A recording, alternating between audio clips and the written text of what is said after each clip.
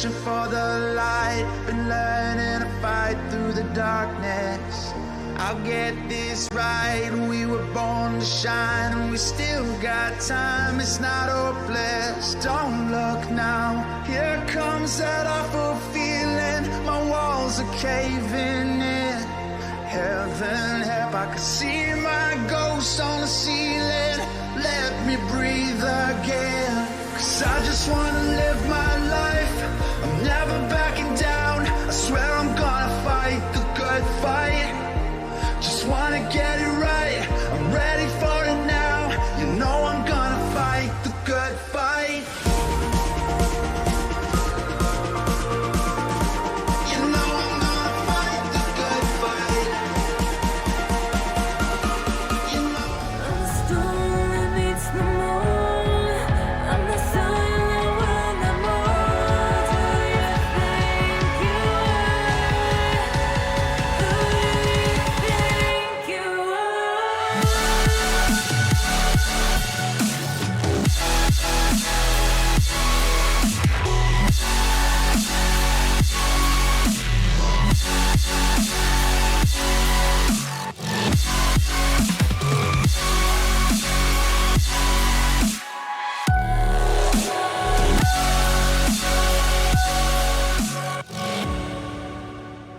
but no, I will not bow. You know I'm here right now for the long run.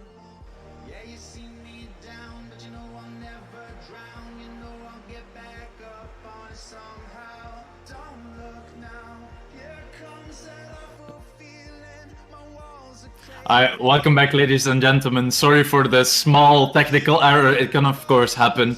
My name is Elsie Wolf. Today I'm here with Greybeard, and we're starting to look at the Challenger playoffs. Yesterday, of course, we had the Prospect playoffs. We, of course, had that unforeseen circumstances with epic servers. But today, we're back for more. Yeah, well, which means we kind of had prospect playoffs yesterday. There's still some unfinished business there.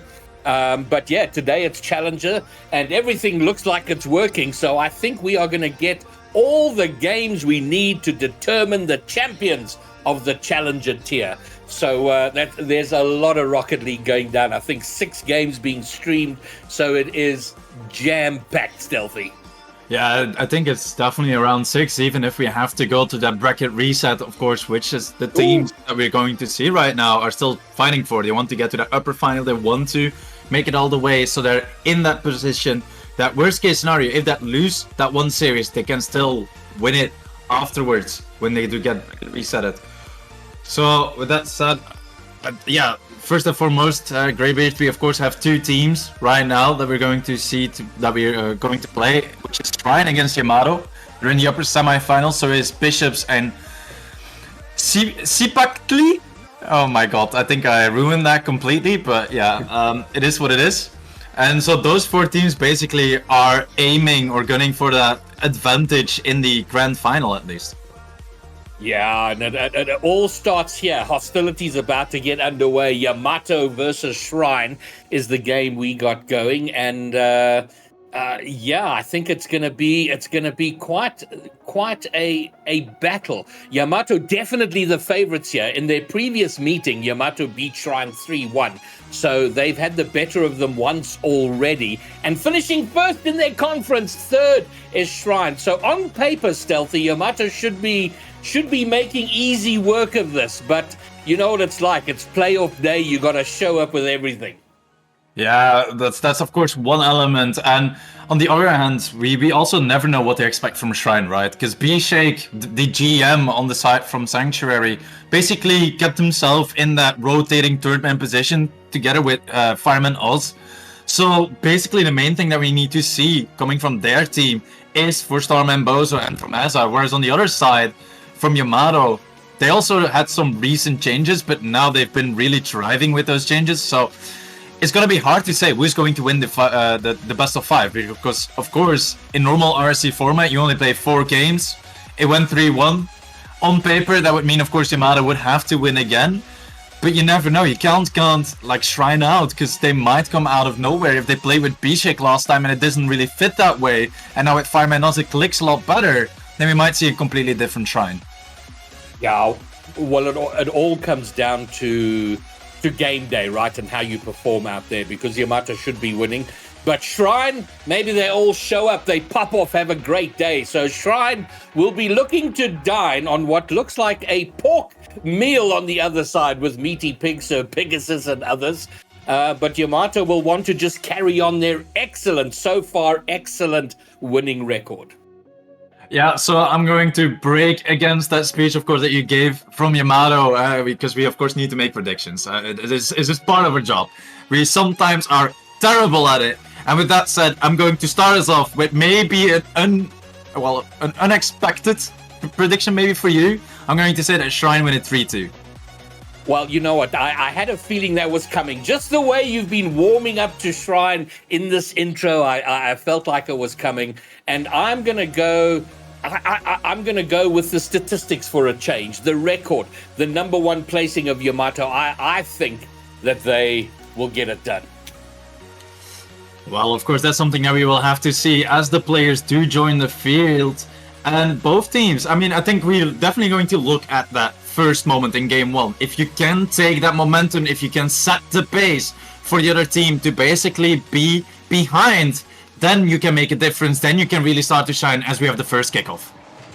All right, well, away they go. Early opportunities. There's an open net, and there we go. Starman Bozo's going to take it, and that didn't take long. Your team, Shrine, getting the early advantage. Yeah, we see it right there, right off the kickoff. A little bit of a miscommunication from the side from Yamato. Nobody really following up to where that ball was going to go. Leaves that open space for Starman Bozo. And with that said, of course, that's the thing that we, of course, said. We need to see early aggression. We need to see a dominant play or something that shows the other team, yo, we're here to play. We're not here to mess around. As we see Yamato have a beautiful opportunity with that demo. They could have had a chance, but Sir Pegasus still tries to maintain pressure. Was a great opportunity. There was also the demo, the great setup. They just didn't have the last man. There's going to be a shot on net now, but easily pushed away. And that aggression you're talking about, we see they went behind early, but Yamato are looking to get in there as quick as possible. Looking good. The pass out of the corner is great. What a play! Pass, score, meaty pig, equal game. Yeah, a little bit too slow here from the side from Shrine, as Yamato does play it brilliantly. Quick pass into midfield, meaty pig able to follow it up. So right there, we need to see a little bit more responsiveness from defense. Of course, we're talking about Challenger. We're not at the low champ levels anymore. These are also people that are getting into GC. So we can expect some sort of responsiveness. But at the moment, it is still a little bit lacking from the side from Shrine, as they're once again turn in their defense as they have to defend, and it is a little bit of a cluster, but they still make sure to get away with it. The aggression of Yamato is ridiculous right now. They are looking to just outpace Shrine at every opportunity. They're going to have an opportunity. Shrine, though, looking a little bit awkward for a moment, but they survive it. And their physical plays are huge. And a pass to Sir Pegasus, great save, but it's still awkward. And it took two of them. I think there's been a pinch, it might go. No, it's wide and out, and the rebound goes wide. So suddenly we're seeing end-to-end action. It was a beautiful opportunity for Shrine once more after that continuous pressure that we're seeing from Yamato, to where they barely got chances to even get out of midfield. And then they had to shoot an opportunity, but just rushed that touch a little bit too much, while Yamato is still piling it up, following to where Shrine is going to clear that ball as Sir Pegasus gets it into midfield. Oz now extending it, places it all the way forward. Is it JWS? BS? I don't know. J-Wubs.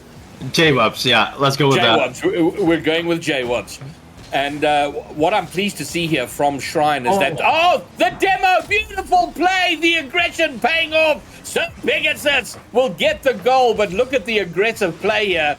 He just takes his time, but up front, they're busy removing defenders. Yeah, and this is, of course, the thing that we're seeing from Yamato. Sure, they got one goal down, but immediately they responded with a very good counter goal, and now that aggression, they're very fast to everything. Shrine is trailing a little bit in terms of speed. They're just hitting the ball. They sometimes do get good opportunities, but it needs to be a bit more constructive. You need to know what you want to achieve when you're going up for the ball. As you now see Sir Pegasus, for example, with that fake, it just completely nails the offensive pressure from Shrine, and it's back to Yamato attacking.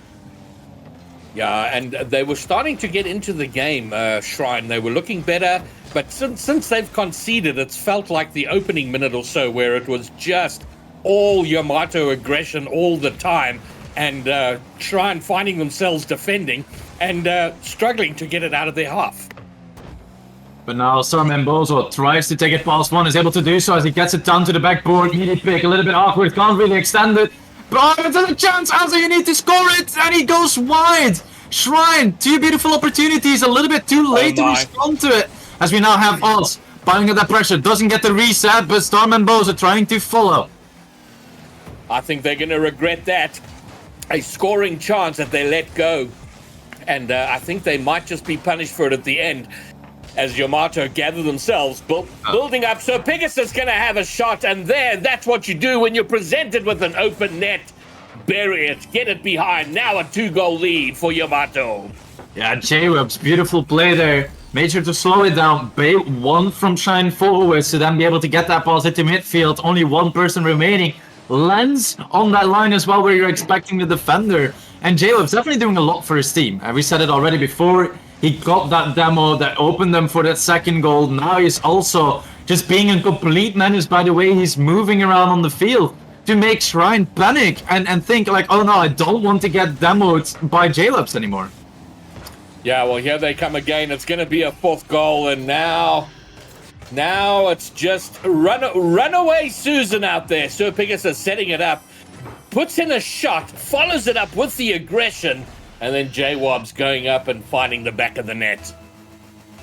1 minute remaining, and if we only looked at the beginning, we see a completely different story all of a sudden as Asa does have an opportunity, doesn't really have the boost to follow. The Storm Bozo with that extension tries to create a little bit of space and too much aggression here from the side from Shine, but they don't get punished as Storm is able to get that one forward. Now Asa needs to get to it, does get a 50, but Fireman Oz has to rush back, has to get that ball clear to the side, as they still can't really seem to get control. It is, and sometimes as well, Starman Boza, they go a little bit too aggressive and then leave Fireman Oz all of a sudden to pick up the ball, but there's so little you can do by yourself against 3 people. Yeah, but it's been, this game has been completely bossed by Yamato. They have controlled it. They conceded an early goal, but a miscommunication. But ever since then, for the most part, an occasional period of aggressive and positive play from Shrine. But other than that, this has been completely Yamato's game. Yeah, Yamato really played well, and even there, Sir Pegasus, very confident in his play, knows he can place it away, but sadly enough, missed it. But even there in this clear, Yamato, you see how much they believe in their own touches. They know they're going to clear it fall. Every other 2 players can even stay committed upfield, try and put some pressure on, get some demos going, make Shrine in awkward positions. And that is just the thing that's making Yamato so strong right now. Sure, they're consistent in their touches, but the fact they are believing in each other's team play to be able to spread themselves out over the field wider is a big difference maker. Sometimes the scoreboard doesn't tell the whole story, but for me, the story is very well summed up in the shot count.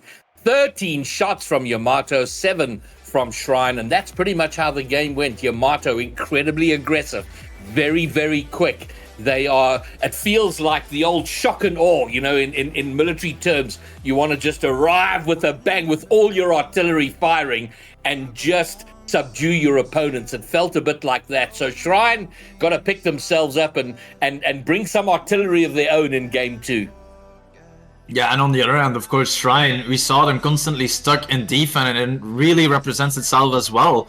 But one element that does seem a little bit worrisome to me, if you're looking at the stats gradient, is Asa having no saves in that matter whatsoever, while there's 13 shots being fired away. That makes you wonder, what is Asa doing? Is he staying upfield too much? Is he not rotating properly with his teammates to be able to accommodate them to also get an opportunity? Because those are the things that we need to see from Shrine, that everybody gets ample opportunities to try and build that pressure on Yamato.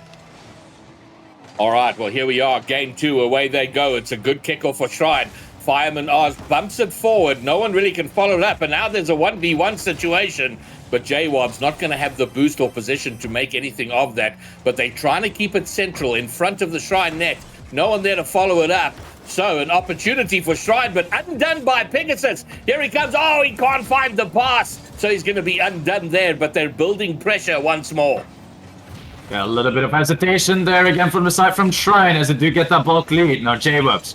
Nice first touch. Tries to get that ceiling reset. Sadly enough, can't find it, but he gets a beautiful touch. Oh my days!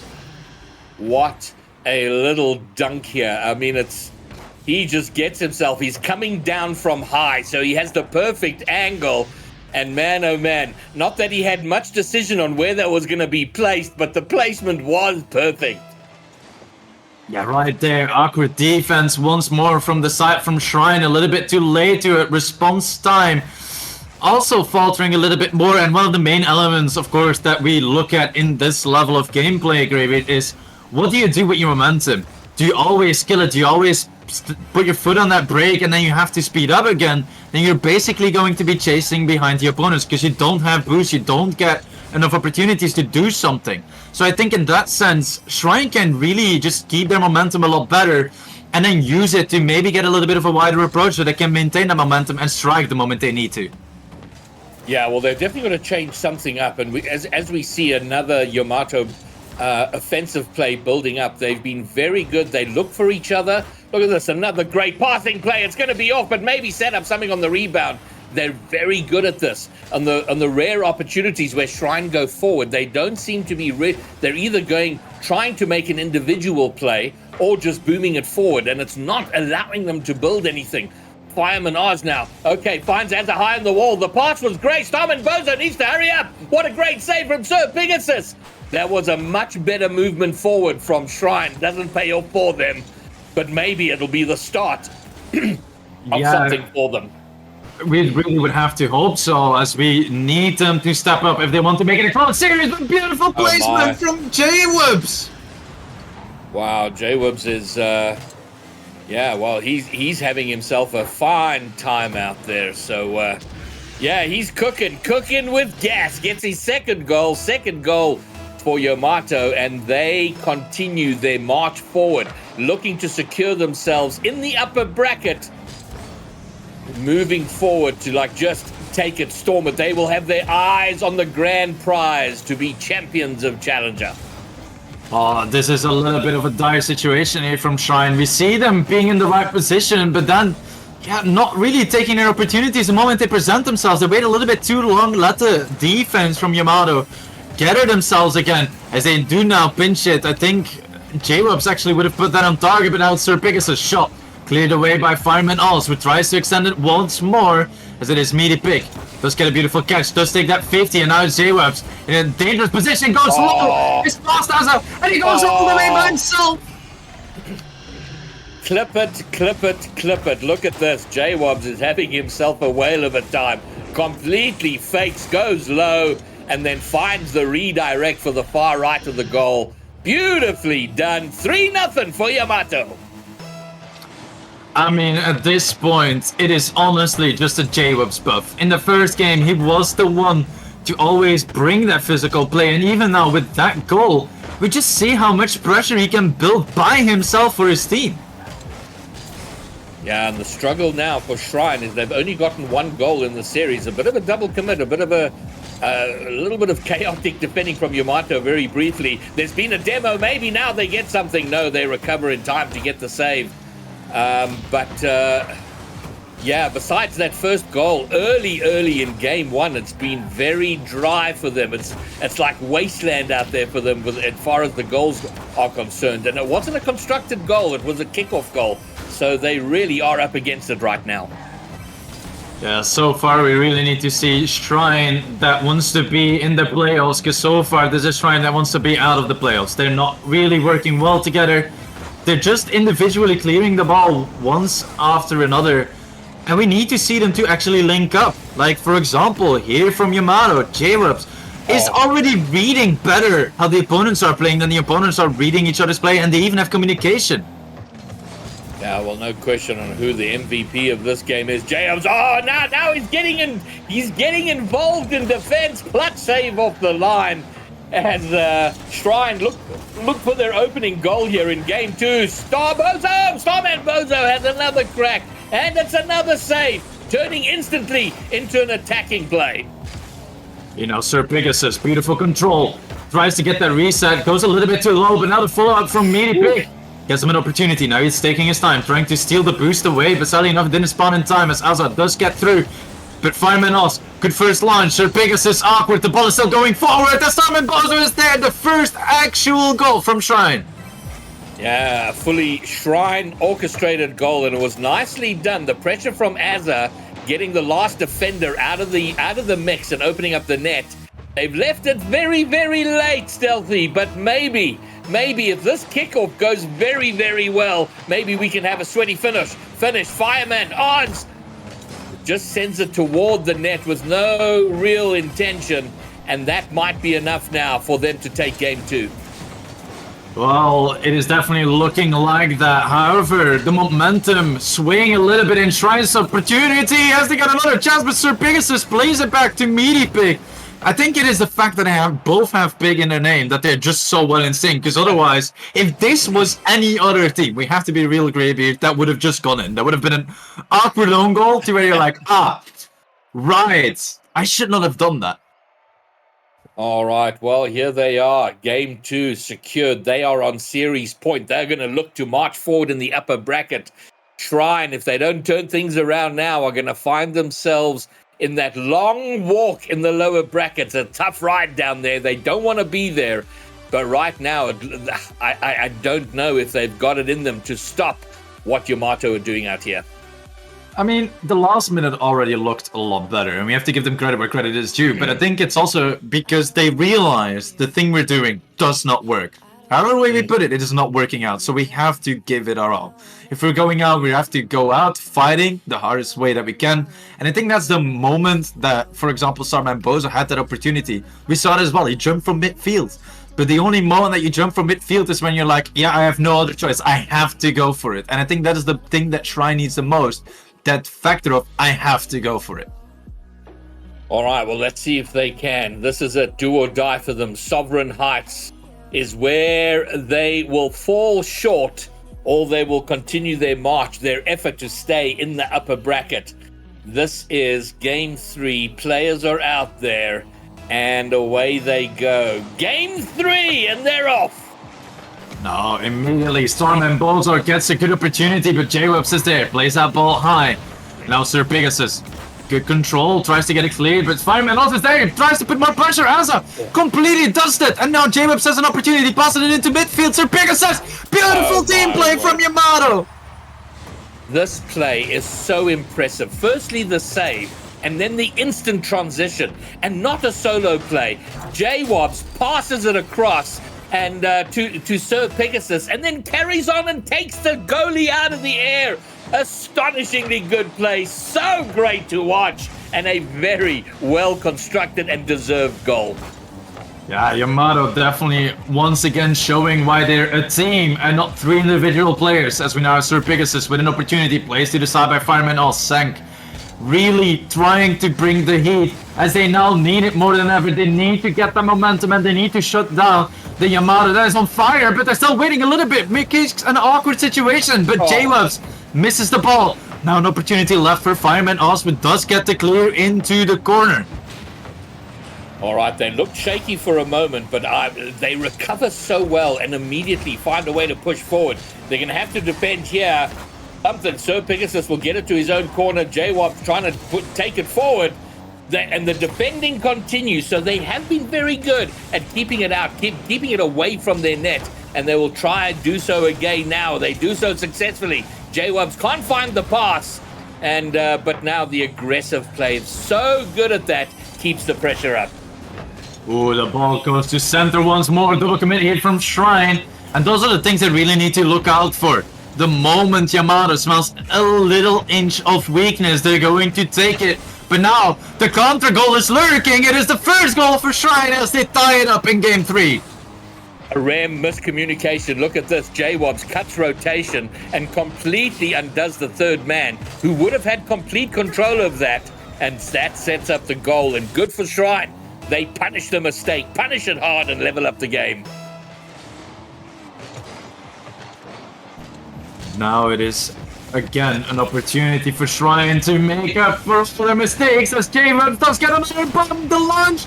Awkward moments here in defense, but Fireman sticks behind it. Make sure to get that ball cleared so it doesn't go in his net, but now it is up to Asa and Storm and Bozo to really get that ball going, but it's just stuck in their own half and they don't have boost either.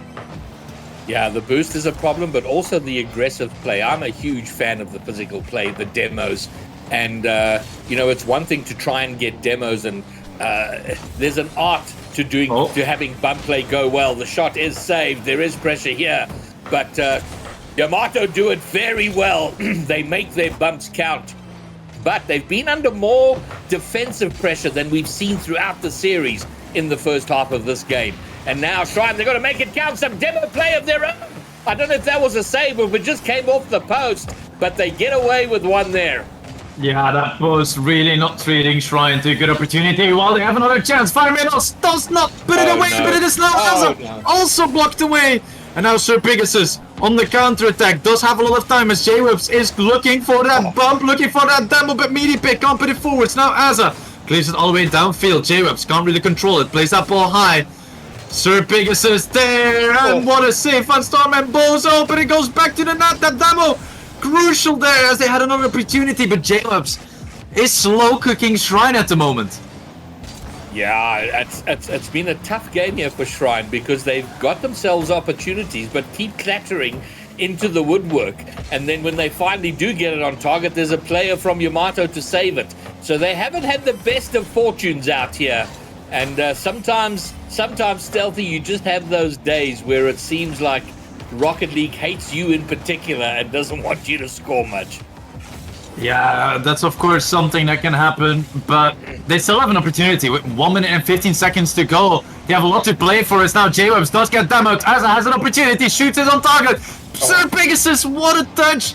Makes it go to the crossbar, but now Meaty Pick is past it. Starman Bozo launching it to the backboard. Fireman Oz waiting there, tries to put that ball into midfield as Asa is once again hesitating a little bit to commit to it and then goes too late to where he can't put it on target anymore.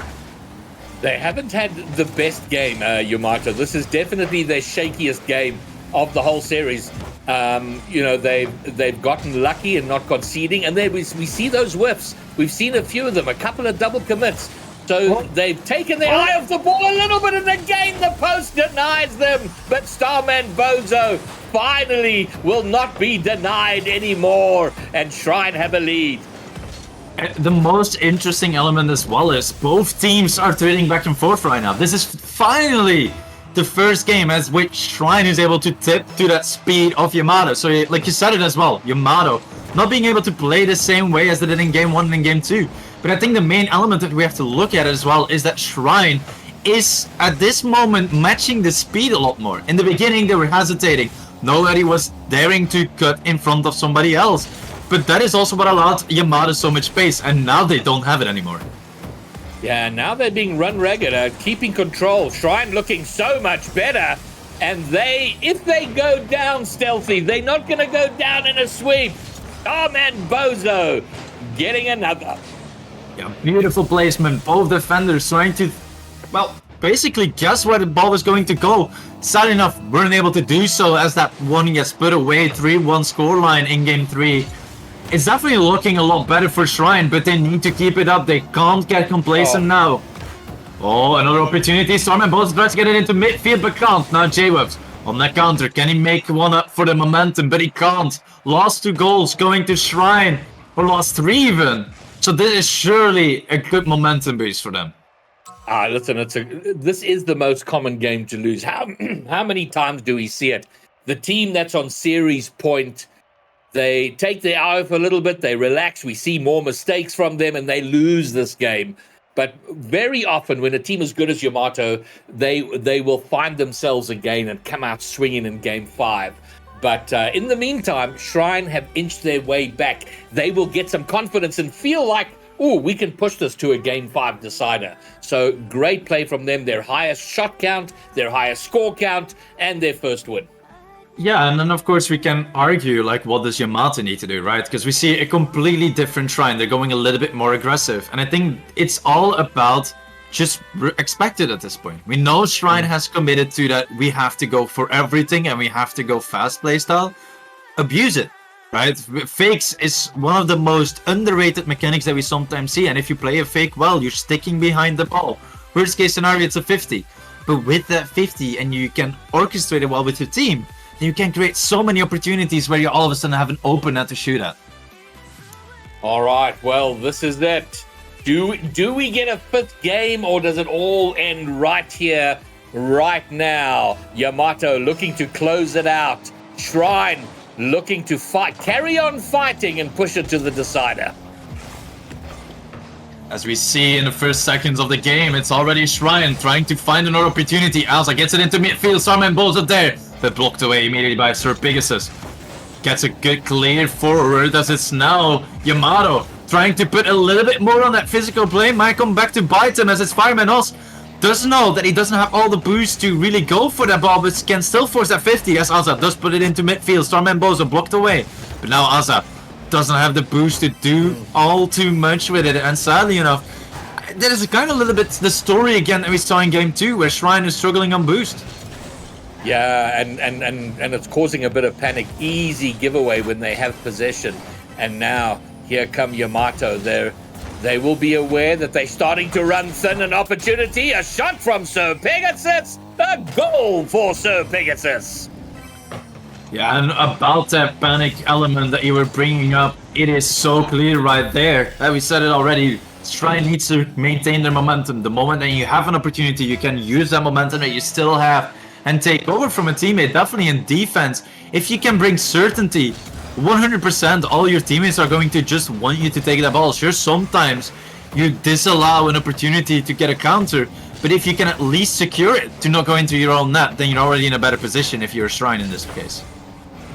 Yeah, and they just seem like a yard short. Their first touches on the ball, we're seeing them being a little bit heavy. It gives away possession. This is an opportunity, though. So Pegasus goes up very quickly, aware of there's some danger. Starman Bozo getting it behind it. The 50 is favorable for Yamato, and they clear it out. Now Fireman Oz does get a good control touch, tries to follow it up himself, but gets damaged instead. It's now Sir Pegasus, still there, trying to cause some havoc. Starman Bozo with a clear, he takes it past one. As there's no defender there, he can still continue it himself. Tries to get it past into midfield, but J-Webs still making sure that the defense is clean here. First opportunity for Shrine, but immediately turned away by defense. Yeah, great save, 50. This might be awkward. Oh, the follow-up! There's an open net. It's 2v1 on the other side. Oz, he knows he needs to get a touch on that, and he committed everything to the challenge, and it went well for him. Well, that was a bit unfortunate. Could have been a beautiful goal there from Azza, but sadly enough left it to his teammate. And it's the rush back. Oh! But what a save, but not enough. Oh man, this is kind of summing up their night. They get within reach, a great save, but it doesn't clear, and he can't find the save through the in and out, and now they have to find a way to come back from 2 goals down. Well, they at least have more than a half a game to do so, and with more we of course mean 10 seconds. It's not that much, but it's better than nothing. As Azza is already lurking, tries to get that ball forward, but now Fireman Oz could beat. Still has 50 boost to play it. Plays it past Sir Pegasus, and with that 50 there on J-Webs, he makes him a little bit awkward. Starman Bozo there, gets that ball into midfield, but Azza a little bit too far back. Now has to run after it. And with that, we see the way that Shrine is just trailing again. We said it in game 1, they're trailing behind the touches of Yamato. They're not setting the pace, they're not dictating where they want the ball to go. And it's all because their positioning is a little bit off. They're too close to where the ball is coming from, instead of being closer to where the ball is going. All right, so Fireman Oz does well to get it forward, but doesn't find a teammate, doesn't set anything up to continue the pressure and the play going forward. As they're a little bit awkward on the sidewall coming back, is going to make them awkward in defense. Nice touch from Fireman Oz. Okay, now he's got to hang on to it, but he doesn't. Instantly dispossessed. Oh, and then here awkward once more, but that could clear. It could be dangerous as Sir Pegasus is only able to clear it into the side. Starman Bozo can't get the touch. Could have been a beautiful pass into midfield, but now it is Azza.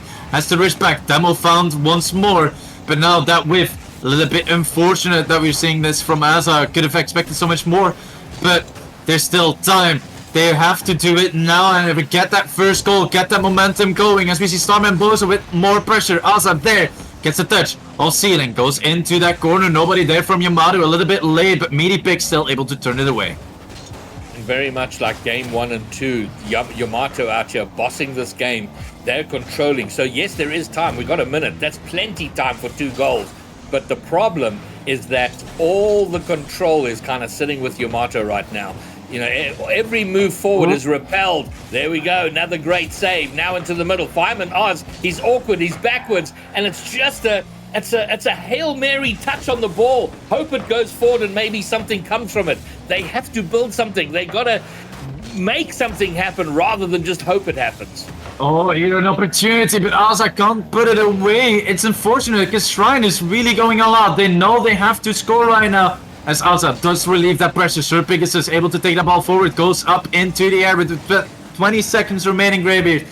It's sad to say, but I think we have to call it. I think the hope is gone for Shrine unless they score something right now. Yeah, this one, Aza's got to touch it. It's got to go in. Somebody bang it in. Let's have a sweaty finish. No! J-Wobs ruins the dream with a save on the goal line. And that will be that. Yamato 3-1 will march forward in the upper bracket. Of course, the show is not yet over for Shrine. They have one more life, but they will have to go fight with that life in the lower bracket. You know what is the most annoying thing about this entire element, Greybeard? The fact that you went for statistics and it is exactly the same result as in the statistics from the past. So that stings a little bit, but you know, I'm an engineer. Like, how can I doubt Mask, you know? Yeah, listen, they look really good, and look, I've been very wrapped up with RSC and SSA, so I haven't had the opportunity to really follow all the EU franchises and teams. But man, oh man, do I like the look of this Yamato team? They look like they're going to be very, very hard to beat.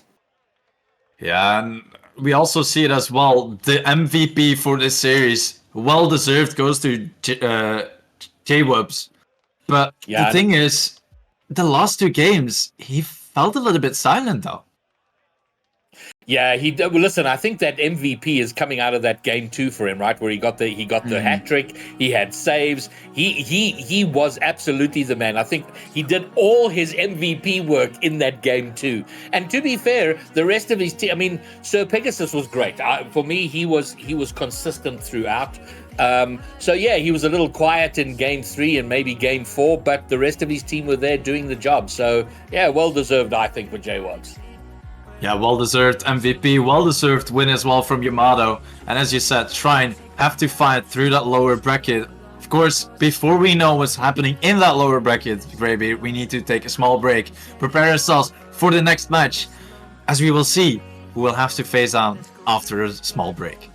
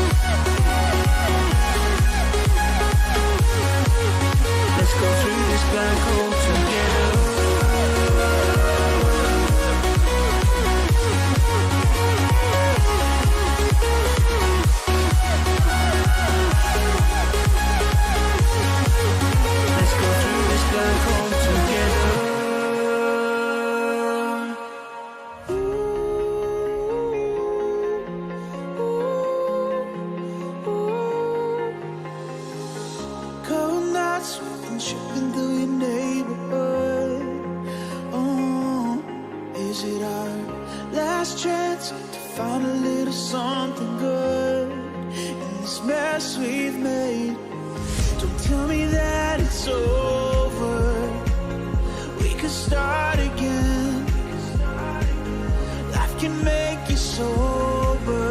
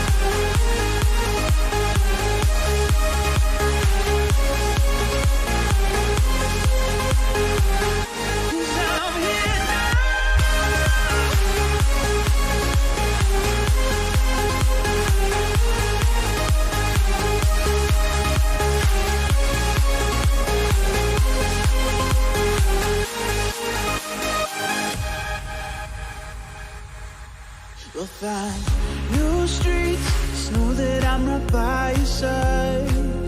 Oh, promise that I won't leave. I know we'll make it through this time. Don't tell me that it's over. We could start again. I can make you sober. I told you thick and thin, 'cause we don't quit. I'm all in, just don't fade out. 'Cause I'm here now. If you need escape, we'll find our way. Just don't look down, 'cause I'm here now. Oh, oh, I'm here now. Oh, oh, oh,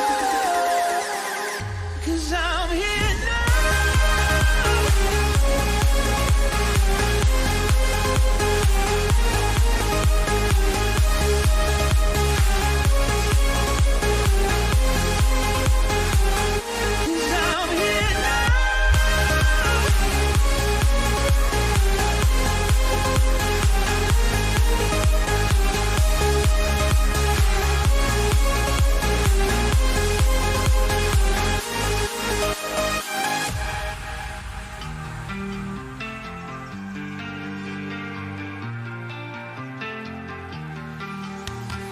When the tides are high, you can't keep pushing. It's getting harder to breathe. When the people crowd around your space, know you were safe with me. When the storms of us start pouring, and you've got a lot to lose, my heart will keep on falling for you. I'll carry on and take the weight for you. When the storms of us start pouring, and you got a lot to lose, my heart will keep on falling for you. I'll carry on and take the weight for you.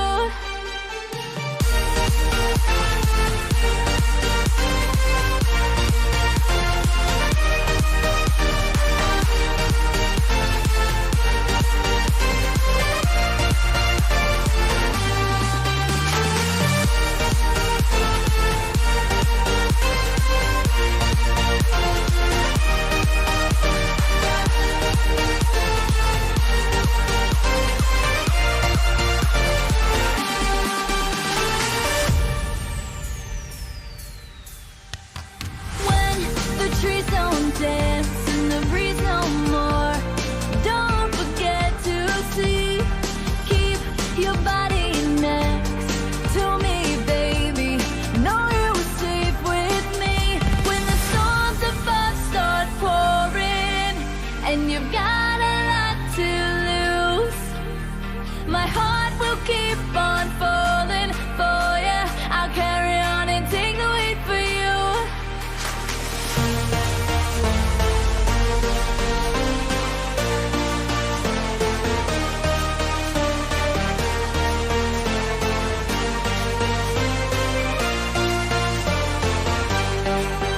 When the storms of us start pouring, and you got a lot to lose, my heart will keep on falling for you.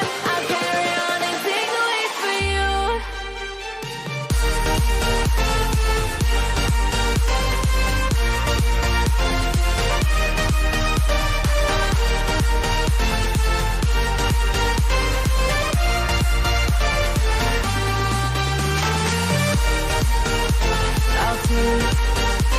I'll take the weight for you. I'll take the weight for you.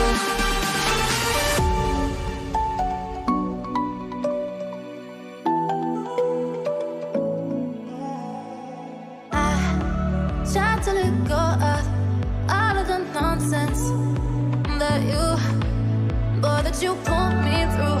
I give it up to you. I do it all for you. Maybe this feeling's overdue. You're uninvited. You wanna hold me close, but I know what you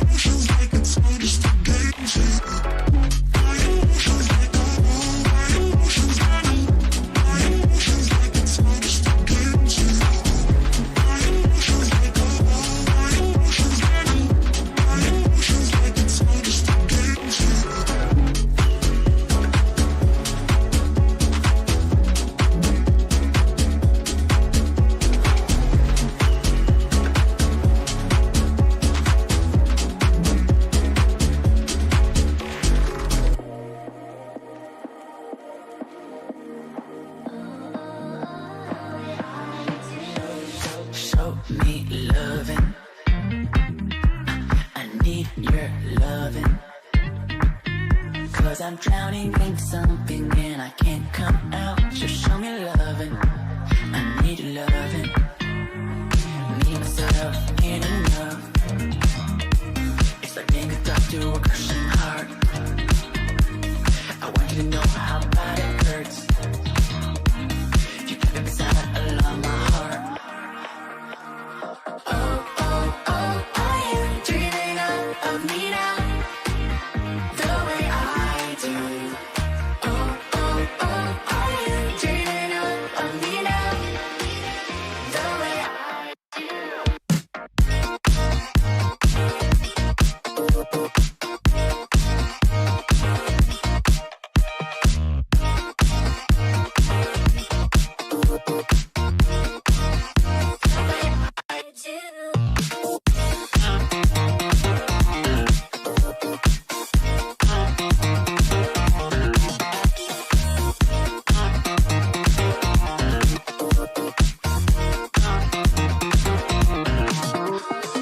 Hold me, lover. I need you, lover. 'Cause I'm falling in too quickly and I can't break free. Just hold me, lover. I need you, lover. Me, myself, ain't enough. It's like being alone in a crashing car. I need you to know how bad it hurts.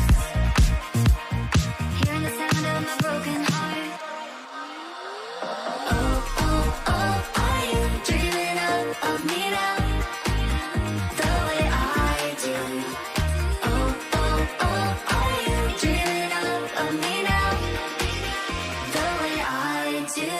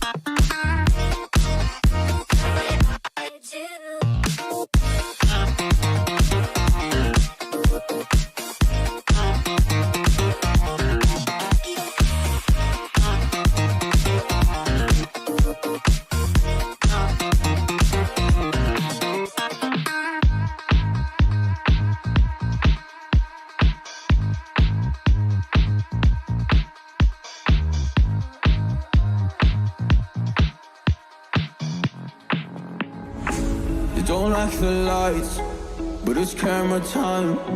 Said take the picture, but you rolled your eyes. Now I'm mortified and still terrorized. Push me behind to get me from my better side. I wanna push you back, but that's all you want. Wanna rub me up, I'm holding back. Tryna get me framed, throw me in cuffs. Said I attacked you, that's just a false truth.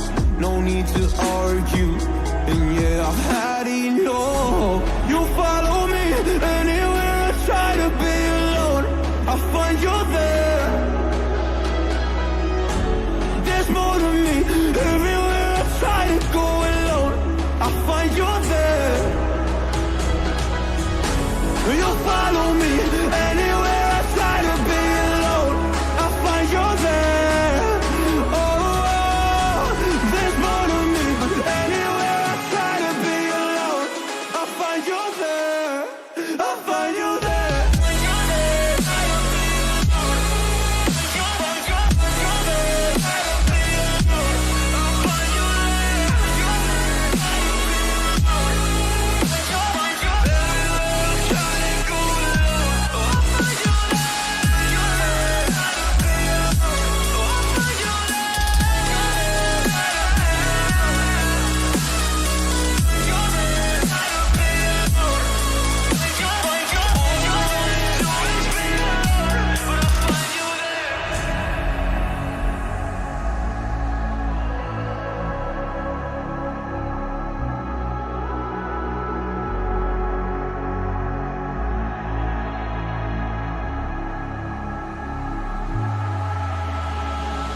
so scared to leave my house, so I cannot run free from this. Always being watched by you, and that's so inconsiderate. My privacy, does that exist? Probably haven't heard of it. Need to live a different life, cause lights and cameras are in it. Trying to find a silver lining. All I do is avoid the violence. But you're here again, I'm losing it. There's no more screaming in silence. Get out my face, turn off the flash. I hate the fame, no more of that. Leave me alone, or I'll collapse. I need a break, don't feel the crack. You follow me, anywhere I try to be alone, I find you there. There's more to me, everywhere I try to go alone, I find you there. Yeah, yeah. You follow me, anywhere I try to be alone, I find you there. Oh, oh, there's more to me, but anywhere I try to be alone, I find you there. I find you there.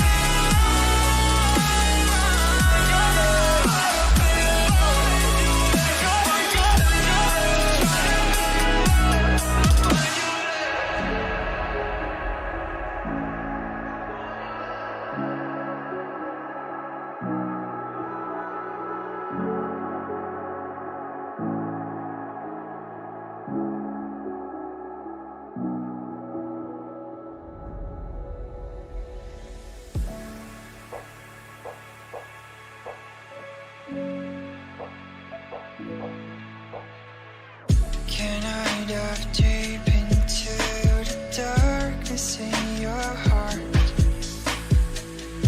Trust you more than anyone I have met before. Don't care who you are or who you want to be. I'll be here until the day that you leave me.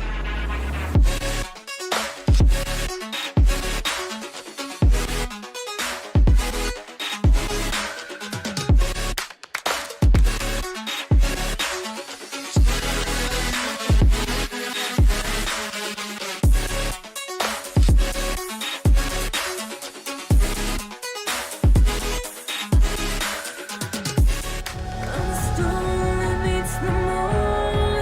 I'm the sun that will not move. Do you think you are? Who do you think you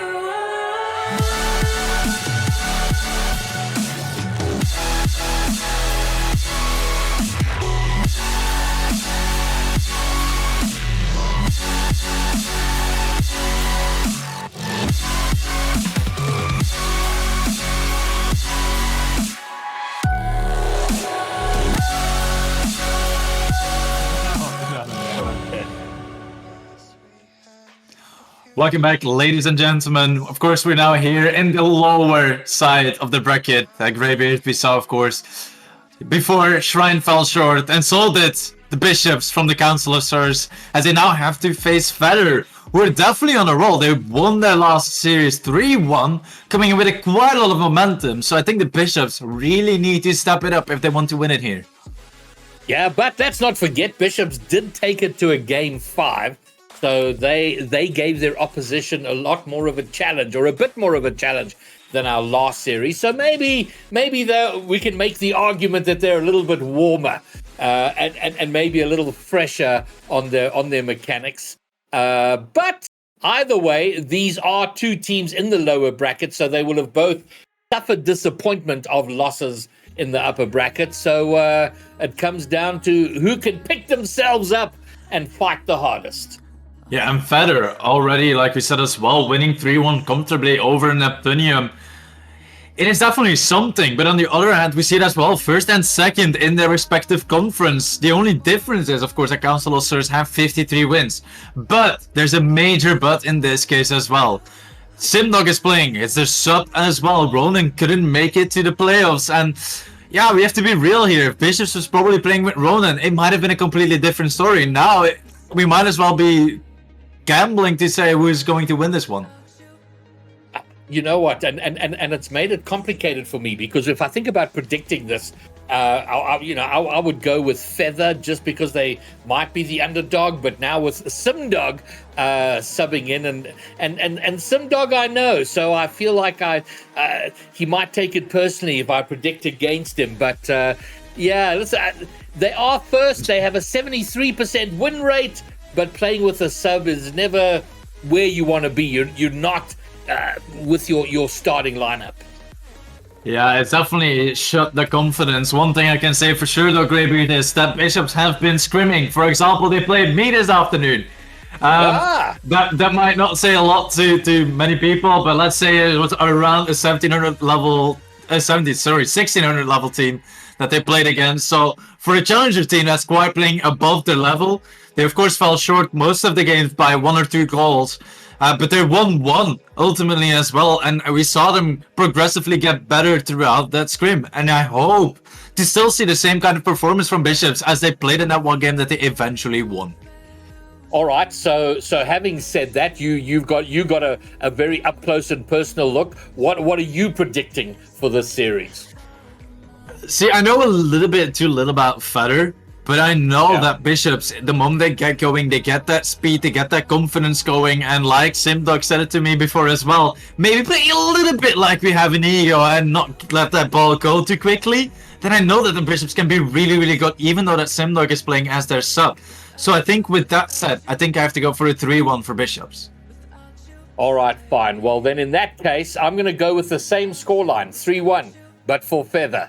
So we sit squarely on opposite sides of the prediction table, Stealthy, and the players will take to the field, and they will prove one of us right. Yeah, as we see immediately the kickoff going neutral, but Toby already there on the ceiling, flies past that ball. But now it is Matrix probably, that is trying to get that ball cleared, but now Ruby bringing that ball all the way to their side. Simdog a little bit late to respond to it. Now grabs that boost into midfield, but Rupe is still there, waiting. Gets a good first touch, gets that control, forces at 50, and almost got a beautiful first attempt on target. Yeah, a little bit of a nervy moment. They do keep it out. Here comes Matrix, but he doesn't have the boost or the angle to make much of it. Oh, there's been a miss. There's going to be a shot. Toby can't find the angle or the power, and they keep it out. But here they come, Feather, looking to push forward. They find it. Wyro will get the opening goal. Oh my days, we see once more a team that was actually in a good position in league play, all of a sudden struggling. The speed is not there. Bishops, the ball awkwardly falls in front of net, and neither of the two react too quickly to be able to make it less awkward for the other, as now it's Simdog. Forces one off. Ball missed from the side. There's Simdog with an opportunity, but he saves it instead. Oh dear. Oh no. A moment he's not going to be happy about, and they get punished in the worst way possible. They go from the scoring opportunity to conceding. 2 goals for Feather. Oh, this is the worst way to start from Bishops after losing a game 5 to a very strong Sipakli, to then now being 2-0 down immediately against Feather. But here is opportunity. Ruby can't put it on target. Places that ball high. As Toby is there. Pass to Matrix. And now a little bit of a miscommunication there. Borsful cutting in front of Simdog. But Simdog definitely had a better opportunity. Now Rube can't clear that ball. Borsful has time, has the opportunity. Is blocked immediately by Toby. And now tries to get it cleared once more. All right, well, they're going to have to find their way quickly. Simdog's under huge pressure, and he's going to lose. Matrix going to get a second. And so far, Feather looking like they're in a hurry to get this job done. And they want to be in control, and with that speed, with that aggression that Feather is showing right now, they definitely are. Bishops is still lurking. They're still finding their way into the game. And we need to see a little bit more. We need them to be responsive. And it sounds like I'm a broken record at this point, basically saying the same thing for 2 series straight. But if the other team is playing at a lower pace than the team that they're playing against, you can't expect to win. All right, well, they have the potential of pressure, but they've let it go once again, and now they're going to have to defend once more. This is put in front, up. Borsfeld gets the clear, but only as far as Matrix, who will be on the hunt for his hat trick. Oh, but this is a great job, great work by Simdog, but it is going to get cut out. Wyro can't get much of it. They got to build this pressure. They can't give away possession here. They look not to. This is going to come down off the ceiling. Wyro's awkward, but does very well to get a touch to his corner.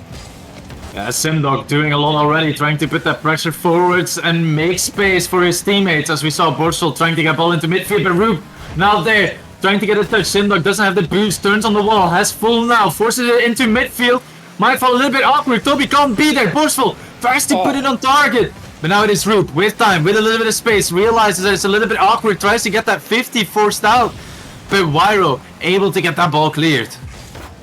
All right, this has been a very good passage of play. Now they're going to make it count. That might just go straight in. It's been touched away, touched up, but it's very awkward. Rube puts it across the goal line. No one there to do anything about it. Borsfeld with a touch from Sim. And again, it is kept out. This is starting to get frustrating. Yeah, very frustrating for Bishops because they're doing the work but not finding the goals. Ooh, that's got to be a good opportunity. Wow.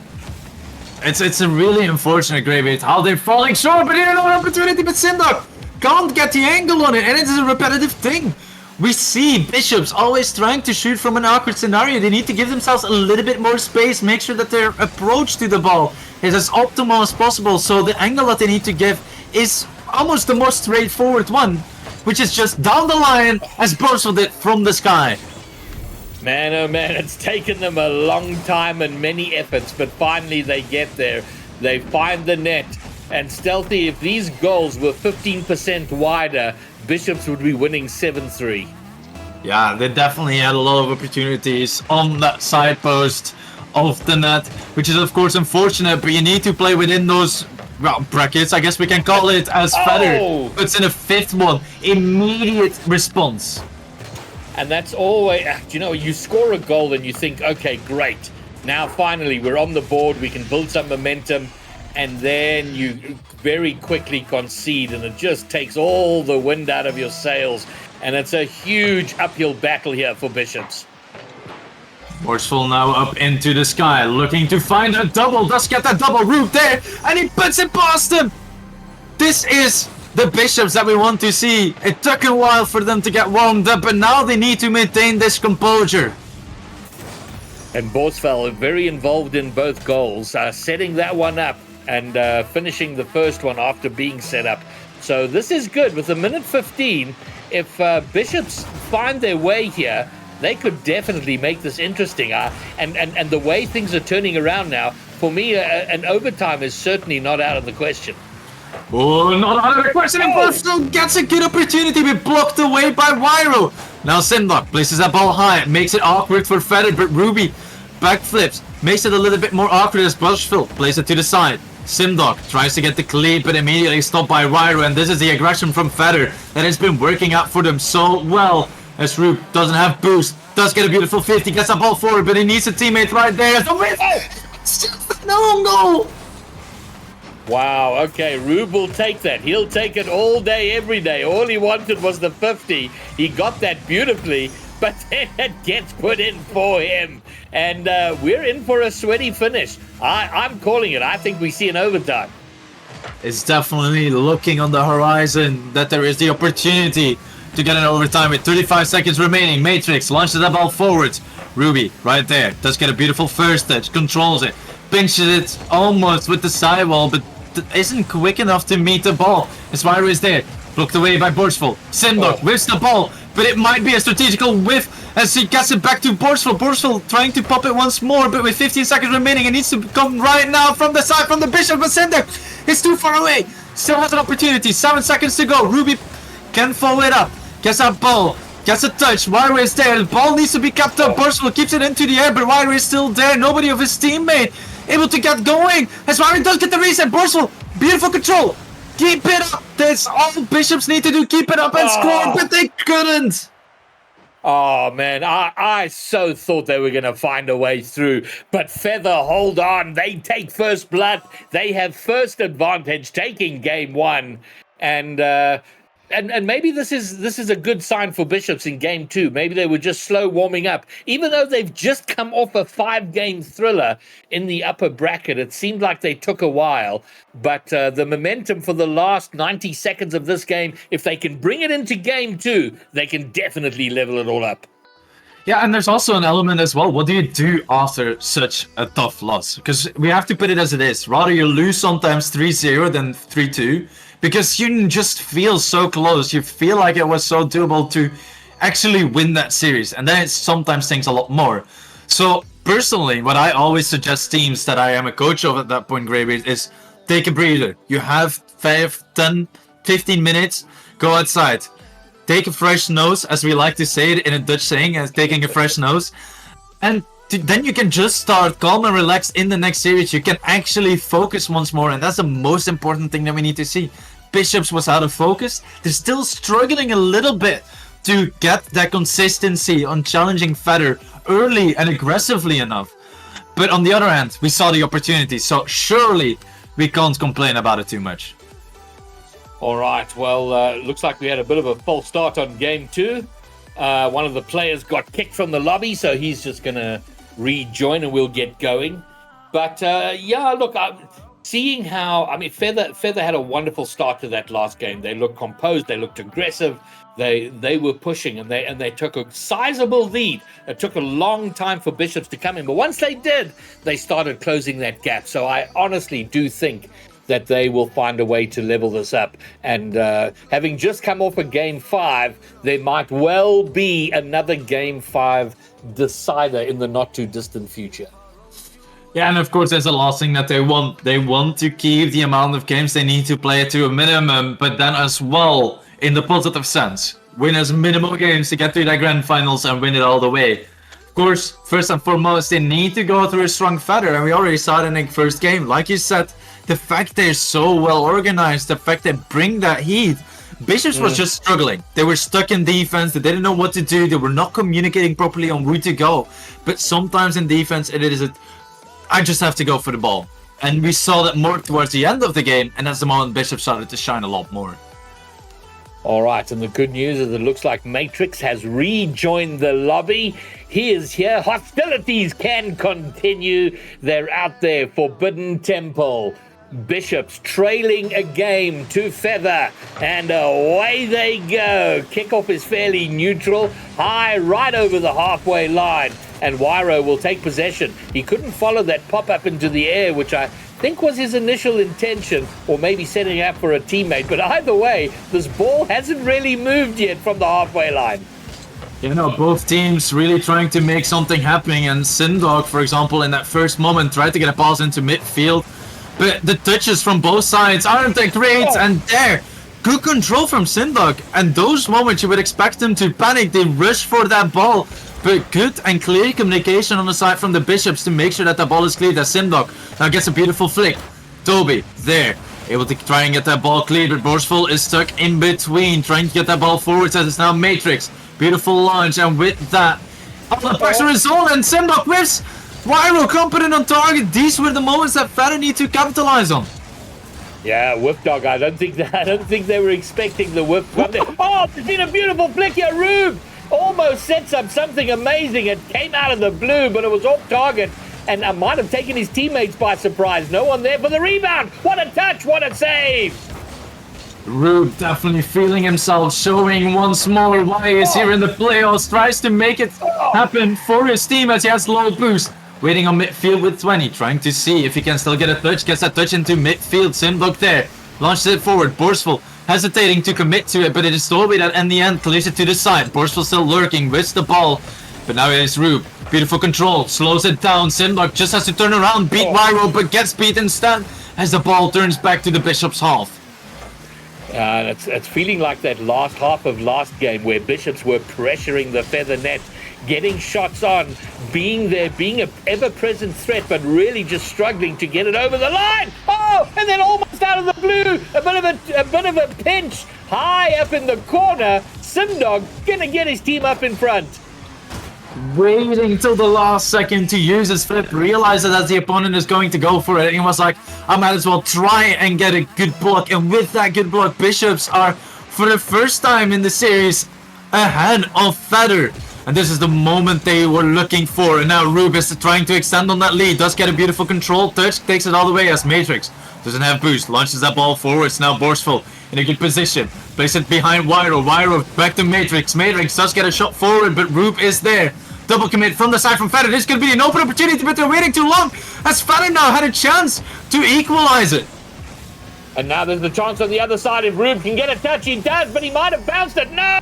It's perfectly touched, and he gets the second. Bishops suddenly in control. Beautiful touch by Rube here, making sure to hit that ball far enough forward to slow down that bounce. It seems like a very trivial touch, but if he had a slight mistouch there, the ball would have bounced higher. It would have bounced against that crossbar and potentially go out. But now it is Toby looking for the double! Holy moly, what a way to get yourself in front. Toby bringing it hard and getting his team on the board, a 1-goal game. Oh, this is a good game so far, Greybeard. I'm happy that the Bishops have recovered their form, because this is, of course, what we were waiting for. This is what we expect from the Challenger playoffs, as Matrix tries to get a demo. Now Simdog pops that ball into midfield, tries to get one more, but it is Rube instead that takes over. Forces that ball into midfield, Simdog still there. In front of Borsful. Leaves it in the end, but a little bit of awkward play here from the side from Simdog. But he does get that clear that his team so desperately needs. All right, they survived the period of awkwardness, and maybe Simdog with the tactical whiffs. This is loose in front of the goal. Simdog dives in there before Wyro can get any sense of control on the ball to take it out. This is a good passage to play. If someone can get a touch, but his teammates too far away from the ball to find the net. They'll try again. And now they got to get back because the play breaks down, but they'll try once more. Wyro, who gets on this? They're going to watch the double commit. It's pushed into the corner. And the play suddenly feeling a lot more open on either end. But here a good opportunity, and Wyro puts it away. It's a completely different play here, right? We see Bishops struggling once more to get that ball cleared. And then it's stuck. Then there's an opportunity, an opening of that backboard, and Feather immediately capitalize on it. Yeah, it felt like the result of a long period of a breakdown of play from Bishops, because they were looking very good when they, scoring those 2 goals. But for like 40 seconds, there were a couple of whiffs, a couple of awkward moments, and now suddenly they go from 2-1 up to 3-2 down. It's all turned around for them. Yeah, and the main thing that we see here as well, we saw in the beginning the aggression coming out from Bishops. And now it seems like they're taking it for granted. Their positioning is not on point anymore. They're not in sync like they were in the beginning of this game, as Borsful does play a high ball. Tries to get a continuation touch. Makes sure that Wyro is not able to get it into midfield, but this time around it is Toby. Gets a beautiful first touch. Rube there. Ball goes high once more, as there is Matrix dropping that ball. Wyro there. Pass into midfield, as Matrix is still lurking there, but does get demoed. And you were talking at the end of last game that maybe it stings a little more when it's 3-2 rather than 3-0. If Bishops lose this game, oh, what a save, but it's not going to be enough. If Bishops lose this game, it is going to sting hard, because they were looking so good for so long and they seem to have just fallen apart. Yeah, but of course, there's still 40 seconds, Gravy. We saw how they came back last game, and we saw how Shrine, under that moment of pressure, was able to rise and take a game. And I think we can see the same thing from the side from Bishops, but you have to do it now. Beautiful pass into midfield. Simdog can't put it on target. Toby now tries to take it away. Borsful there, gets the extension into midfield, but blocked by Wyro. As we go back into the defensive half of Bishops, but they need to get the counter going. The counter isn't there. Wyro almost places it. And with 15 seconds remaining, I think game 2 is going to go to Feather. Man, oh man, this is going to be a tough loss for Bishops. They should not be in this position. They were in command of this game. They were controlling it. And then it just got turned around by Feather. But what a performance from them. They go series point up.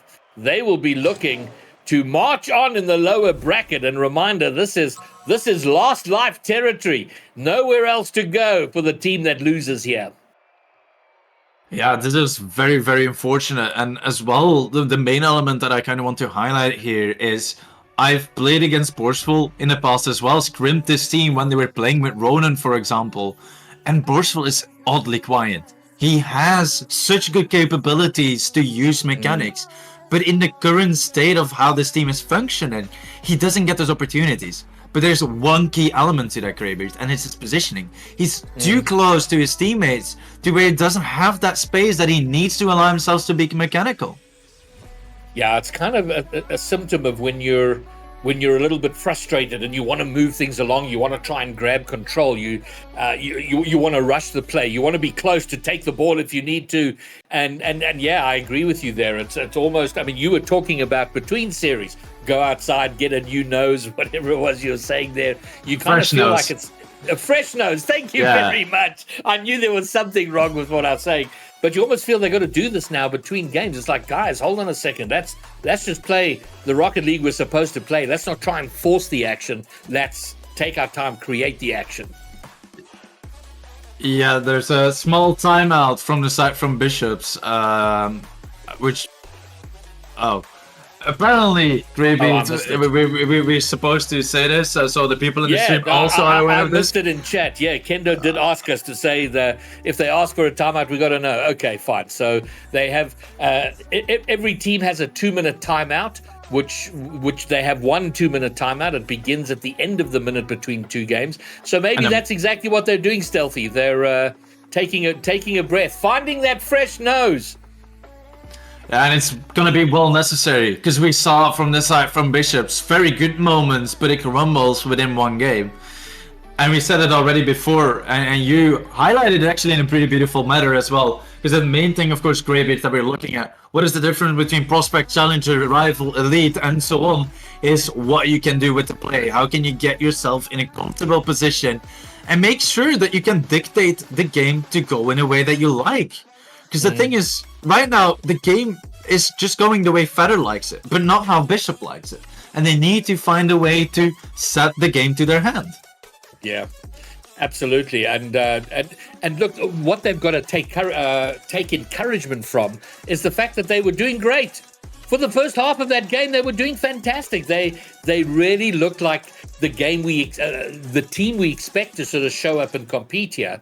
But now it's then it kind of fell apart. So they can do it. They just got to do it again and then not stop doing it. Well, the real question is, I don't have a timer. Do you have a timer at the moment, Gravy? All right. So we do have a timer. Asking how much time they got left. Yeah, exactly. 30 seconds. 8 seconds. Oh.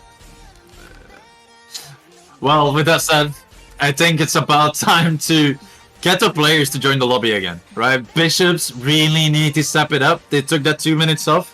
Maybe they made sure to just relax for a second, get into the zone, and make sure to lock in. Because that's the main thing that we need to see right now from Bishops. We don't need to see anything fancy. We just need to see consistency, good gameplay, good communication as well. And there's only one way to do it, is to be fully focused. All right, fine, and it wouldn't hurt if it was fancy. It can be fancy if you want, but that is not required, and certainly not the first job. Toby with an early shot. Rube knows it's coming, but Wyro with the follow-up. 7 seconds in, and so far the timeout has not helped. Yeah, right there, Simdog bumping into Borsful as Borsful spawns there.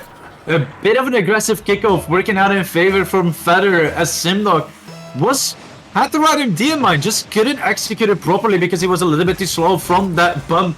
And those are, of course, the main things that we have to look at. That aggression from Feather has been crucial so far, but that block right there from Simdog, the extension, he got an opportunity, he plays it into midfield, he needs a teammate, but Borsful, what is that backflip? And you were just highlighting Bosfell and what he's capable of, and he completely blew it there. It was fantastic work. What a great pass. Another opportunity. Bosfell now down off the crossbar. Oh dear. Bosfell needs urgent calibration on the radar. He's missing. He's flipping. He's getting his team in huge trouble here. That's 2 goals. Count them down. 2 goals missed so far. Oh, but Rube here with a beautiful control tries to get that ball forward. Simdog launches it high. Has 70 boosts to play with. Tries to get a redirect, but Wyro does get a 50. Double commit here from the side from Rube and Borsful. But I think it is also a very understandable Rube thinking that he has to fight against the world by himself because Borsful just falling short in moments. But now is the moment they need each other the most. They need to make sure that they're communicating properly as Simdog places that ball into midfield. Rube there onto the backboard, but Matrix playing that ball to the side as they control it once more and go for the counter-attack. And they've missed 2 opportunities, but they have looked good. They've looked very promising, very positive in their plays going forward. But they can't keep missing, and they can't do that in defense. Oh, if they get away with it, yeah, they do for now. They will count themselves lucky. That should have been another feather goal, but it remains just a 1-goal game. But we could easily have had 4 or 5 goals so far. But now Wyro whiffs that ball, gets an opportunity for the sides from Bishops as Borsful plays the ball forwards. Rube there, pop into midfield. Someone just needs to be there, and he is there in time. Their comeback is real. Bishops are throwing everything, even the kitchen sink, to make sure they can score a goal. Well, everybody involved in that play, and Simdog in the right place at the right time will level it up. And maybe now they can settle down. They get the result of the pressure they've been building, their opportunities. Despite those 2 missed chances, they have leveled it up. So now maybe they can move forward with a lot more confidence. Yeah, a little bit of awkwardness there, though, from Rube. A little bit awkward in defense. Luckily enough, he had his teammate behind him to make sure that they can clear it away. And those are, of course, the main elements that we still need to look at. If one team is all of a sudden going to throw their rotations out of the window, they're going to struggle in defense. But so far, it's not what Bishops are doing. And this is what we need to see. Good dive here from Simdog. Gets time for Rube, but Rube backflips. But there is Borsful to the backboard.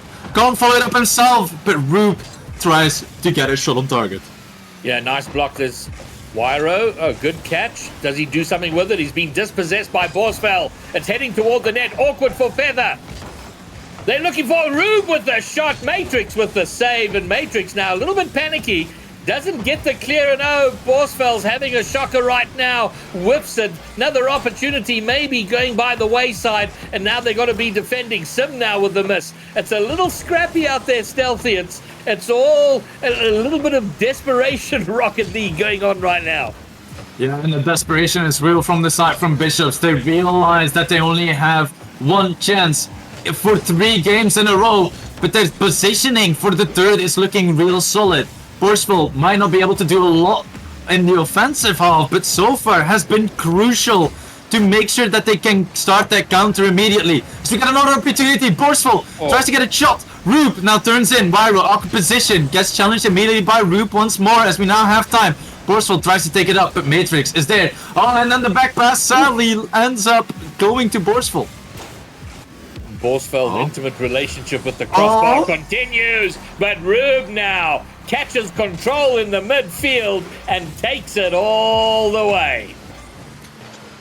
Oh, this is a beautiful play from Rube. Realized he had time, he had space, so went down, went to that position of strength, and those are the things that we need to see. And also why Rube has been so good in this entire lobby. He might not have been able to win those first 2 games, but he did so much for his team. He's in the right position at the right time, knows when to control the ball, knows when to pass the ball, but it is blocked by Wyro.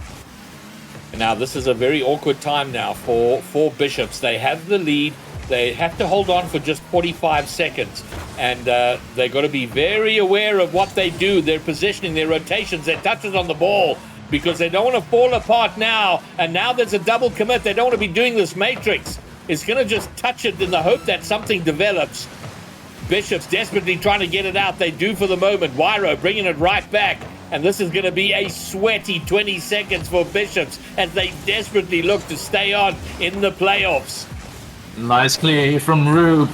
And now Borsfell is there. It's an opportunity, but Wyro is quicker. Simlock now just needs to stick behind the ball. Good catch, but it gets punished immediately. And if his teammate from the side from Feather was waiting a little bit longer, this could have been the equalizer. But now Wyro gets the ball into midfield. Borsfell is there. Cleaves that ball to the side and then drops it. It's 2-1 in series, and Bishops are not out.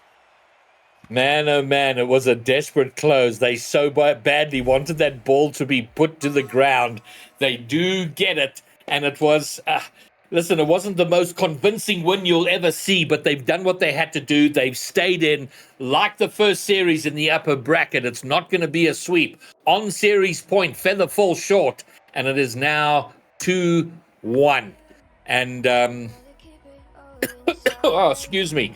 My prediction, score prediction at least, is the only one that's still on the table. But if Bishops can win the next game, then both of us will be proved wrong, Stealthy, on the score prediction. But we will wait to see which team takes it.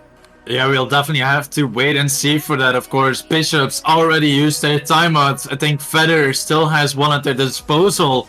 So I think if Bishops does come back here, wins that second game, the first game after this, or the second game for them, then I think Feather is going to call the same thing. I think they want to stop that momentum from Bishops in that case, and I think the main person that we're looking at to shut down is just Roop.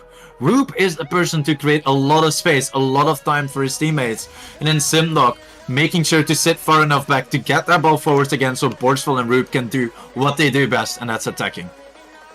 All right, well, Feather will want to close it down right here, right now. This is game number 4, and away they go. Great kickoff for Feather, although it's going to get picked up and put a little bit aimlessly into the midfield. Simdog got work to do on his own.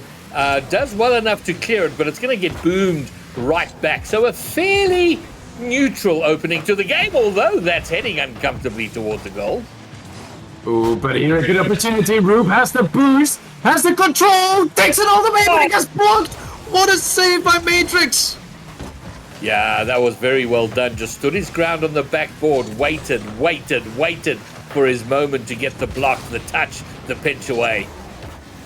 Here now Borsful with a counter once more as both teams are going back and forth, both trying to find an opportunity, but Toby, beautiful ceiling touch. But now Roop, control, has the boost, has the corner, gets blocked. Ooh. It's going on target. Yeah. Where is the defense from the Bishops? Wow, feeling a little bit like Simdog's goal on Forbidden Temple in Game 2. Very, very similar circumstances. Very, very similar result. This time, though, for Feather, they have the goal.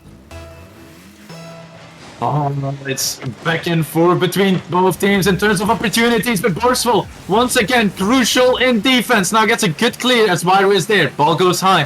Borsful still lurking, but Roop is first. Gets control, goes high, goes past one. Good positional flick there as well, but Matrix is still in defense, able to get it out as Simdog tries to turn in, tries to get it into midfield, but Matrix very quickly following up on that ball, and it's both teams running rampant like bulls as Myro is in an awkward position. Now 50 goes their way, and Feather once more has an opportunity to strike at the net. What a catch from Wyro, and then just power sliding. It's an open net. No, it's not. Wyro gets back. Doing heavy lifting in defense is Wyro for his team. Keeps them in it with that 1-goal lead. With his save there. Oh no, miscommunication. Very awkward. They survive for now, but not a great time there for Bishops. Oh, and then now the pressure coming out, but Simdog has an opportunity, sees Roop on the sidewall. Roop back into midfield, now needs Borsful, but Matrix is there, has to jump over, doesn't have the boost. Matrix has an open opportunity, but Simdog is there in time. It is racing against time that we see Bishops needing to do over and over again, as Roop does get a beautiful control, gets it past 2, does not have any boost to pop this into midfield, but stays beyond it, knows that as well, that it might be an awkward opportunity, and it is, but Simdog pushes too far up too quickly.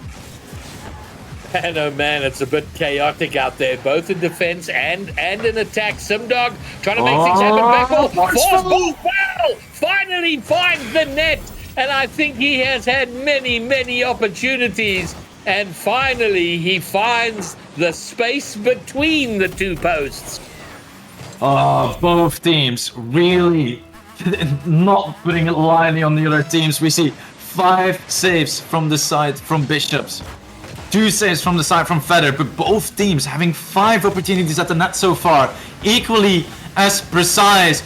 As we now see Simdog getting that ball clear to the side. Roop still there, tries to get control, gets a beautiful first touch, but Wyro is there once more, clearing that ball into the corner, does not get the double. The Simlock is awkward, plays that ball high. Borsful needs to be there soon enough.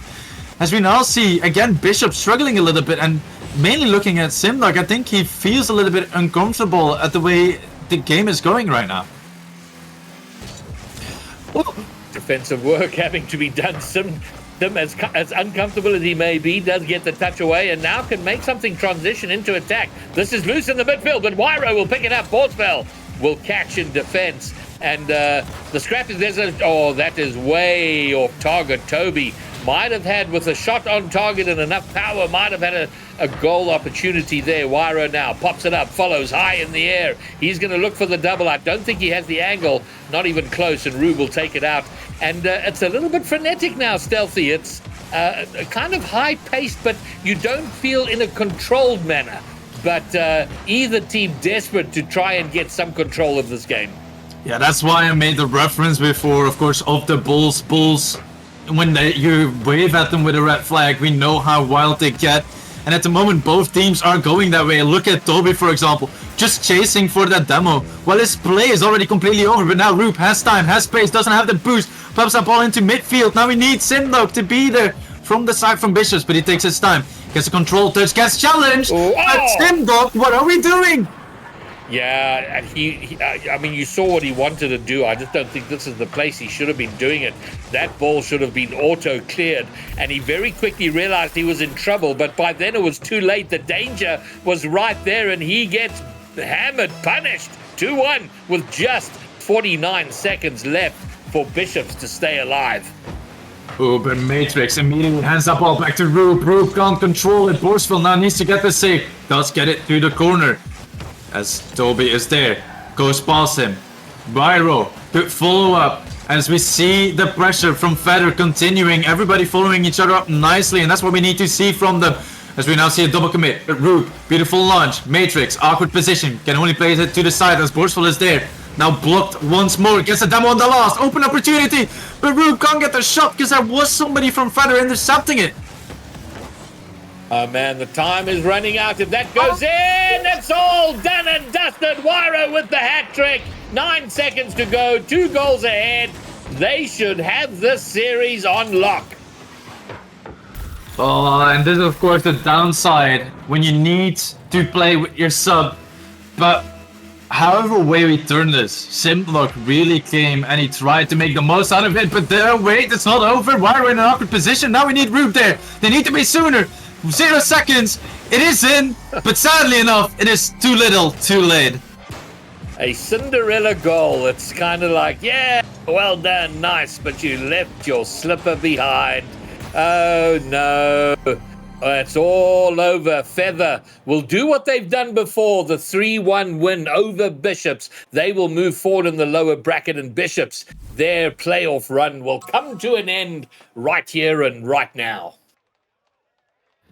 And it stings so much more, and we said it already, you come off a Game 5 loss, which, in all honesty, that series was so close, and then you have to play against Feder that played this well, played this aggressively, and you just come into that game hesitating a little bit too much, you know you're going to get punished. Yeah, but it is Feather who are going to move forward to the lower bracket semi-final, and they, by the look of it, are going to be going up against Eclipse, who 3-0'd Shrine. Shrine having a rough night, 3-0'd in the other lower quarter final. So, yeah, so both teams will be feeling pretty good there, both coming off wins now. So that, I think, is going to be a banger of a series, but very well played by Feather right here. Yeah, and the most interesting thing as well is we have to keep in mind, Feder lost 3-2 to that same Shrine. But interesting. We clearly see that it doesn't have an impact, because we see that Shrine is out and Feder is looking better than ever. Absolutely, they're looking strong. I haven't seen Eclipse play, so I don't know what sort of competition they're going to be coming up against there. But a sweep win is nothing to sneeze at. So they are going to be tough competition for them. But it continues. We are yet to decide our champions in Challenger. More work to be done in the lower bracket, and then of course the grand final, the upper final awaits. The grand final awaits. A lot more action still to come. Yeah, and with that said, Greybeard, I think it's time, of course, that we take a small break as we prepare for that upper final. Is it gonna be Sipakli?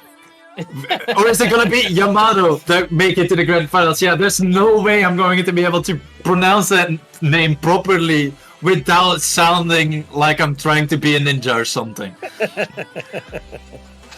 Okay, well, I'll give an early prediction. I think Yamato take that one, just on how they performed earlier. But that's it from me as we go to break. That's my prediction, because I won't be here for it.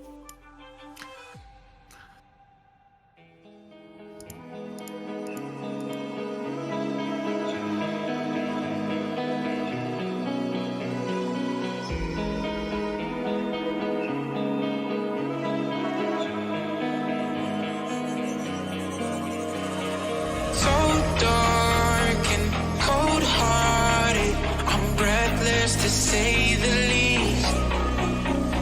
So far from a superstar, and my daydreams are killing me. Feel like I'm losing my mind. I'm never feeling okay. Good days are so hard to find. Just help me numb all the pain. I'm only one step from dying. My angels keep it at bay. Can't blame the people for trying. Just let me fall to my grave. Just let me fall to my grave. Look you.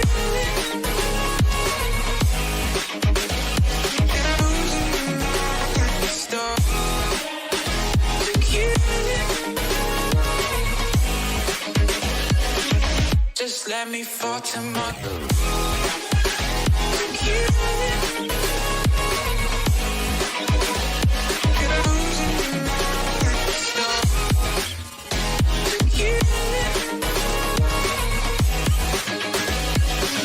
Just let me fall to my grave. Heart fails under pressure. Wonder if these bad days will last forever. So pessimistic from the past. All the good things end up in caskets. I'm never feeling okay. Good days are so hard to find.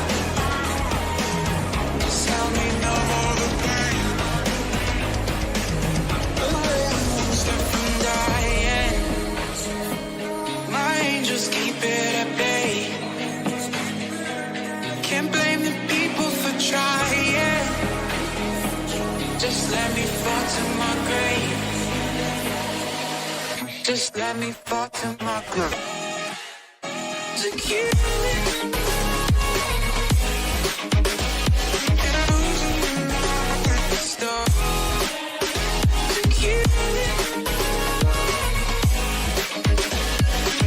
Just let me fall to my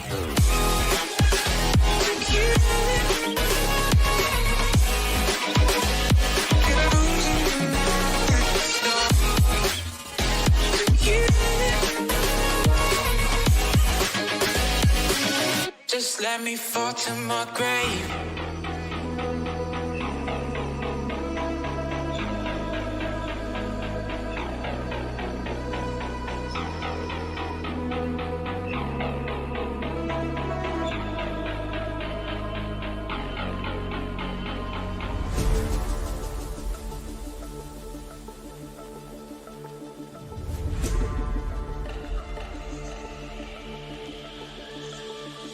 You got me thinking all I did was wrong.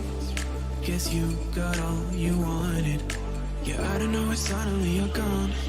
You'll never be forgotten. Pretending no one is to blame. Too late to reignite our flame.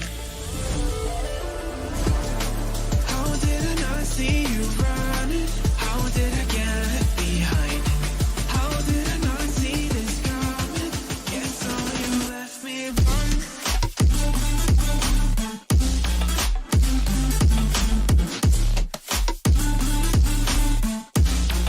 Guess all you left me run.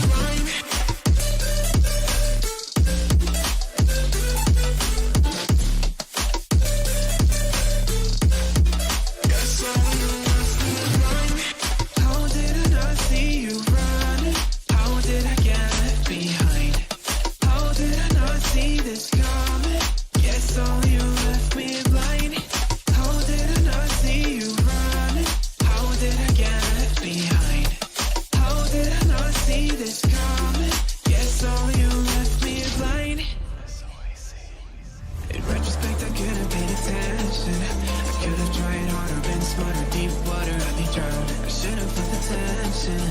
Overreacted and acted childish, impacted us all around. When you were pushing me away, I should have tried to give you space and get out of your way. How did I not see this coming? You'll leave them one day. Pretending no one is to blame. Too late to reignite our flame. How did I not see you running? How did I get left behind? How did I not see this coming? Guess all you left me alone.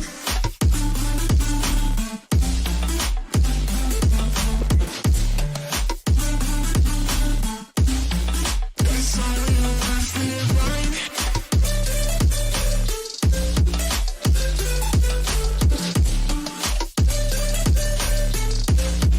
Guess all you left me alone. How did I not see you running? How did I get left behind? How did I not see this coming? Guess all you left me blind. How did I not see you running? How did I get left behind? How did I not see this coming? Guess all you left me blind.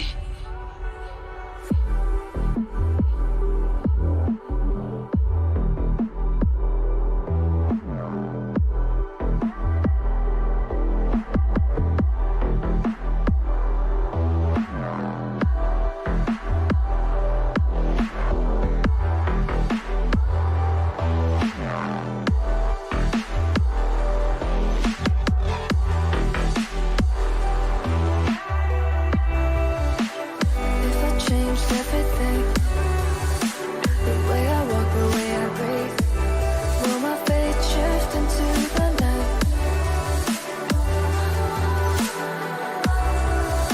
But here I am, same old thing, sinking deep, no ecstasy.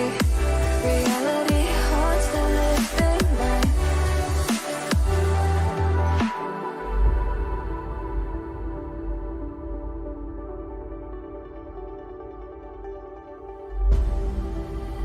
If I saw another day, only to scream into the night. Nothing ever tries to change, even if I want to realize. 'Cause I've been sitting here, same old ways, taking off without the same mistake. Darling, where you going? It won't be as simple for you.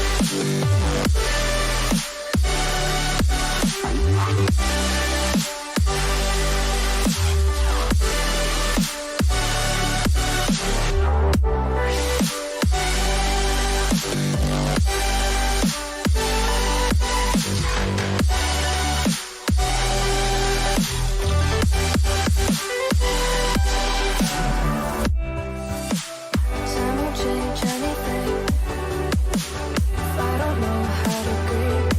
The current that pushed against the tide.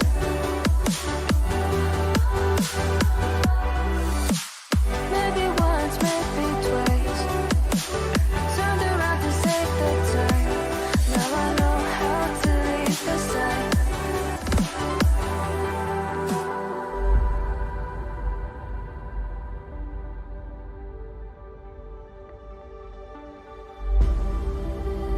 If I saw another day, only to scream into the night. Nothing ever tries to change, even if I want to realize. 'Cause I've been sitting here, same old ways, taking off without the same mistake. Can I leave it all behind? Follow all the leading signs. When the dark is growing and the light is closing.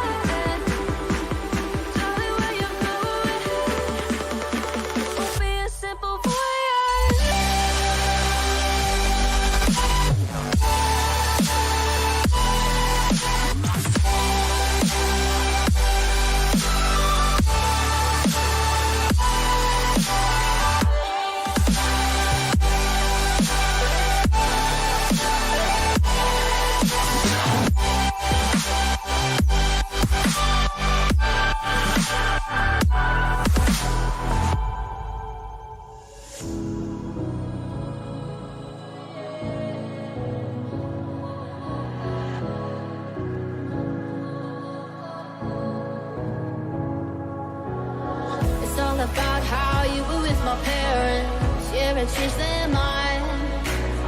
Cause you were sweet and looking like you cared, boy, that was hard to find. I caught feelings, how could these feelings? I caught feelings, how could these feelings? I caught feelings, I caught feelings, how could these feelings? I caught feelings, I caught feelings, how could these feelings?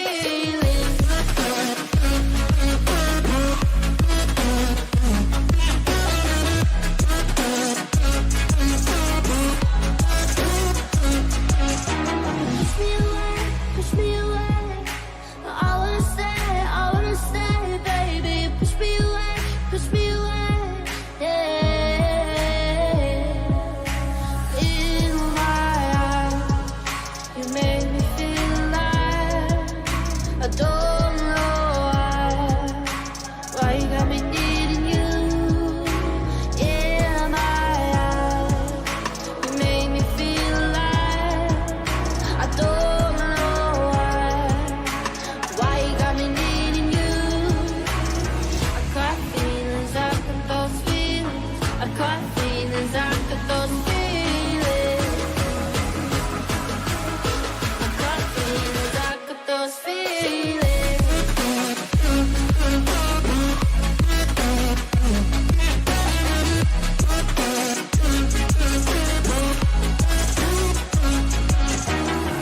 Right now I'm living in a daydream. It won't leave my mind. When I'm with you, yeah, nothing really matters. Don't need money or time. I got feelings, I got those feelings. I got feelings, I got those feelings. I got feelings, I got feelings, I got these feelings. Those feelings, I got feelings, I got those feelings.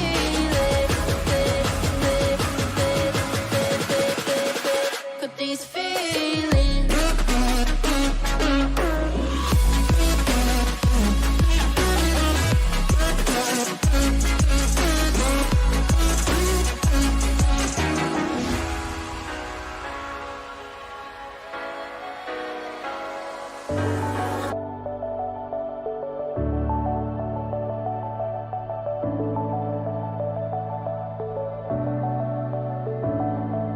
Clouds are stirring up the sky. I was always in denial of what I saw right in front of me.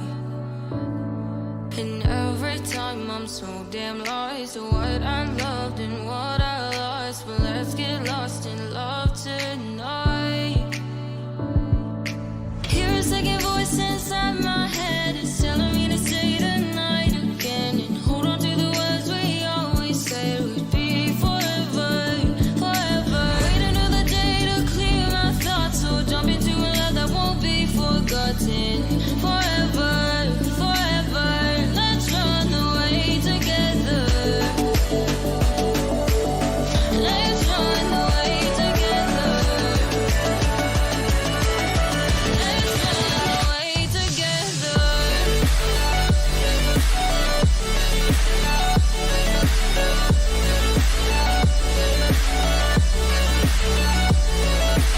I wanna run away with you.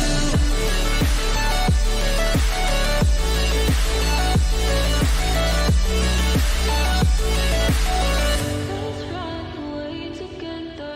Let's run away. Let's run away together. Let's run away. Swear we'd never say goodbye. Fall asleep to lullabies with something that I thought I'd never find. And what is right and what is wrong, and all I ever saw was love. But let's get lost in love tonight. Hear a second voice inside my head. It's telling me to stay the night again and hold on to the words we always said would be forever, forever. Wait another day to clear my thoughts, so jump into a love that won't be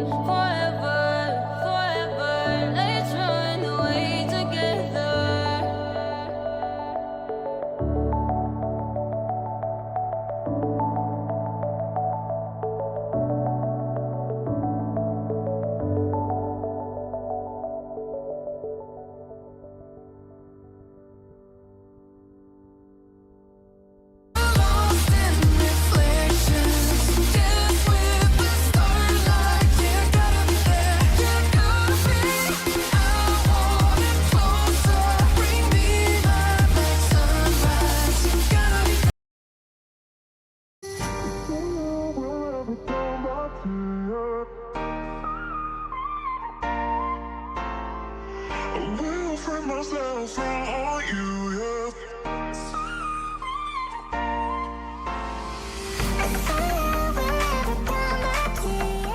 I'm the storm that meets the moon. I'm the sign that will not move. Who you think you are? Who do you think you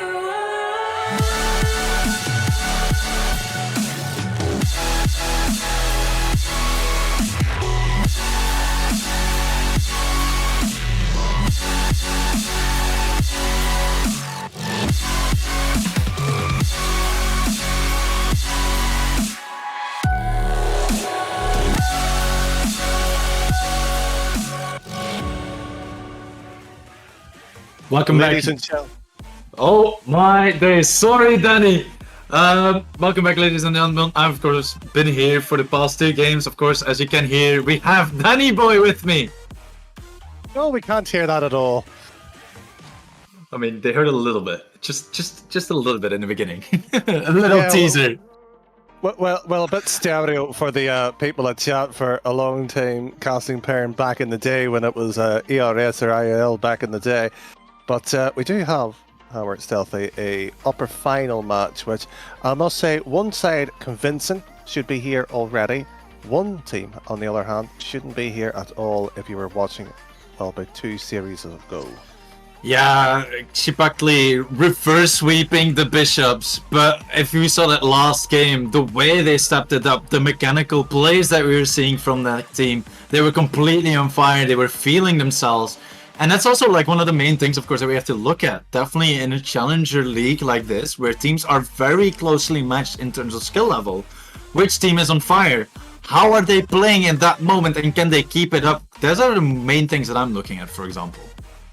Well, that is very much a good way to look at things as we slowly move to the bracket itself here, as we may as well recap and, well, dive further in that conversation itself. Is the Eclipse roster 1-3-0, Feathers 1-3-1 or 3-1, push further on into the bracket from, of course, later on the 2 sides that dropped down actually got beat here, and that should be no surprise. So the 4 teams also remaining, well, that should be a interesting little development how things will be going here. Yeah, of course, Eclipse and Feather maybe not expected, as of course we had the performance from Shrine and Bishops during the season be amazing. But of course now we have Kipakli versus Yamato. Again, another team that was first and second in their conference. Yamato looked strong before. Kipakli also came back very strong in that reverse sweep. But of course, statistically speaking, and this is of course purely statistics, doesn't mean anything in this format, Yamato definitely has the upper hand in terms of consistency and being able to convert their games into wins most of the time. Well, that is, of course, the benefit of league play, especially with the statistics. Everybody has that opportunity, and being a set of 4 is a different format to the best of 5 or 7, depending on how deep you are into play-ins or playoffs. As we do see the statistics of the players on our screens, it must be nice somewhat here, because we do have 2 fellow casters on the pitch as well, Wolfie, which, shall we say, makes it a bit more fun for ourselves here, because we do get to poke a stick at our fellow colleagues somewhat. Yeah, if Sir Pegasus is able to whiff the ball a little bit too much, then we know where to complain, and then he knows that he's not going to live it down for the next year, I think. Let's say a year that he at least has to take before he recovers from it. A year? Okay. Well, since I'm casting, it might be 2. Okay, yeah, my bad. I was going to be a little bit optimistic, thinking he was going to live it down a little bit more. But of course, we're still waiting on the team of Yamato. And we already saw it in chat. J-Wubs having issues connecting to this server. Yeah, that's going to be very hard for Yamato. Like, if we looked in that first series that we saw on the stream today, Danny, it was J-Wubs that was doing a lot for the team. A lot of physicality that he was bringing, therefore creating space for Sir Pegasus and Big Meaty Pig to really get good opportunities and almost basically open net opportunities as well. But then in the second game, he did a lot by himself in solo plays, control plays, and just dribbling in general. So it is an essential player for Yamato if they really want to perform here in this upper final.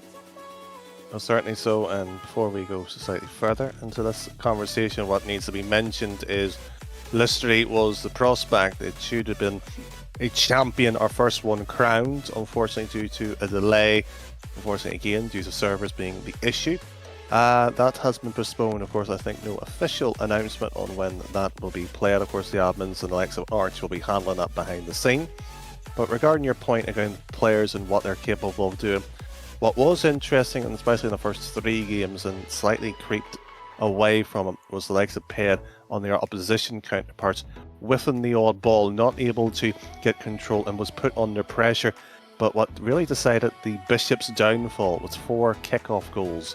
Now, if you're able to do that against a strong roster, or at least perceived to be, and then take them out, they do have a chance, of course, against Team Serene or Yamada to do something here.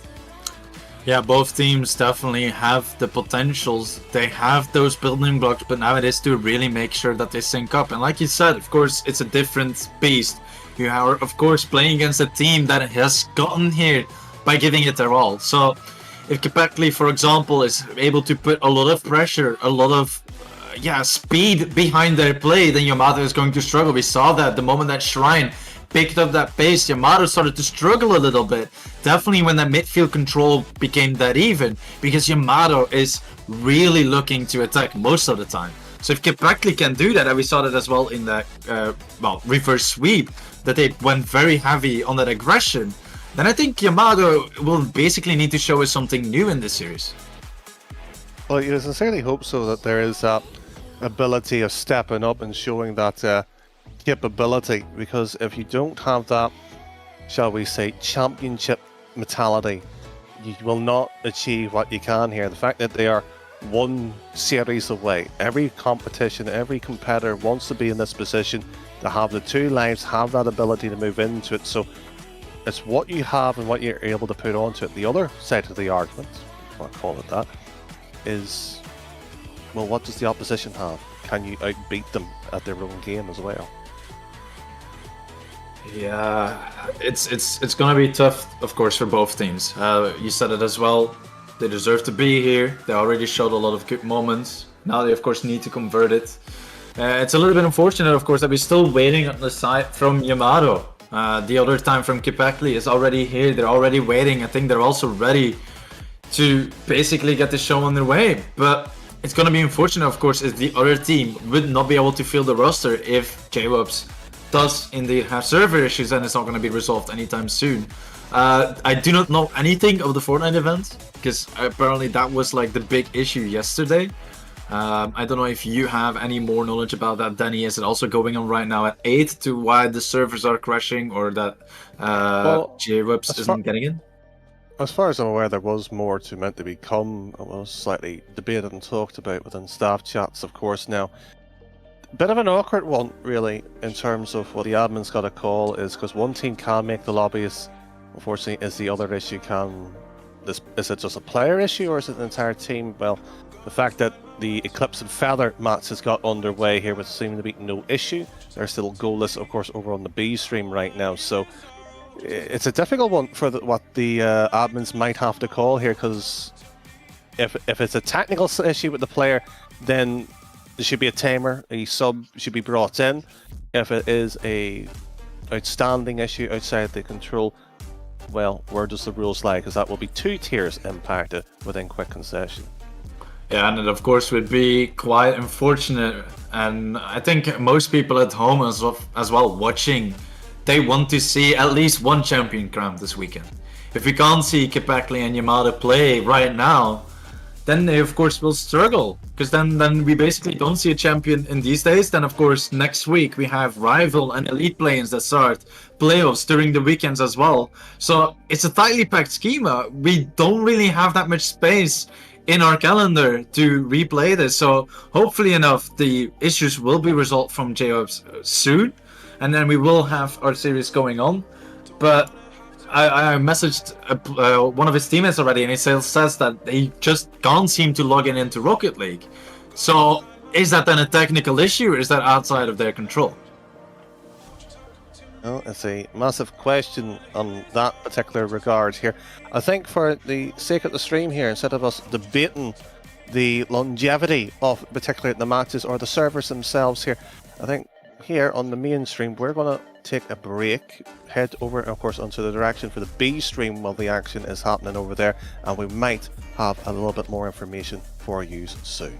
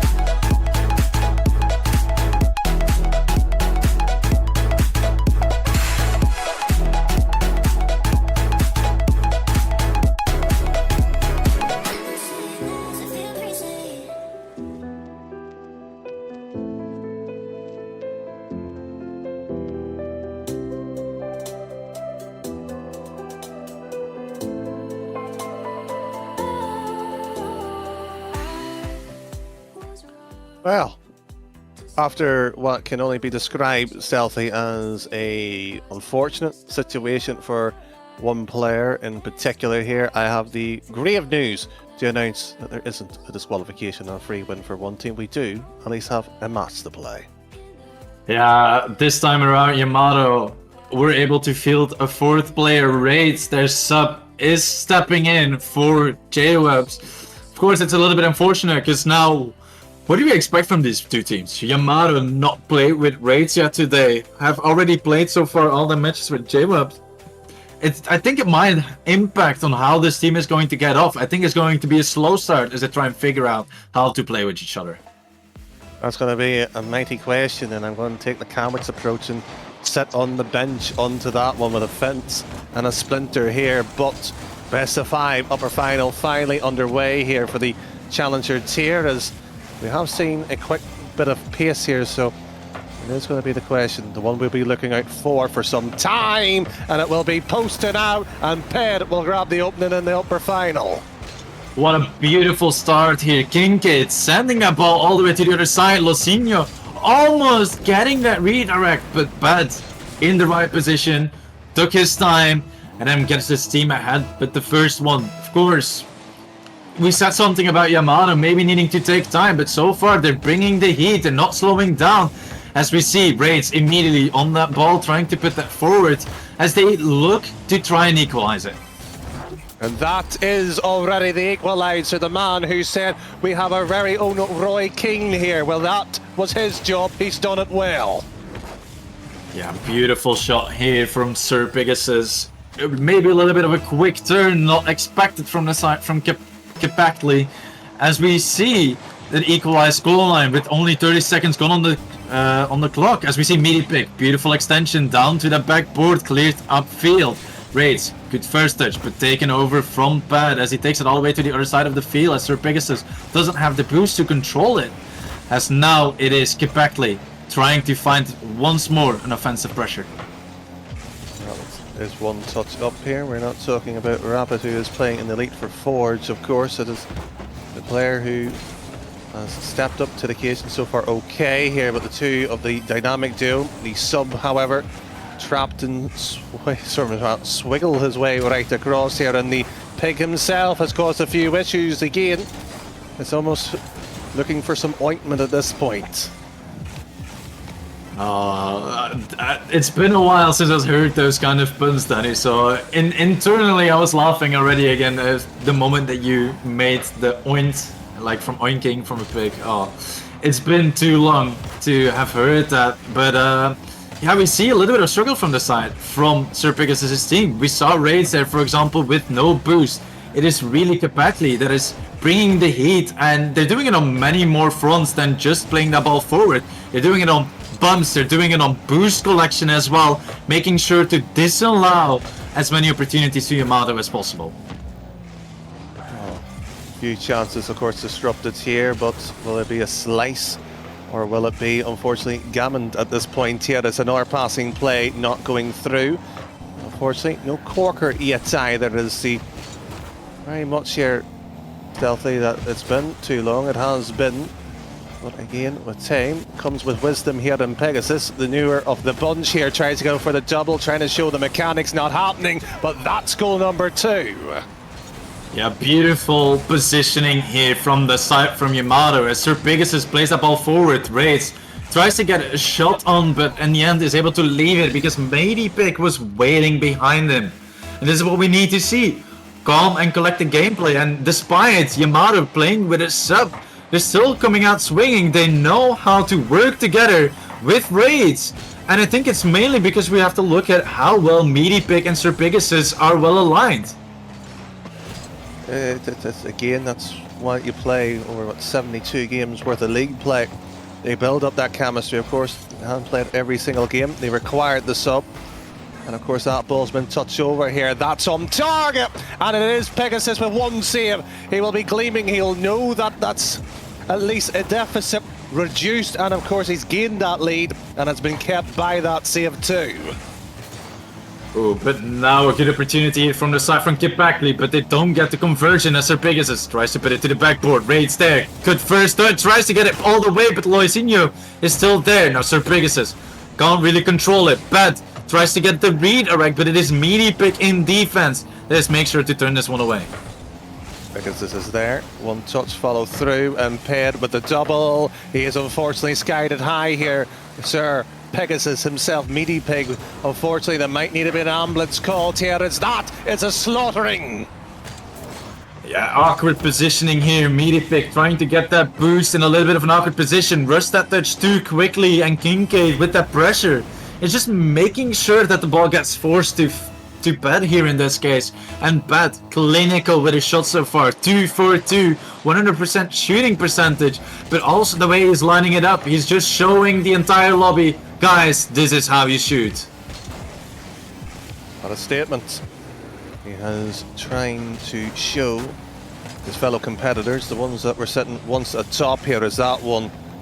very much on the kitchen top here. Unfortunately, nobody was ready to take the leftovers of the particular play here. It's Meaty. That was no particular touch. That's over. It's on target. It will be left surely for somebody to tap it on home. No, far from that one here. 2-2 under the minute. Well, could break either way. Oh, but now Pat almost forcing it through to that last defender. And it is really Kipakli that is stepping it up right now. They are throwing everything at that defense from Yamato. They see that it is rumbling, that it is not all too calm and collected as Pat almost gets the air dribble now in front of the net. And Sir Pegasus with low boost squares away to the other side of the field, but it's done demoed. It is really Yamato that hasn't been able to do anything in these last 2 minutes. See, surprise. Silent somewhat, but this is a game after all, and it's still currently even. It would be no shocker if it goes into OT. It should go into OT. The man who made so many blunders on the B stream, the alternative stream, Ped, gets away with one fabulous save. OT to break our upper final. It is, of course, game 1.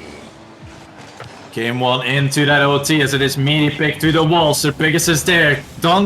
Sadly enough, can't control it. Had a beautiful setup first, but Raids is there. 45 boost. Tries to look for that center as it does get that 50. Meaty pick still there. Can't really get the touch they need. And Yamato a little bit too quick to ditch maybe their offensive pressures that they potentially have. Well, Ped's dropped it.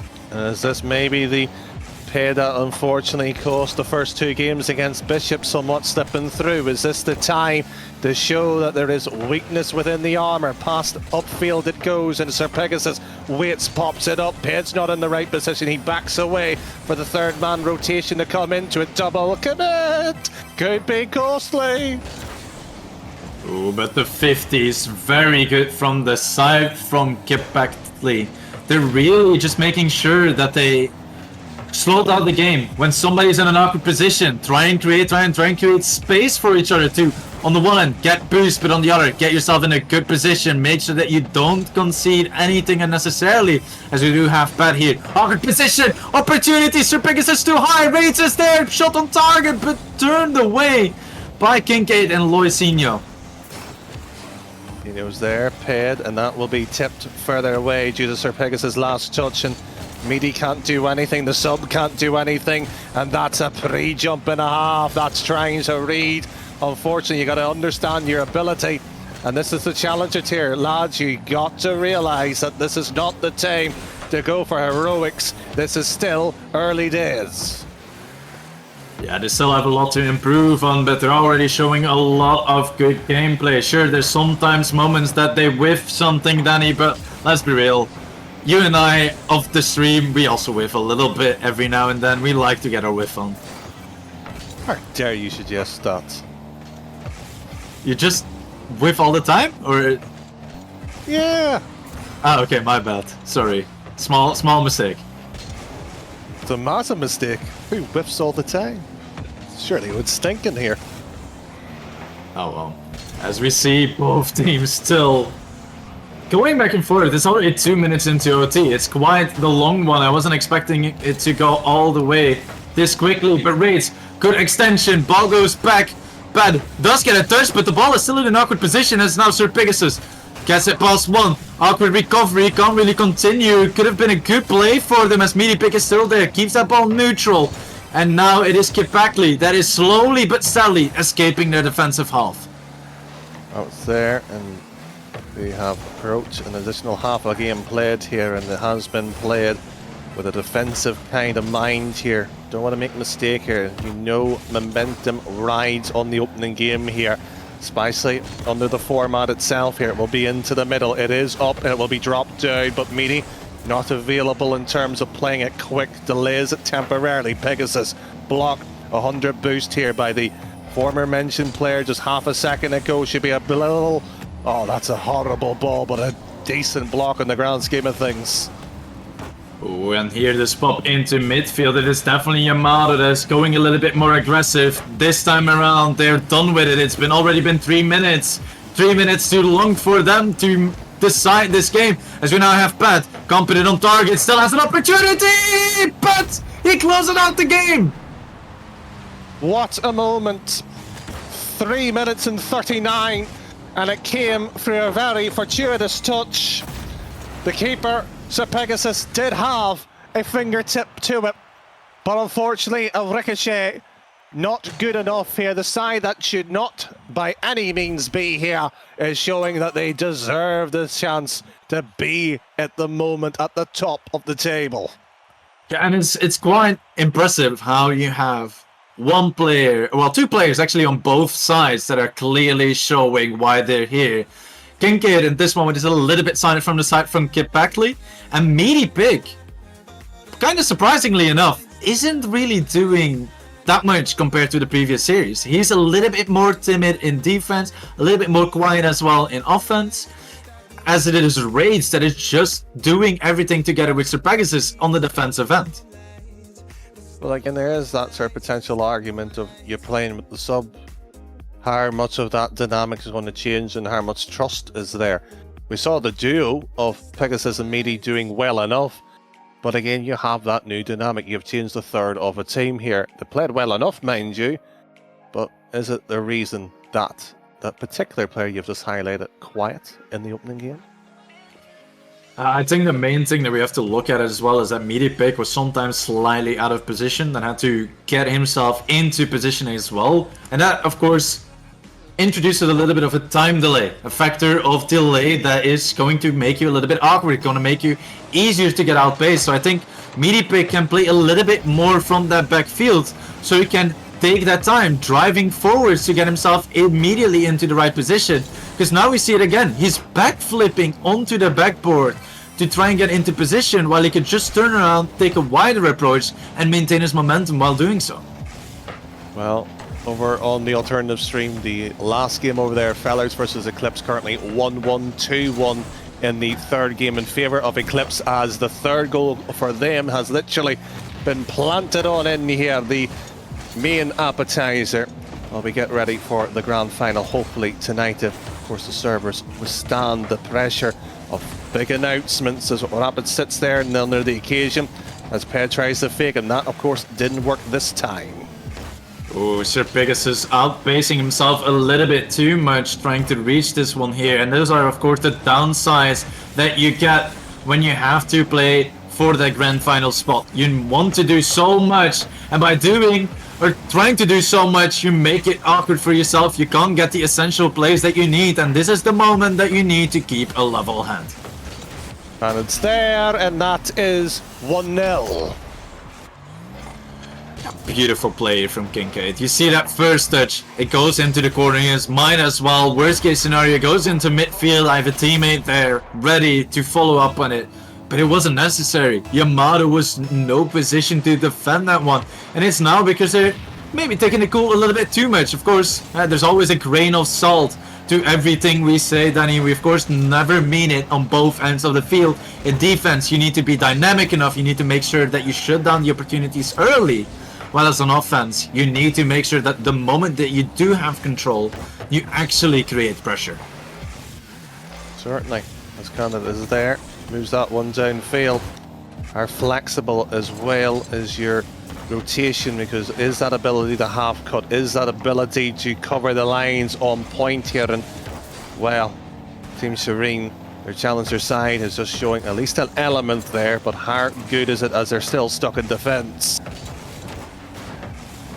Right now a little bit awkward. Sir Pegasus can only get one touch. Thought he was getting challenged, immediately went for that boost because of it, but now launches a ball to the other side. Loisinho a little bit in an awkward position. Meaty Pig able to get a touch, but it is now Pat takes over. Got the demo on that third of Yamato. This is now Meaty Pig, awkward position, does get a beautiful first touch, but Loisinho is still there. Gets that ball popped into midfield. Everybody is there in the same corner from Yamato, but they get away with it. They're able to get that ball to the other side of the field. Meaty Pig even gets that extension into the middle. But sadly enough, nobody there to actually get a shot. It's the way it is. Nobody there. As Sir Pegasus is trying everywhere to be at that moment in time. I think, unfortunately, you know, pigs and blankets type situation. Unfortunately, he's got nothing to stay warm with his pre-jump. Is this going to be a finish in a half here post? And not! That is scandalous! This is scandalous! How even? We see Rage driving forwards, thinking it is over. All of a sudden, the ball comes to his rear, and he gets it in with a backflip. What a way to equalize this game. Yeah, and utter filth with the team with two Oh pigs my in it. God. And unfortunately, it might be peas in the pod here. They're still trying to line themselves up here, but not getting one in. And frankly here, Team Serene, you said ninjas earlier. I would say, unfortunately, they've been unfortunately disguised for far too long. Yeah, it's their movement is a little bit too, I mean, woody. Let's call it like that. They move like they're a log of wood, not very nimble on their feet, as they need to be ready to put those away. Just take your time. Just get that very gentle touch to just drop it in the net. But sometimes easier said than done, as we of course see that both teams are banging that ball. Every touch that they get is a very strong one, because they try and put it past the opposing players with just speed and aggression. Just like that, when you were hoping for speed and accuracy to follow suit, it just one key element was missed here. 60 odd seconds here. Game 1, 3 minutes and 39 additional seconds was played. And the Aztecs, or the franchise itself, led by Snow, got the victory under their belt here. They are leading quite literally, and the pressure back onto him as Pay tries to put this one into the side wall itself here. It should be a particular play, but no boost. And Raz unfortunately try to play middle. Right idea, but no support, however. Ooh, now Sir Pegasus hit 50. Now it of course needs some teammates to be ready for those moments, as Raze does have to play that ball high. Meatypig gets it past one. Raze is still there. Gets that extension into the corner, but bad. Long clear. Awkward moment here. Meatypig has to rush back. Has Loizinho right there putting pressure on him as the ball pops into the middle. Raze leaves it, but now the shot comes out from Kincaid a little bit high, and 1 minute is completely gone in the blink of an eye. It's still the same scoreline. 4-0 as we have the no. Shall thy die on its own sword. One touch is all that it takes in this game, from genius to stupidity. And the defender had nothing to do, nothing to survive here. And Pegasus, bless him, he's still trying to have hope here. The Bishop's done it before, but it was against this very Aztec team. But once again, they have perhaps learnt a lesson, a hard one at that too. Ball still kept up here in the second game, but it's all for nothing surely. Yeah, sadly enough, the ball drops. Second game again goes in favor of Kepakli, and you said it before, Danny. Sometimes that first game just sets the tone. We saw Yamato really finding hard, but this time around, we said something about that duo of Raid and Sir Pegasus doing great in defense. Now they are quiet again. It's a little bit back and forth. There's nobody on Kepakli, on Yamato that is consistent. Sir Pegasus is trying a lot, but by doing that, also eliminating the opportunities he gets. That's potentially so, and they will be likely playing Eclipse if things was to hold over on the alternative stream as well. Currently leading both in series and the game there, but it's been the dynamic duo, and what will be interesting is whether their main player is able to return back in time here. If this feels like potentially a sticking plaster on a wound. Yeah, it's really unfortunate. I think it could have been completely different, because with J-Webs they played a lot better as well. I think Meatypig also found his place a little bit more on rotation, and now with Raids, it seems like they're trailing a little bit about how they want to play. They're expecting Raids to not be ready for the things that J-Webs is normally ready for, but then all of a sudden he is there. They can actually take that speed, they can maintain it, but they already lost it because they're a second too late. Just like that, 1 second is all that it takes. Sometimes, some seconds feel longer than others. A 0-0-0 ball kept up is the longest possible second in this game, and we talked about how already it played an impact in today's Challengers run for these sides. Here is Sir Pegasus looking to get momentum for his side here. Once again, the duo at the Pigs upfield, not able to slot one home. but will it be for Garters at this point? Ooh, Meaty Pig in an awkward position, rushes his touch a little bit too quickly, also gets demoed, but trying to find another one as he wants to eat bacon for breakfast tomorrow. But he's still there, he still makes sure to get the first one for his team. Well, it's just not, unfortunately, bacon at this point. The head has been unfortunately cellared off right when the key point is. Couldn't get a touch away from it. And just like that here, Wolfie, we are seconds away from potentially seeing a second goal going against them here in quick concession. And thankfully the defence holds, but a double commit at the cost of it. Yeah, and this is the thing we said as well. Yamato now outpacing themselves, throwing themselves like bulls instead of pigs to the ball.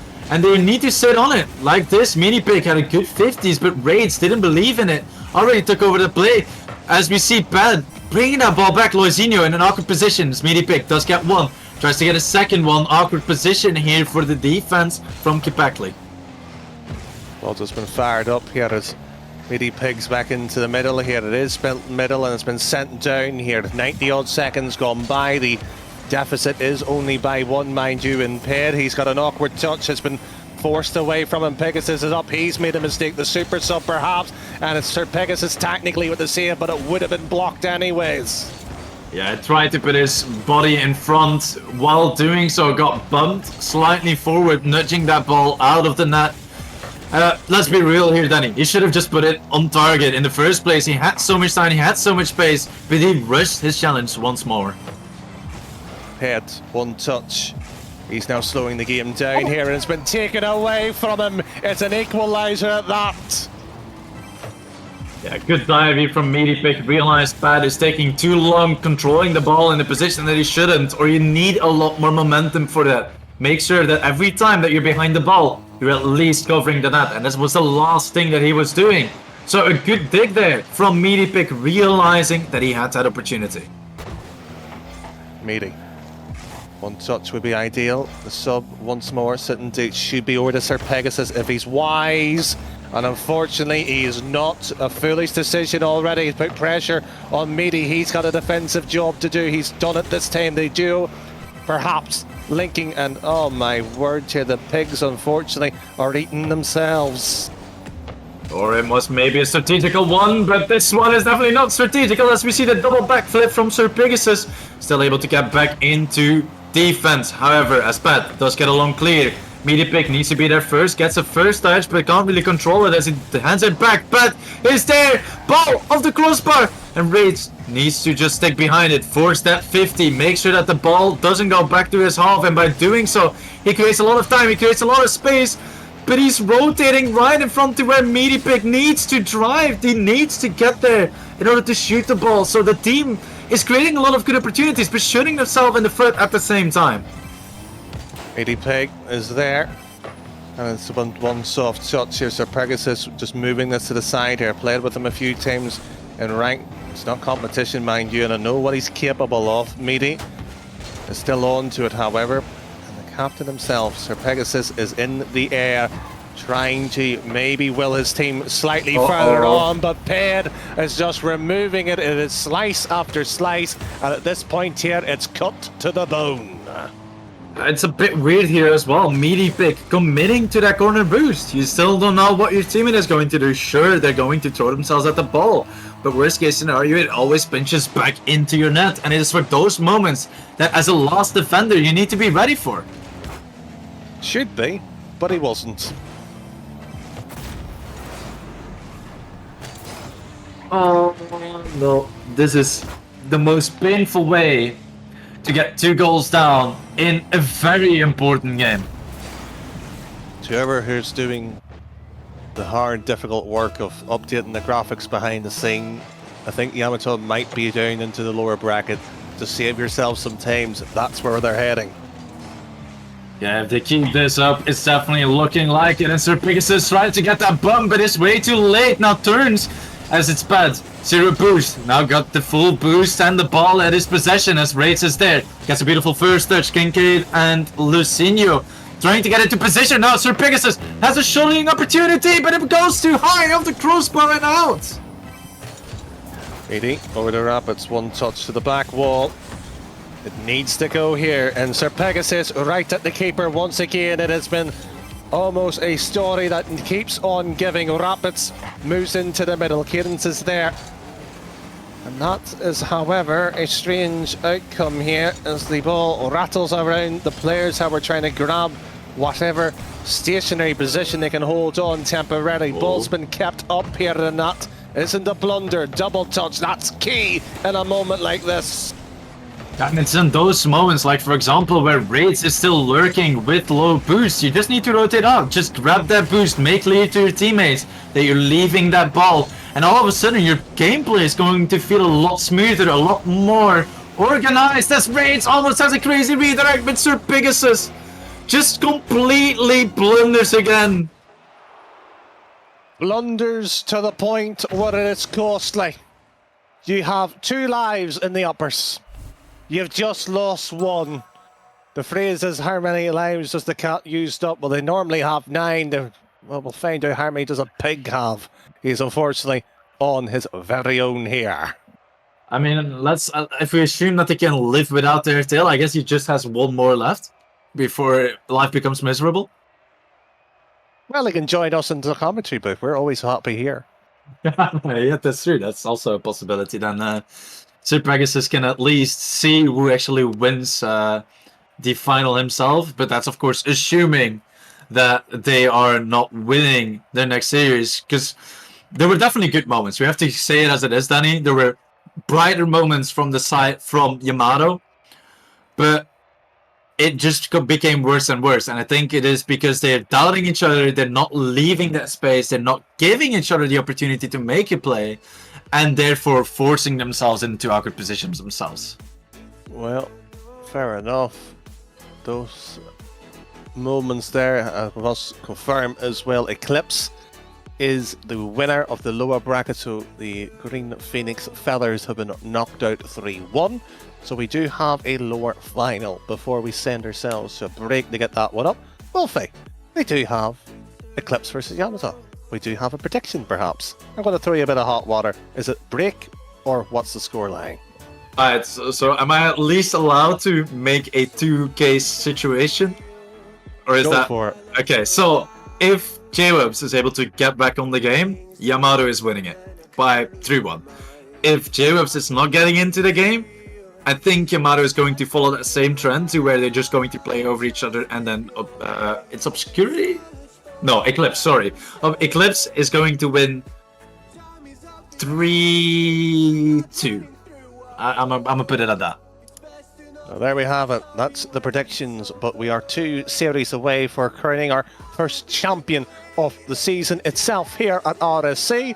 We'll see you after this short one. Eternal.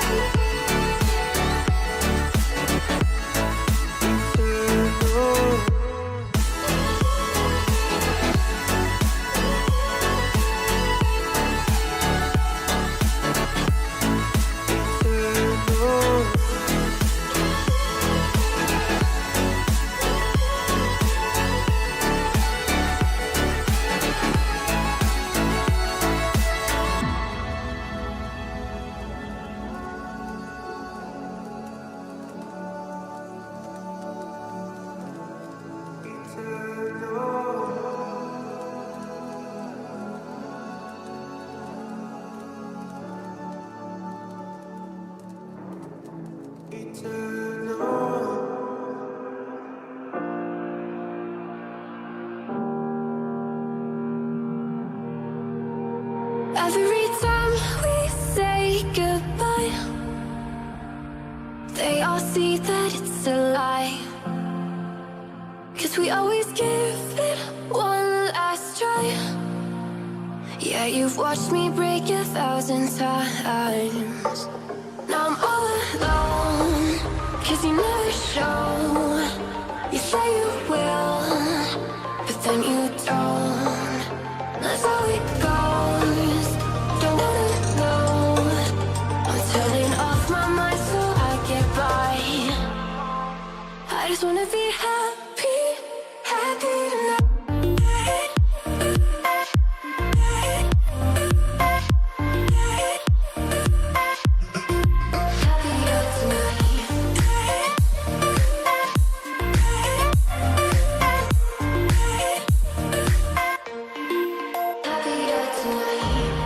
be waiting for you in the morning. I'ma leave without giving a warning. I'ma leave without giving a. But every time we say goodbye, we all know that it's a lie. Now I'm all alone, 'cause you never show. You say you will, but then you don't. Let's let go. Don't wanna know. I'm turning off my mind so I get by. I just wanna be happy, happy tonight.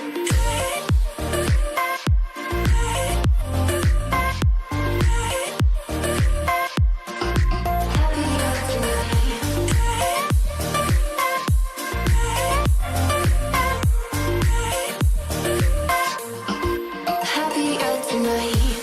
I'll be waiting for you in the morning. I'ma leave without giving a warning. I'ma leave without giving a. But every time we say goodbye, we all know that it's a lie. I just wanna be happy.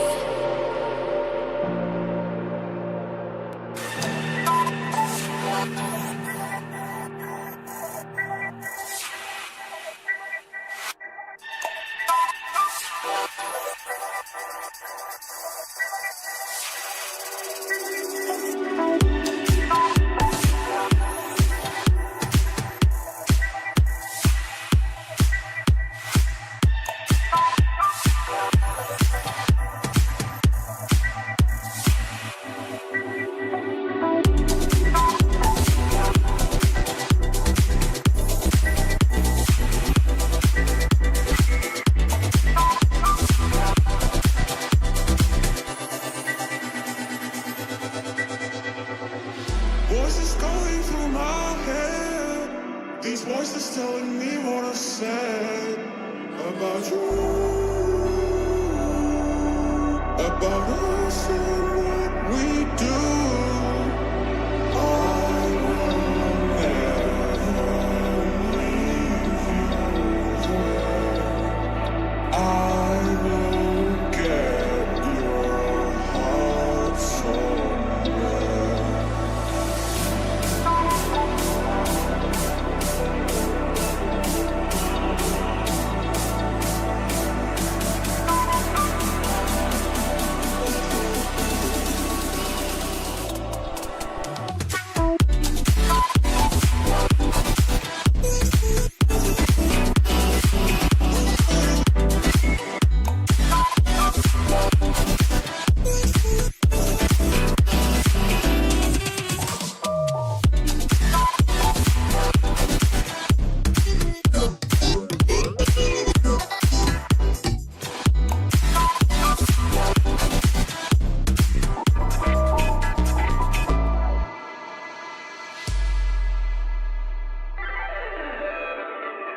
Voices going through my head.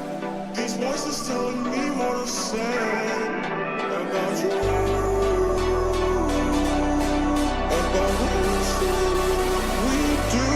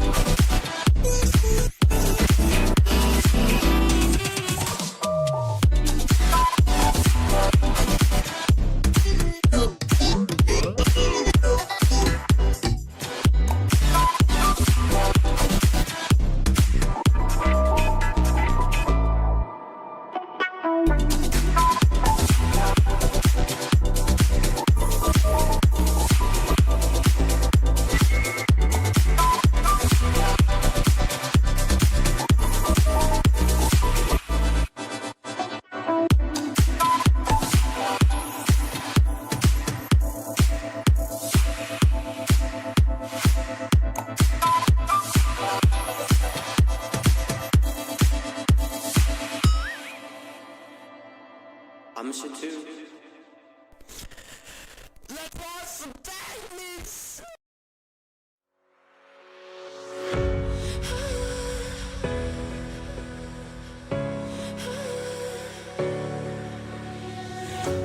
I'm hopeless in the crossfire. There's nowhere to go. I'm holding my desires. My heart overflows. The only direction that I'll ever need is a deeper connection that's leading me. And I'm lost in your love when you hold me. Just hold me, 'cause I don't wanna run from your heartbeat. Your heartbeat, no, 'cause I'm lost in your love. I can't break the fall, you're taking it all. I'm lost in your love.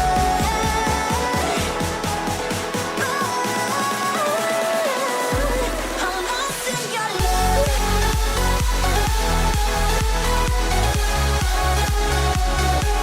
I'm lost in your love.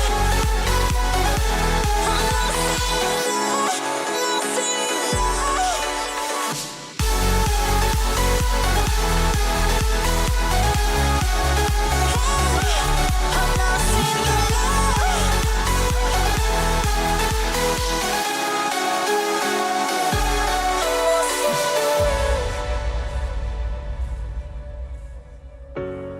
No words can change the future of us.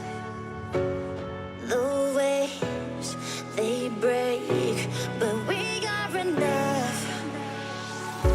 The only direction that I'll ever need is a deeper connection that's leading me. And I'm lost in your love when you hold me. Just hold me, 'cause I don't wanna run from your heartbeat. Your heartbeat, no, 'cause I'm lost in your love. I can't break the fall, you're taking it all. I'm lost in your love.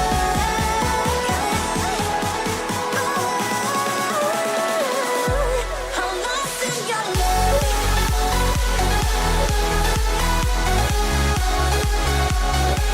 I'm lost in your love. I'm lost in your love. Lost in your love.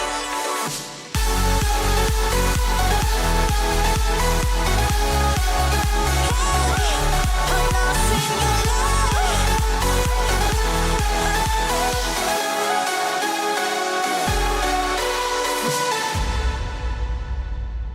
Separated through the miles, searching for the answer to our trials.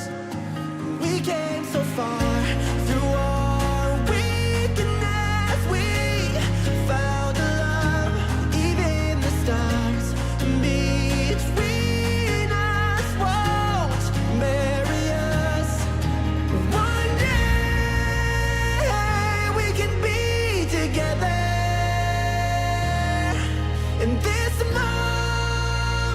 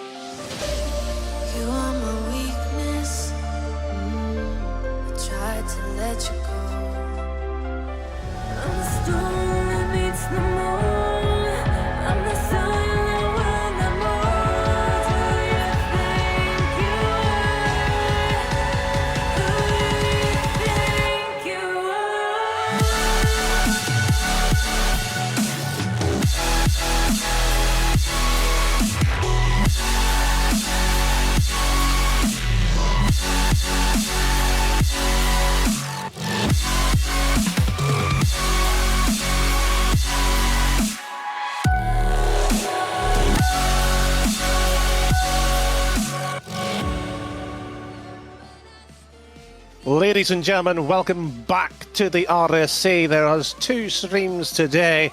We have finally went into the snookering world, if you were at the UK, to the single table scenario here. And do you know what? Smokey Bear has finally joined us from the alternative stream. First of all, how are you doing? I'm doing great. We just had an amazing match up there between the Clips and the Federer. I was on the edge of my seat the whole time, and I think we've got more of the same coming up here as well, Danny boy.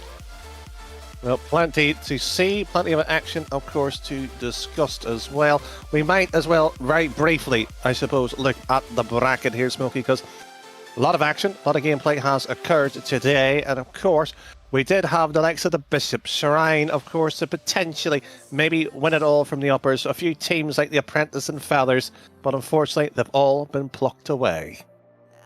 That's right, and we're now down here in the lower final, our last best of 5 of the evening before that grand final, where Chipactly is waiting to see, of course, from this matchup, who's going to be going through, Danny boy. Shall we have a wee chat about predictions?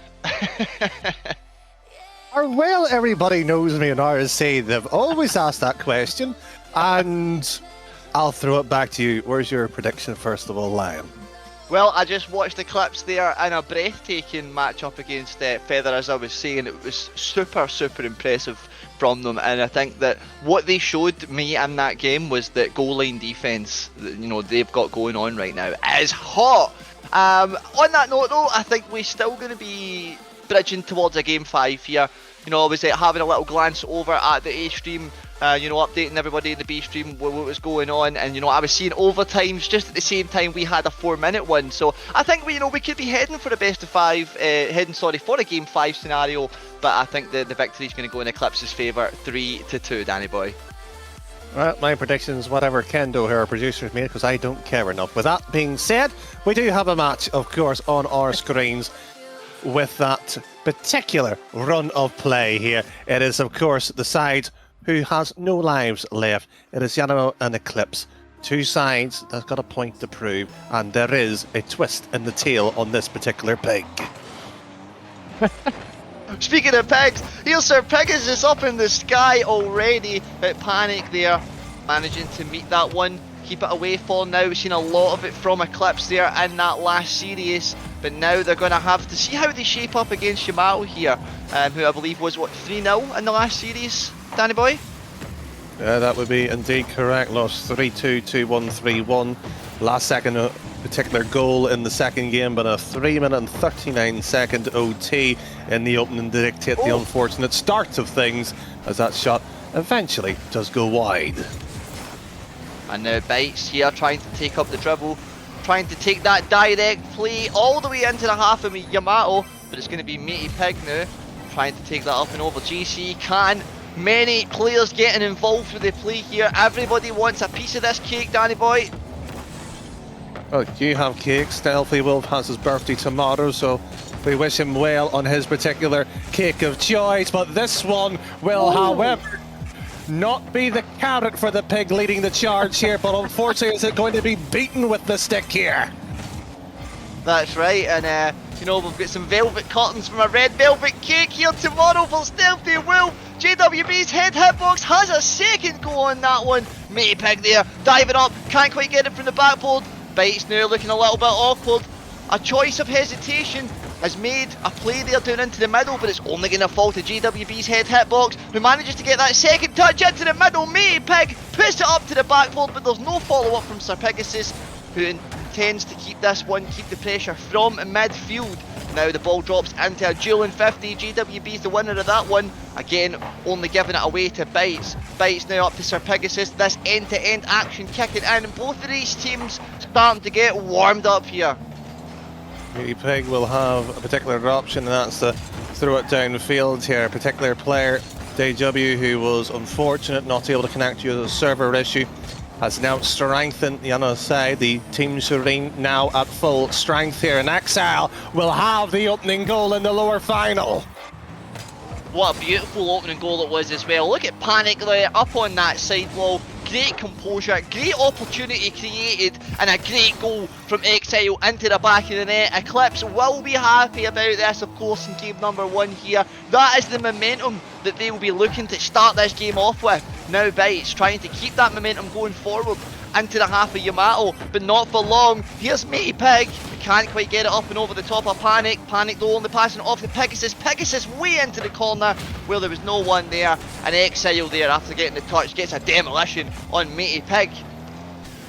There is Sir Pegasus this time. Secondary touch will get past one, not the second. AW will be there, and that's a demo. Moves across here, and Matey Pig's favourite type of cake is fudge.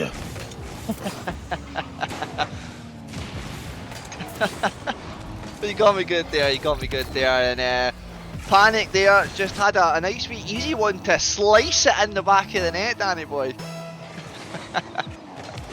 Well, there's going to be a few particular candles to be maybe blown out here, but he hasn't even got a napkin to clean his face off. And now Matey Pig here, having a little duel there on the backboard, but GC Exile so far not giving any of the cake to anyone else when they come for it. Matey Pig now managing to get a hit there into the middle, but no immediate follow-up means a breakdown of possession. But it is just that same thing back and forth right now. No one really holding on to the ball with any particular element of play, and it's been a really good couple of first goals from Eclipse, but even with that, it is still this game of get the ball out your own half, isn't it? Seems to be, yes, and JW, well, everything happening there had a goal opportunity that was wide open. Excel was demoed and spawned at last at times, so that play style of, frankly, of the old-fashioned, and most of our viewers won't know of the close style of boot it out to the field and deal with it later. That does seem to be the case here, you know, both teams taking that approach.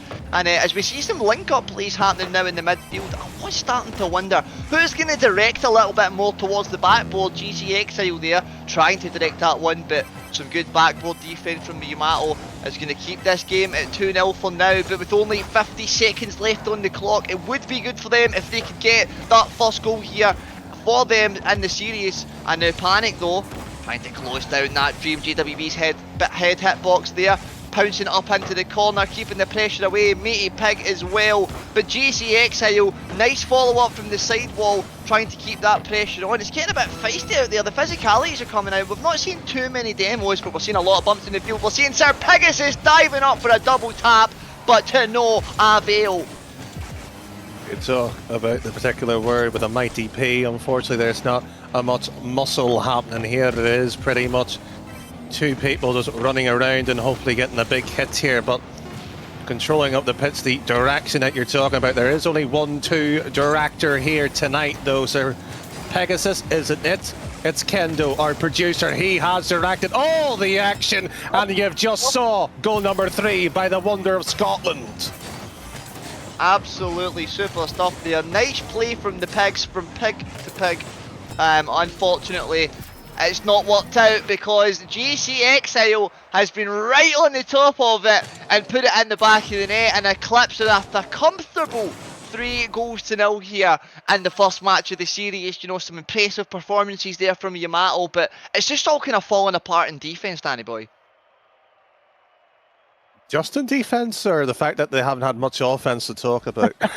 I mean, they have had offence, but I think that Eclipse have just been too far all over it. I saw Exile so many times on that back wall, so many times on that front post as well, just not really letting any challenge coming in. But I think from Yamato, you know, they're getting there. I think it's a bit of a warm-up case, Danny boy. Well, again, I don't want to be cliche with the sort of the older type of caster, but it's not let's get physical here with a stretchy armband and trying to work out here. You should have been warmed up long enough here. Well, you've always got to shake off the shoulders in that first game of every series, but you know, as you're saying, we're at this critical point. We're in the lower finals now, and you know, Yamato just came off that tough loss on the A stream there, so I believe that although they have been shaken so far, there is still some stirring to be done here in this series. He's sitting there very proud on that one, but also I'm not shaken and stirred either here. But who will have the particular action of tomorrow is another day, or will we be seeing one golden finger being pointed at somebody? And well, GWBS and Bites there diving in for that kick-off. Bites, we saw some really good kick-offs there in that last matchup against Federer. It created Eclipse some spectacular goals. Will we see more of the same here as the series develops? Matey Pig there sending a meaty shot all the way to that net of Eclipse, but panic there. A cool save, a cool clear. Exile can't quite get the follow-up touch though, so it's going to have to be panic. Matey Pig way faster in this scenario, but tries to go for the bump and Bites, and it's not quite worked out, Danny. No, it hasn't. I can confirm to everybody at home that Arch isn't a master genius because he hasn't been sponsored by Subway here. We had Meat Feast, we've had the loins of the pig and everything else, but the bite of this one is the Sir has risen to the occasion. There's a big bite there from Sir Pegasus. We were talking about that cake. Well, Sir Pegasus, he got a cake and he ate it. And Panic now also going in with the knife. Tasty stuff here from Panic on the kickoff. And I was talking about Bites on the kickoff, but it's Panic this time. Made it look so easy. I think it's a simple case of the pigs had too much cake. They're sitting there waddling around there. Unfortunately, the movement's not quite right. Now Bites can't quite make that connection, so it's going to fall to Meaty Pig. Pig to Pig, shot away into the corner. GWBS has to get that follow-up, keep that pressure on. Meaty Pig shoots it for the front post, but to no avail once more. Unsuccessful for Yamato on this occasion, although they have got one in the bag now after not being able to score in the first game. So maybe now that the goal drought's over, Danny boy, we could be seeing a few of them banging back into the back of the net. Matey Pig bagging that one up to the backboard. JWBS with a nice follow-up, but Panic's going to be there to clear it away for now. I thought, unfortunately, like Sir Pegasus and Matey, bangers and mice might be the enemy, unless they're looking to convar and consume every moment of it here. A particular pop would be ideal. One soft touch, Excel's waiting, gets the 50 here, and just like that, we just see the immediate sort of first 90 odd seconds gone by, and somehow Yana has actually scored a goal. Sir Pegasus and Yamato now scores a second goal. What could be a clinical goal here in this series if they can keep up this form? And well, if there's one player on form for Yamato right now, it's Sir Pegasus. Dead again because he won't hear it again.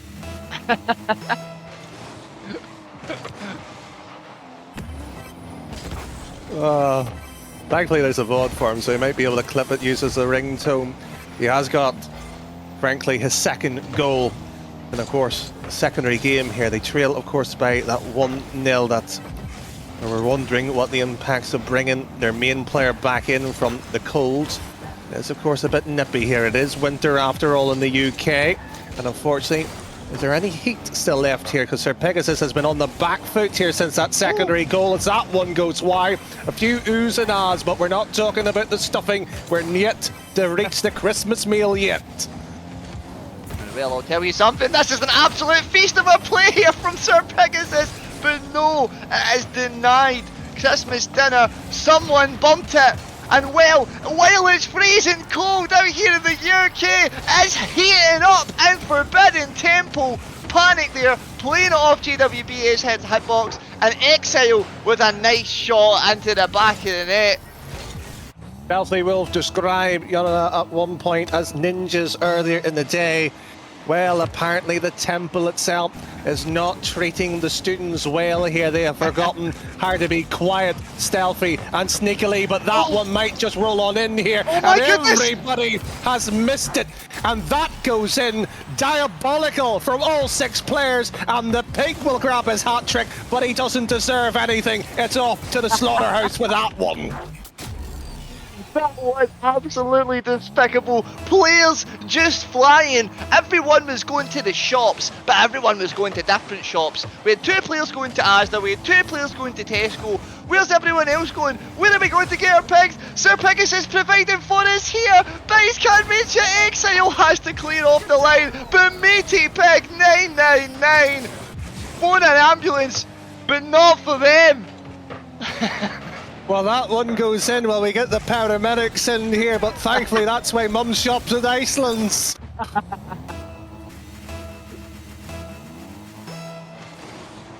Right now, I'm absolutely crying right now. This is beautiful stuff here on the field, beautiful stuff in the commentary booth. A big thank you to everyone watching along with us here in this lower final. Love to see all the love in the chat for these players playing on the field right now. And what did you guys all think of that play there?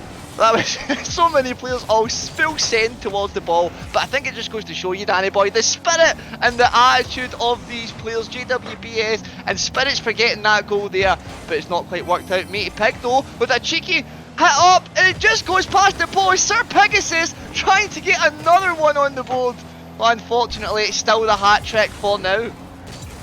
Only the hat trick, what a poor performance that must be. Surely crying himself to sleep. Oh, I've only scored 3 goals in the match when I need the win. Oh, how awful this is.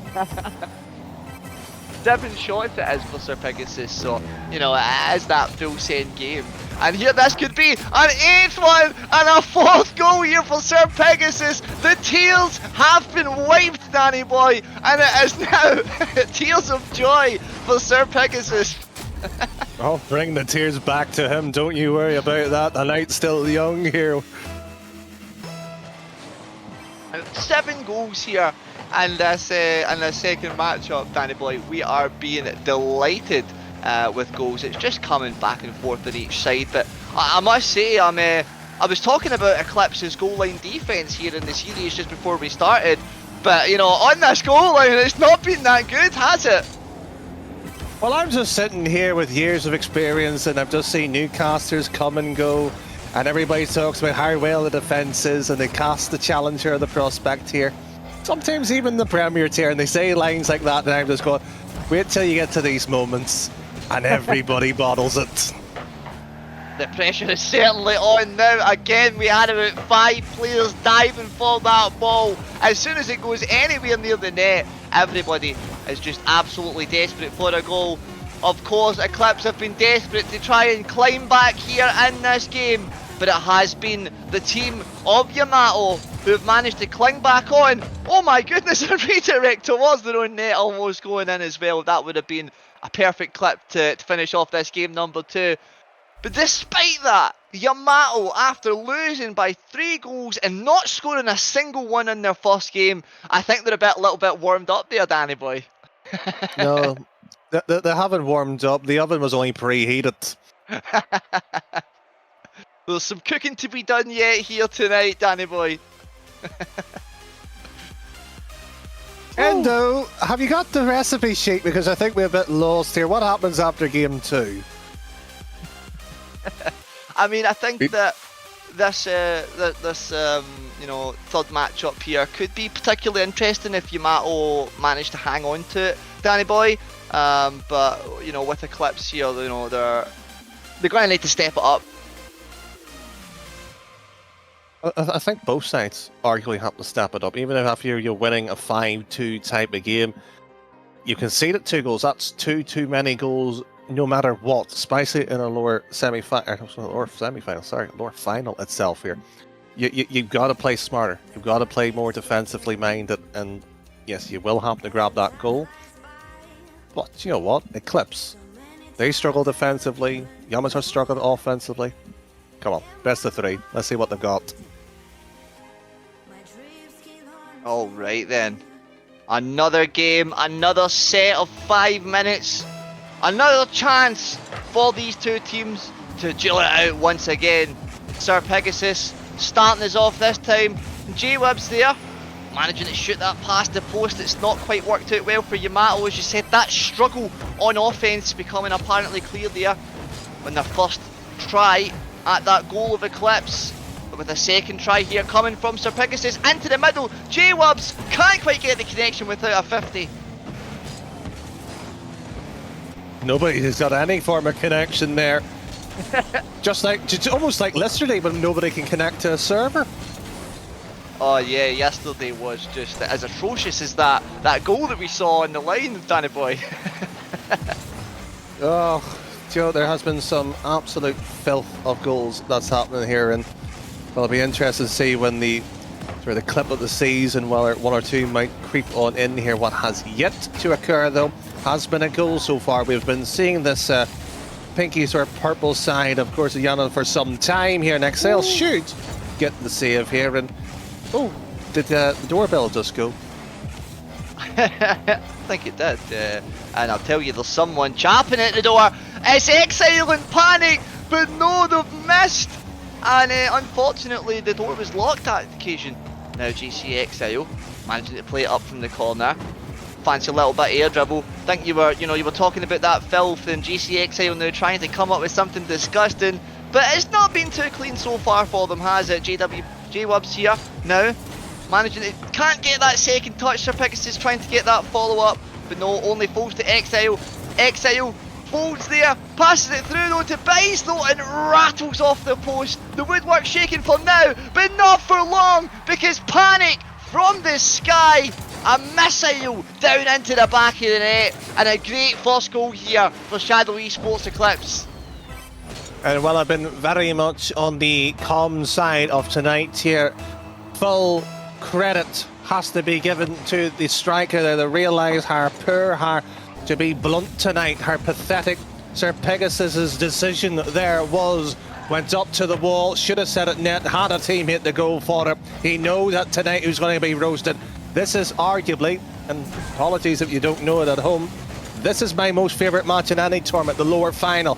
This is where champions potentially are formed. Showing what you've got, and a poor decision like that just shows you they've got some learning still to do.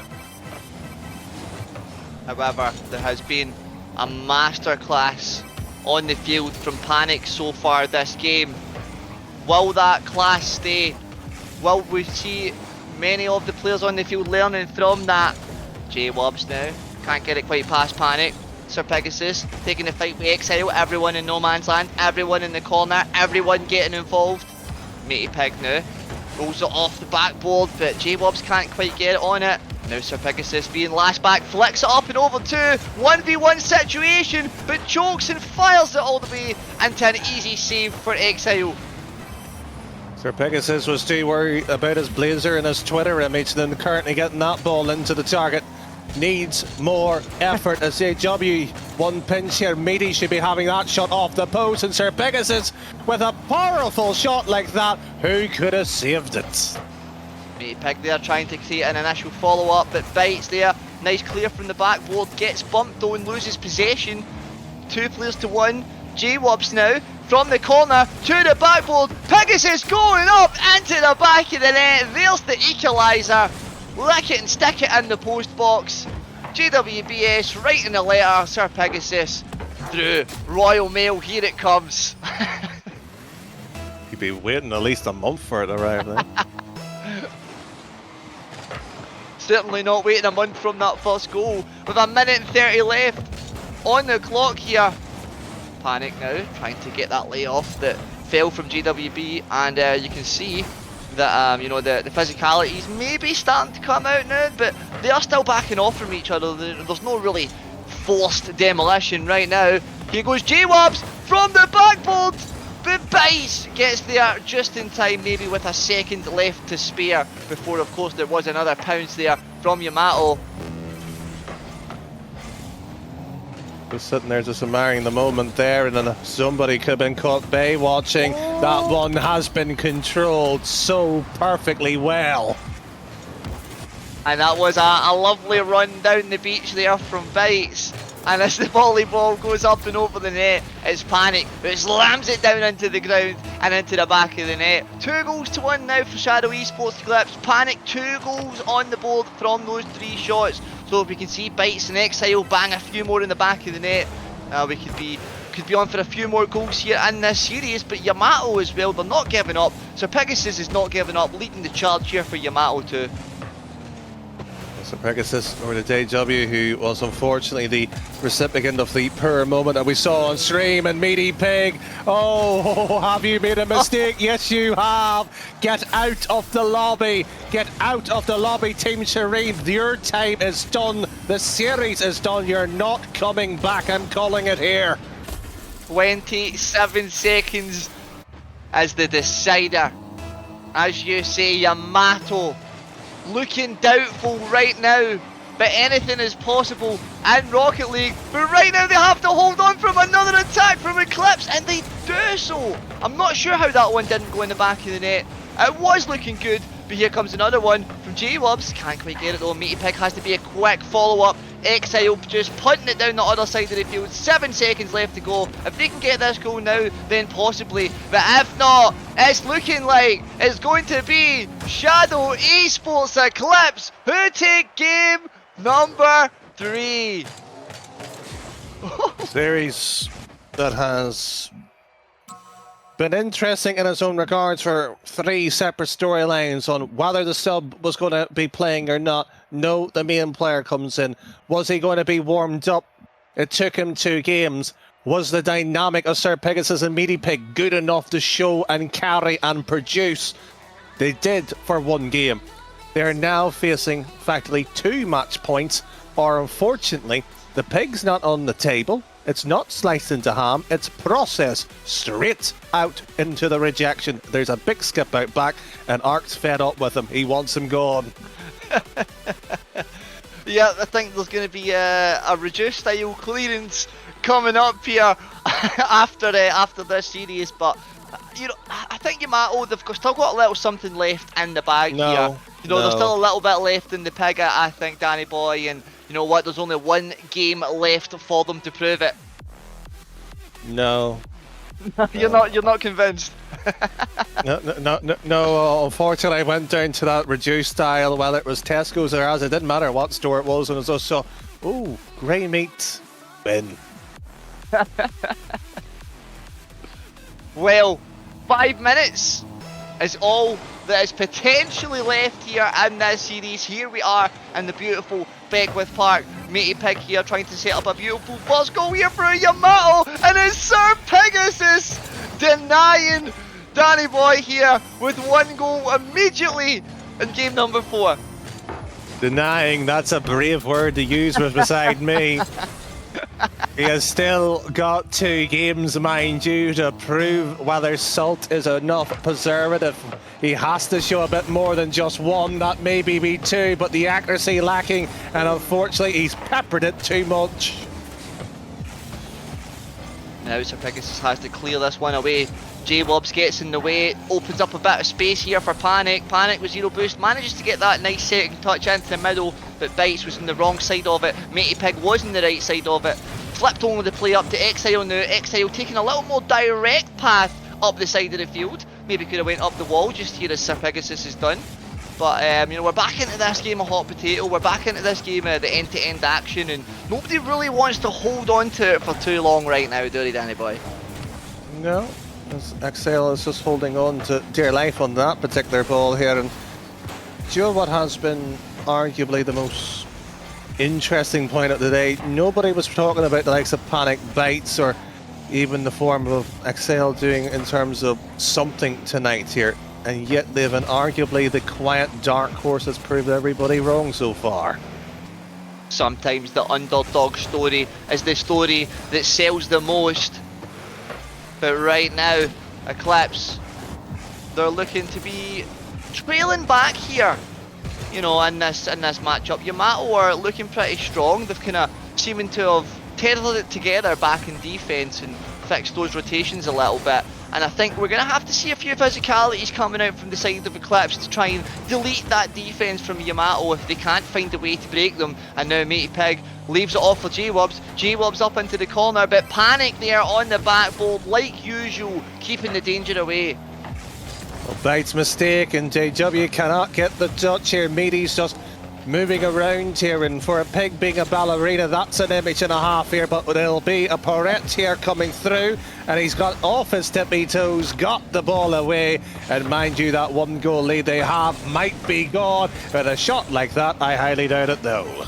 Yeah, gonna need more power in them ones, gonna need more direction in them ones. That was a good pass into the middle, but Exile cutting inside and clearing that one away for now.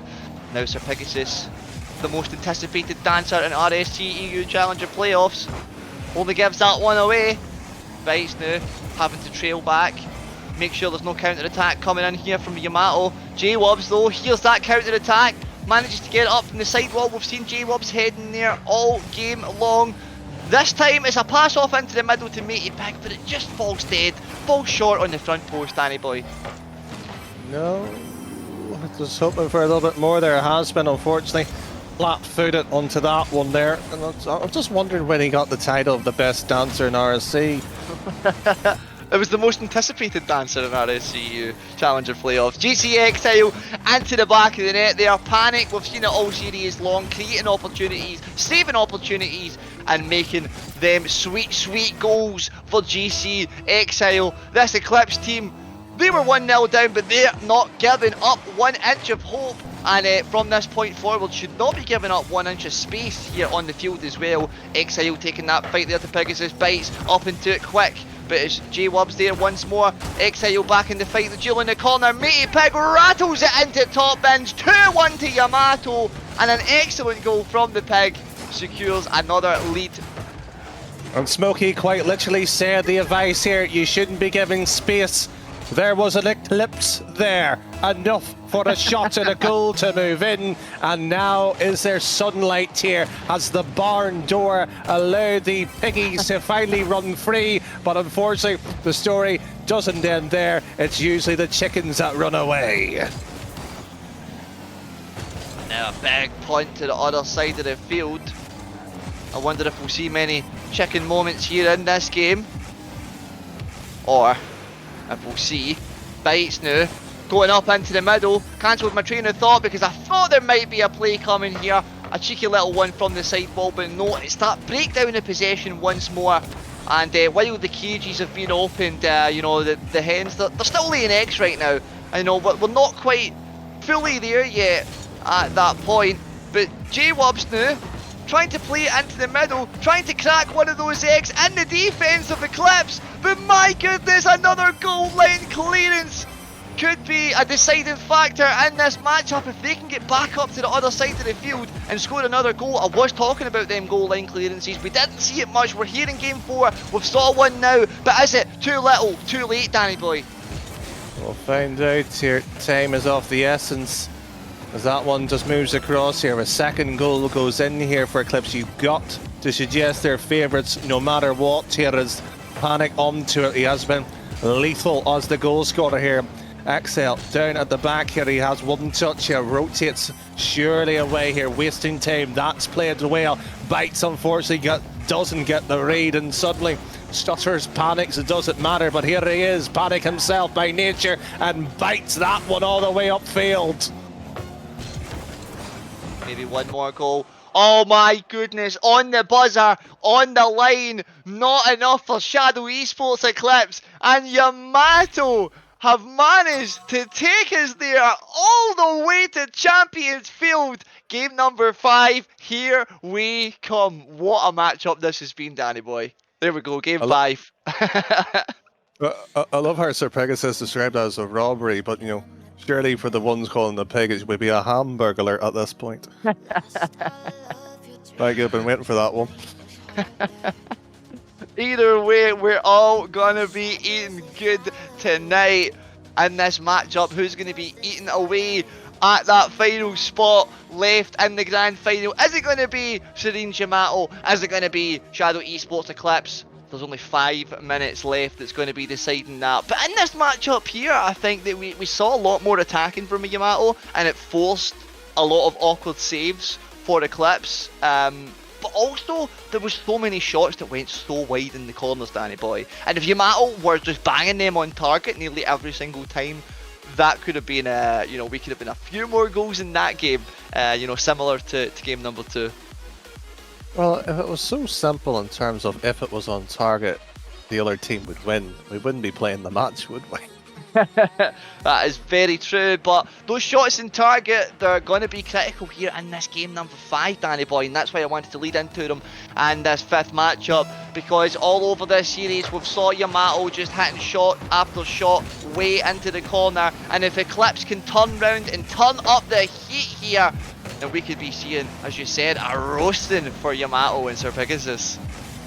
Well, a second time as well, on the main channel, we have reached the grand final stage in the championship field as Sir Pegasus looking to run away here. But as we did say, is it going to be champions or cowards? We will see everybody into that particular email as that one will thread to that as Sir Pegasus will grab the opening. And Bites there just didn't see J-Wubs coming, I don't think, just tried to take it low on the ground. J-Wubs was closing in, and from that corner point where we've seen J-Wubs go all series long, now a goal's been created at a very clinical point for Yamato. Eclipse, they're going to be desperate, they're going to be looking, as you said, for that barn door to be open. They're going to be looking for that open net. Will they be able to find one? Will they be able to delete the defence of Yamato here? And of course, try and bring back some momentum in this game number 5. Exile now, trying to get that follow-up touch, but Matey Pig there, diving in. Well, here he is, and he's unfortunately backflipped, and that's been popped up. Panic's been bumped away.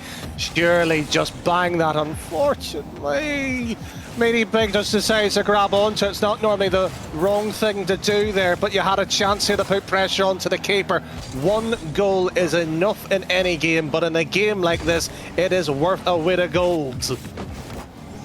Oh, and J-Wubs there trying a little something fancy, but Matey Pig keeping it simple and just rattling it towards the net. A second follow-up touch here, no, denied by Exile. Good layoff onto Panic. Panic needs to get a second touch now in the corner, can't quite do it. It's going to be Pegasus and J-Wubs there trying to lead that charge for Yamato. Pegasus taking 50 after 50. J-Wubs deleting the defender, but Exile gets back in time only to play it off to Matey Pig, only to play it off to Panic. And with a bit of panic there, that could have been a second goal for Yamato. Could have been, but it's not as simple as it gets here. The scoreboard hasn't flashed, and it will be flashing surely. One touch here, and JWB, his hitbox wasn't big enough, but his brain wasn't either. Should have just sat and waited, but he went for flair, and unfortunately the bacon got burnt badly. I think there was a bit of a cremation going on there. That was an absolute ripper. I was talking about those open nets. I was not expecting it to be for Yamato so quickly, but even with that, we've seen a little bit of the good old open net glitch. Now here's GC Exile trying to take the fight to Pegasus. Pegasus plays it off to Panic. Panic now to Matey Pig. It's a bit of that back and forth, a bit of that hot potato. That ball is hot right now. No one wants to hold on to it. Try and pass it in the direction of your teammate. Try and create another opportunity. And look at J-Wubs here, just pouncing for the corner one more time. Oh my and goodness. that's Oh my- in. That is in. The man who has been sitting here, who has been on the spotlight, sorry, on the spit roast. He has been burnt and charred, and unfortunately the only thing more smokier than that is the smoky bear here, and he's been chuckling away. It's 2-0.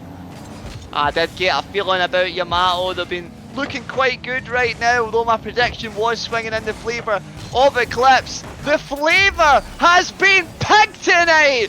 Oh my goodness, another delicious goal! J-Wubs there off the back foot, tries to get that follow-up, can't reach it, decides to opt out. Pig says, I got this. And here, whoever loses this has got to win 2 series back-to-back in the grand final. If they think it's difficult right now, the task is going to get harder, but this is maybe just proof here. Yano has got a little bit of gumption within them here, but of course, about 90 odd seconds to hold a 3-goal lead. Surely nobody throws that. Minute and 30 left to go, and it's looking like Yamato attack after attack. We're going to need to see something special here from Eclipse like you said, is very, very doubtful at this point, especially with the play that Yamato have been commanding that defence, been commanding each other well within that penalty spot area and keeping away out the goals for now. J-Wob's there, pass off to Pig, Pig to Pig, Pig back to Pig up in the middle, but second Pig didn't go, and it was a free ball for Panic. Only Panic to hit it away. Now J-Wobs again into that corner, trying to keep that pressure up in that area that J-Wobs has been so dependent on. It's created another opportunity, but Sir Pegasus is rattling the woodwork once more. Well, that might just be enough here. 20 odd seconds on average here to goal. That keeps on ticking on down here as long as this ball does not rattle the net and hold the second tier. There might be a meal deal on. That's right, we don't know where we're going right now, but Panic knows exactly where that one's going. Top bins and under the crossbar. 44 seconds now. It's never impossible. It's never say never in Rocket League. And Panic invites now. We've seen these kickoffs from Eclipse. They're just on the B stream and their last matchup against Fera. Now is the time where they really need them to work the most. Bites into the box itself here. Double commit. Should be a free shot here unless the sub. Sorry, the main player. It feels like it almost was a technical substitution that came back onto it. The player was fit. Whether we're playing with football or rugby rules, either way here. Axel's beaten. Open net here, 10 odd seconds. He's grabbed it. That's the winner. That's GG's. Yanamo, who has been being doubted for some time, has a chance for revenge. And well, for a player that's been going into the corner all game long, this time it was vertical, this time it was disgusting from the ceiling. J-Wobs had hitbox, can't even get my words out now because it's just been an absolutely breathtaking series. But Team Serene's Yamato, after losing game number 1, go on to take the lower finals 3 games to that one that they lost. Super impressive performance. Absolutely tremendous, Danny boy. Well, you can't take any away from the third place team themselves here. Shadow, of course, not the GM a long time ago. Remember him? Well, he has collected another accolade to his name. Sadly, not gold or silver, but the Shadow in the form Eclipse. Well, it's cast its immersion, not strong enough for Team Serene here. Serenity with another chance to grab a trophy, another chance to win here. As the statistics and everything else goes around, we do have 1 series, potentially 2. My word, what a match there. Absolutely breathtaking, as you know. 2 goals separating these 2 teams here in the series. And well, there we go, our series MVP, the one and only Sir Pegasus. Some impressive stats there on the board, Danny boy. Almost 2k points in 5 matches. Well, there we have it. 2k. Just not quite, but will it be, well, shall we say, a £60 worth of points, potentially so. But from the 2 of us, the producing staff here at the background, the admins, we're on the edge of our seat because we know what's coming up, you know what's coming at home, and if you do not know what it is, it's one grand final. Stay tuned, it's coming right after this.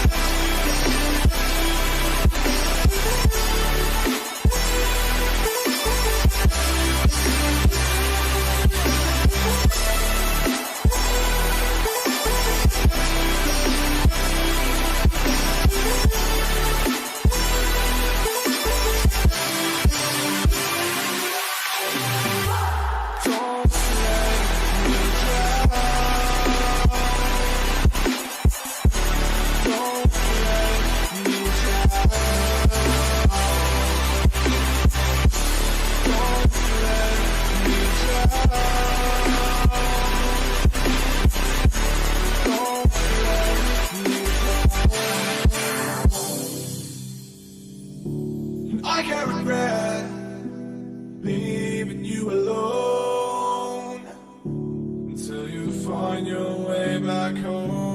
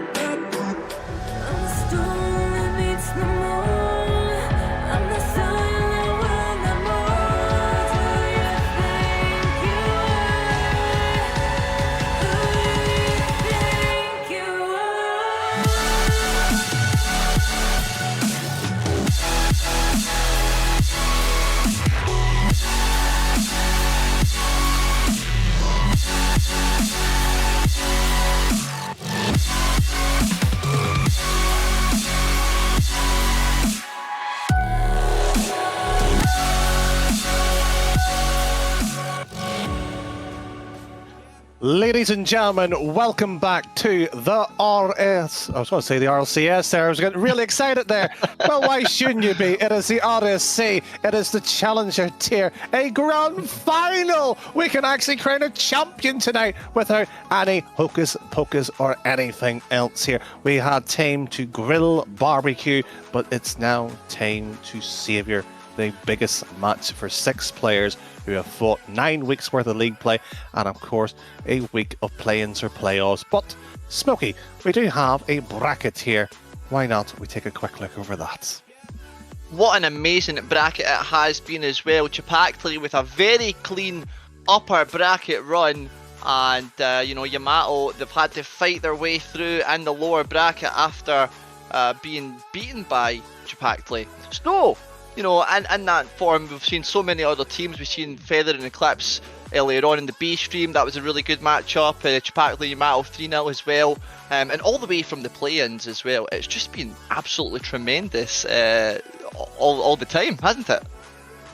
Well, for most of the time, there has been a few, shall we say, shenanigans with a few moments. But again, that's why we play the game here. But we might as well briefly breeze quite through to, well, our predictions itself here, because statistics are one thing, and unfortunately at this point in the competition I say they arguably don't matter. So where does yours lie? Well, I think that clean run from Chipactly is going to take them to a clean 4-0 here in this series. Danny boy, what about yourself? I don't care. Simply the players will do the talking for us at, of course, this great stage. A grand final that we were hoping to see. Will we, of course, see Chipactly or Yamato do the bracket reset? Well, there is no sauce tonight. That is near enough a guaranteed bracket reset. We don't have that. We do, however, have 7 near enough guaranteed games potentially to be played, but we'll see how frightening the 4 first are. That's right, and which will the flavour be tonight? Will it be the flavour of pig, or will it be the flavour of Caprica? Well, he's been working so hard on that one. It won't be a sad moment here, but he's been brushing up his basil, and unfortunately with that there as well too, we will see the mighty pig, unfortunately, gallop to the last second there.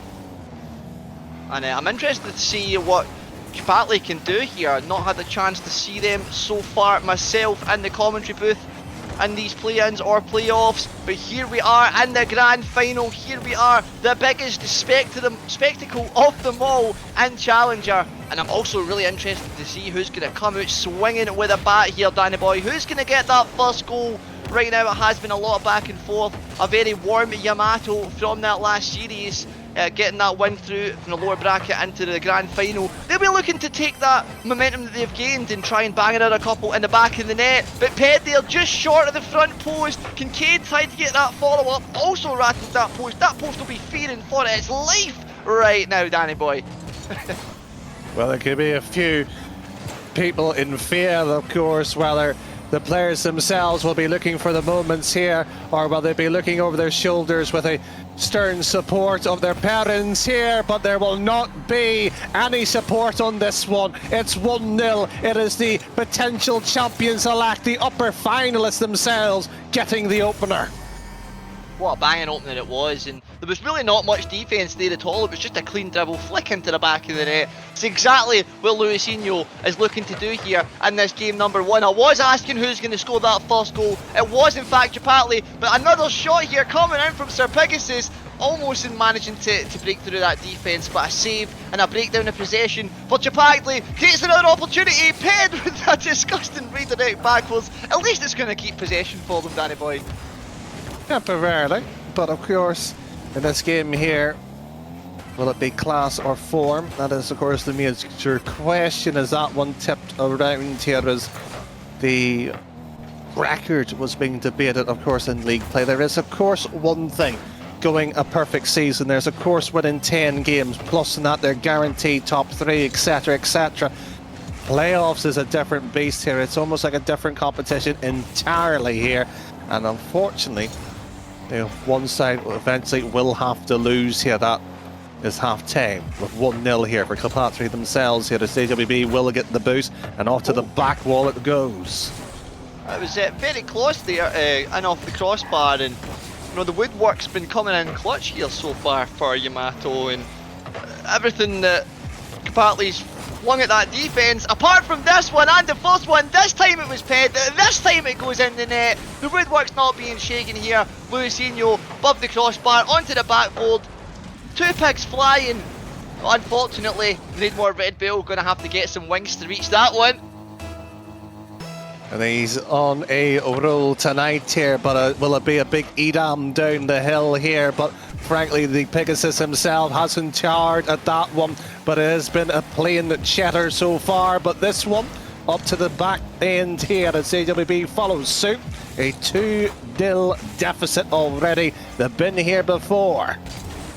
And now, Matey Pig taking it up from the sidewall, no boost, forced into a 50 from Kincaid. Kincaid, of course, going to win that with all the nice boost that they have. Almost manages to, manages to steal the 100 from the corner, creating more pressure for Matey Pig on the line, and that pressure too much. Static defence, and a great goal here for Ped. That is 2 on the scoreboard now, 3 on the scoreboard for Chipactli, and what a dominant start it's been here in game number 1.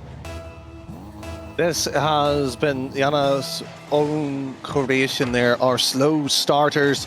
We saw that in the lower final, the upper final, they had a bit of chance to have grit, of course. But again, you did talk about, of course, this side here.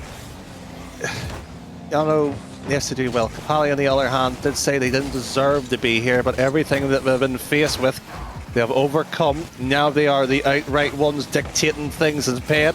Off to the back wall, 70 odd seconds to hold a 3-goal margin. We have yet to see that particular deficit being properly overturned. The closest we had is a 5-4 scoreline over on the alternative stream. And now Ped rattling this up, tries to get a double touch. Oh my goodness, Kincaid and Ped there, both on the line. None of them could score it.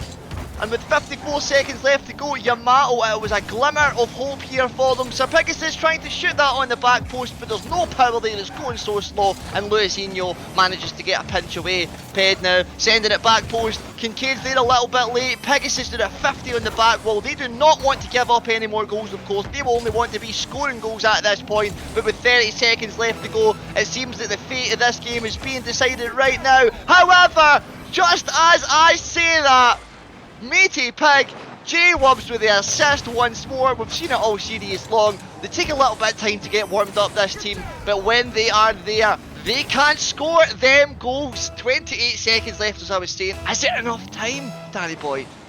No. No, it's definitely not, because that is a disgusting play there coming in. A very nice passing play as well. The pre-jump from Ped, finding Luisinho perfectly on the penalty spot, perfectly into the back of the net. 4-1. I was asking the question, is this game done and over? And well, Chipactli and you both answered. Well, some of us was a lot more quicker, but I didn't have to worry about putting the ball in the back of the net. They did. Oh my goodness. Oh my goodness.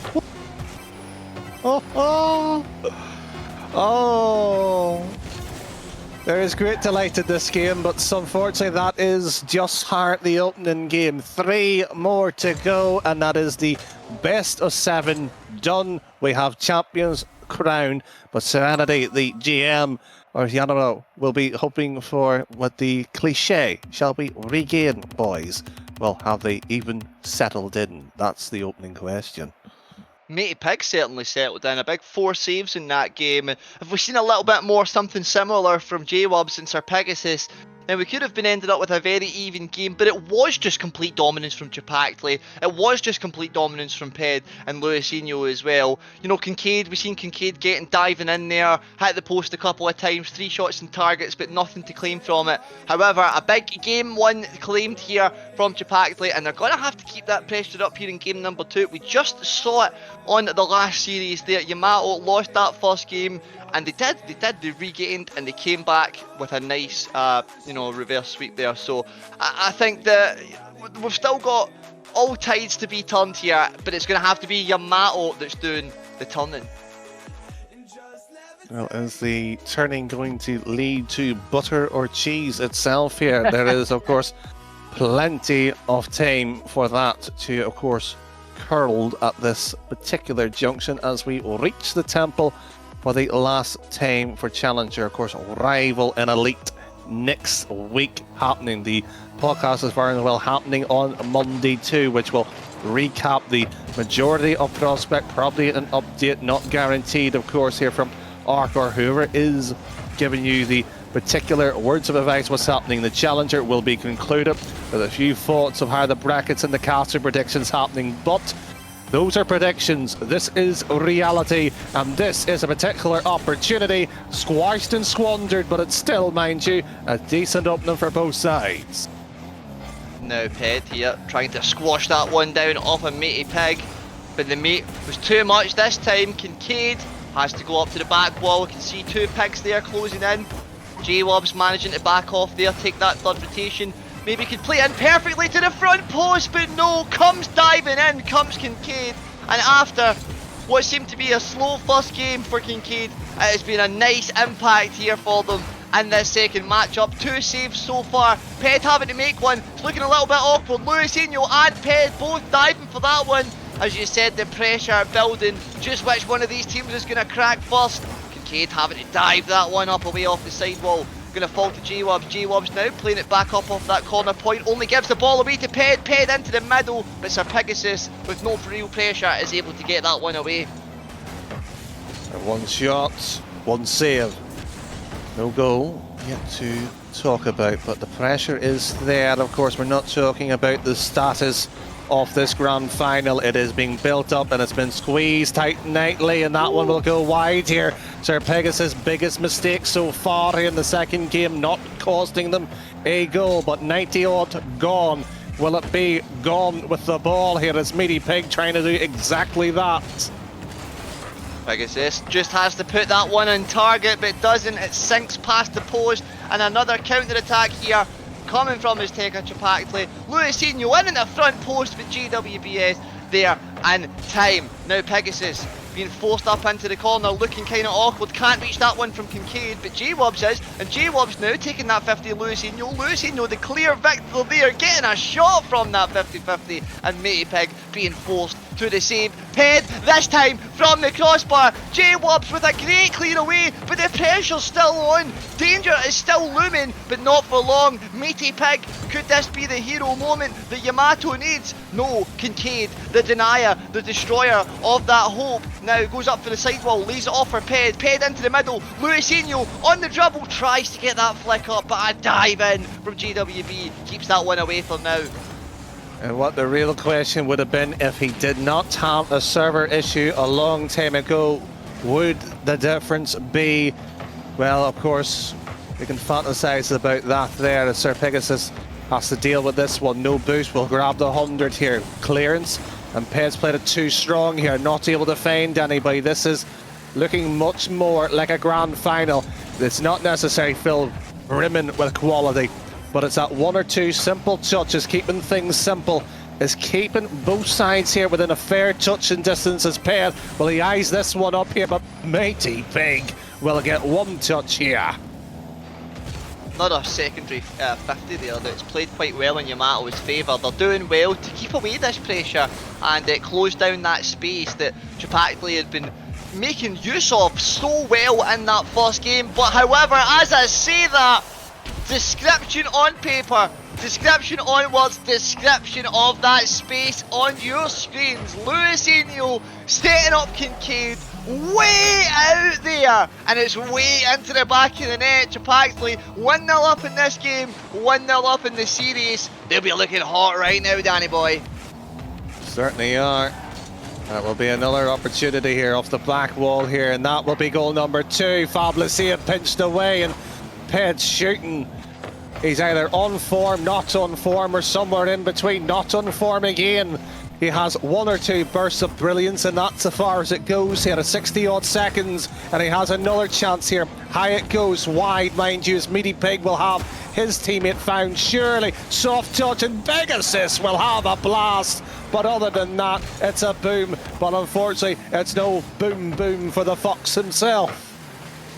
And my goodness, this one could be a boomer, but it only booms off the backboard twice this time. And almost clipped there for Sir Pegasus. But now, speaking of pigs, it's Meaty Pig this time. Takes it up and over two.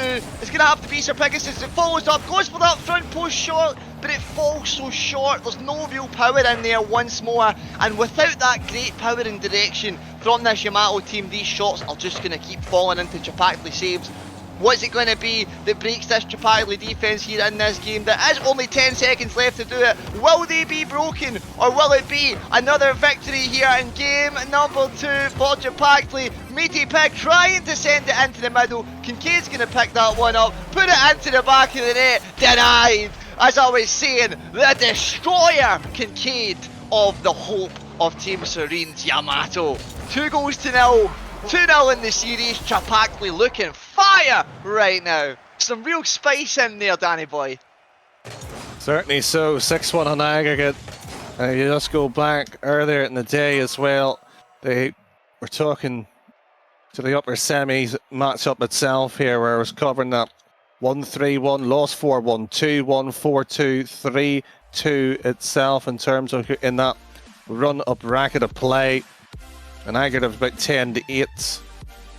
Of course, they played, earlier than that there, 14-10 in other various matches here. They had a steamroll of opportunities, were particular goals here. And with that being said, Yano, for the first time tonight, at least for my awareness here, I think, Smokey, I think you should have the honours to call it.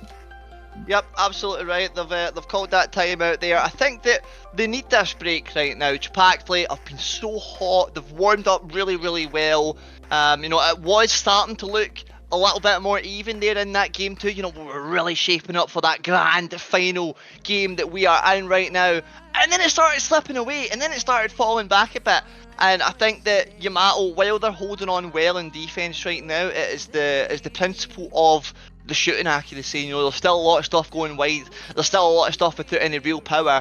And if they can, like I said, get those shots on target, get them in the back of the net more specifically, with a lot of power behind them, get those power shots going, get in the right place at the right time, then we could be shaping up for the rest of the series to be interesting there. And I wonder how Chapakli will sit from this time out as well. You know, it's a breather for them too, to come back swinging into the rest of this series and potentially clean it up, Danny boy. Imagine cleaning up a grand final after the timeout. Well, I'm not going to get ahead of myself. Statistically, the side that usually calls timeout wins the next game. But again, have we seen enough from Team Serene themselves to actually do anything about it? I don't know about it. So frankly, either side here will be the first minute. That will tell us the story. That's simply it.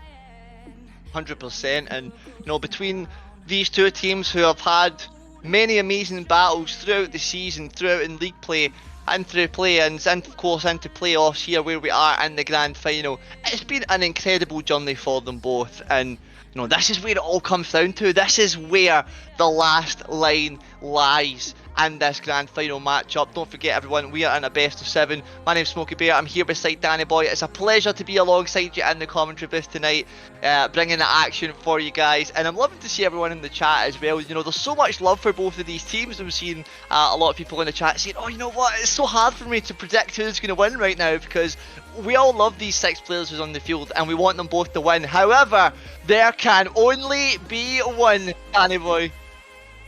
Well, just like that, the champion is looking to hoist a trophy.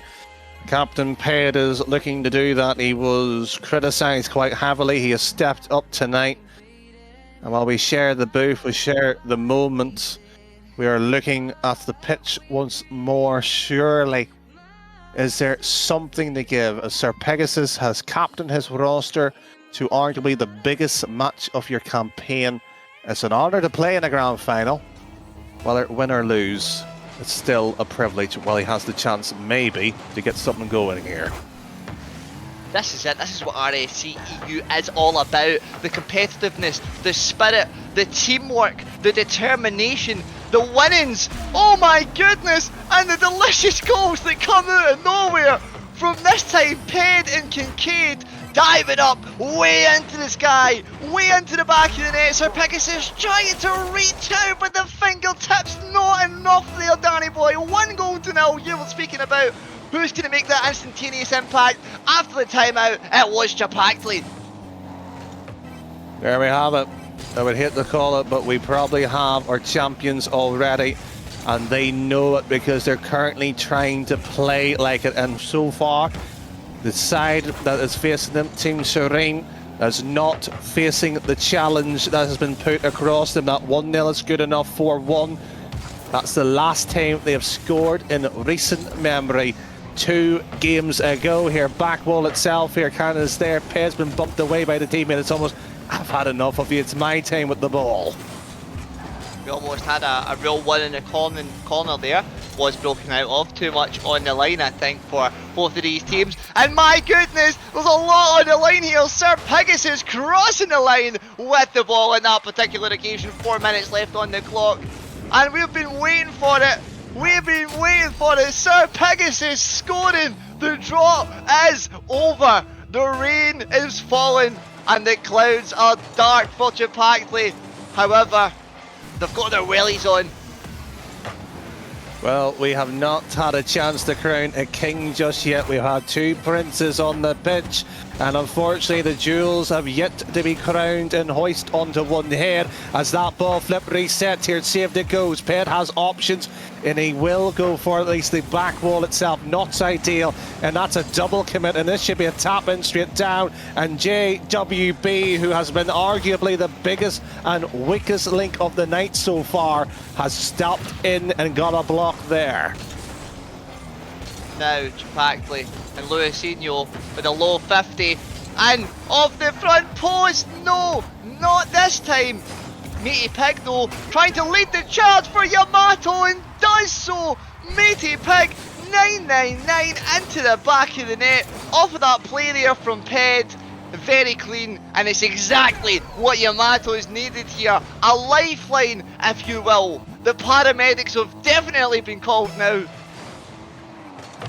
I think it's been called so many times. I think the ambulance has just parked itself outside the pitch itself here. Putting the W and JWB. J-Wubs there. All alone, all solo, into the back of the net, and Yamato completely turned this game around. Is that timeout being advantageous enough here? It usually goes to the side here, but look, let's not get ahead of ourselves here. They've been outscored so far for the majority of this grand final. They would have to put another 3 to get even close to that tally itself here. As that ball downfield it goes. If it goes 3-2 here, you've got to question Sir Pegasus and the rest of the team though.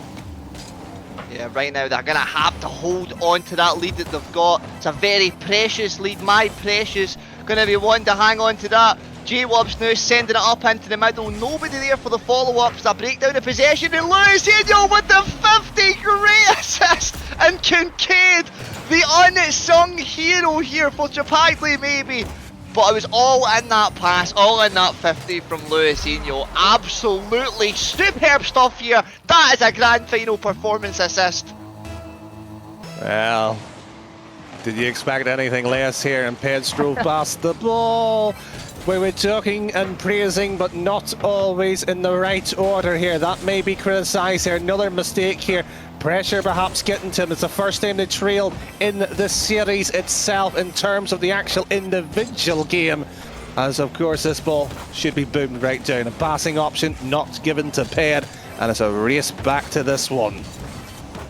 Oh, now it's getting a bit scrappy here in the front post. The physicality's coming out. Not even sure if they were intentional bumps, but bumps they were.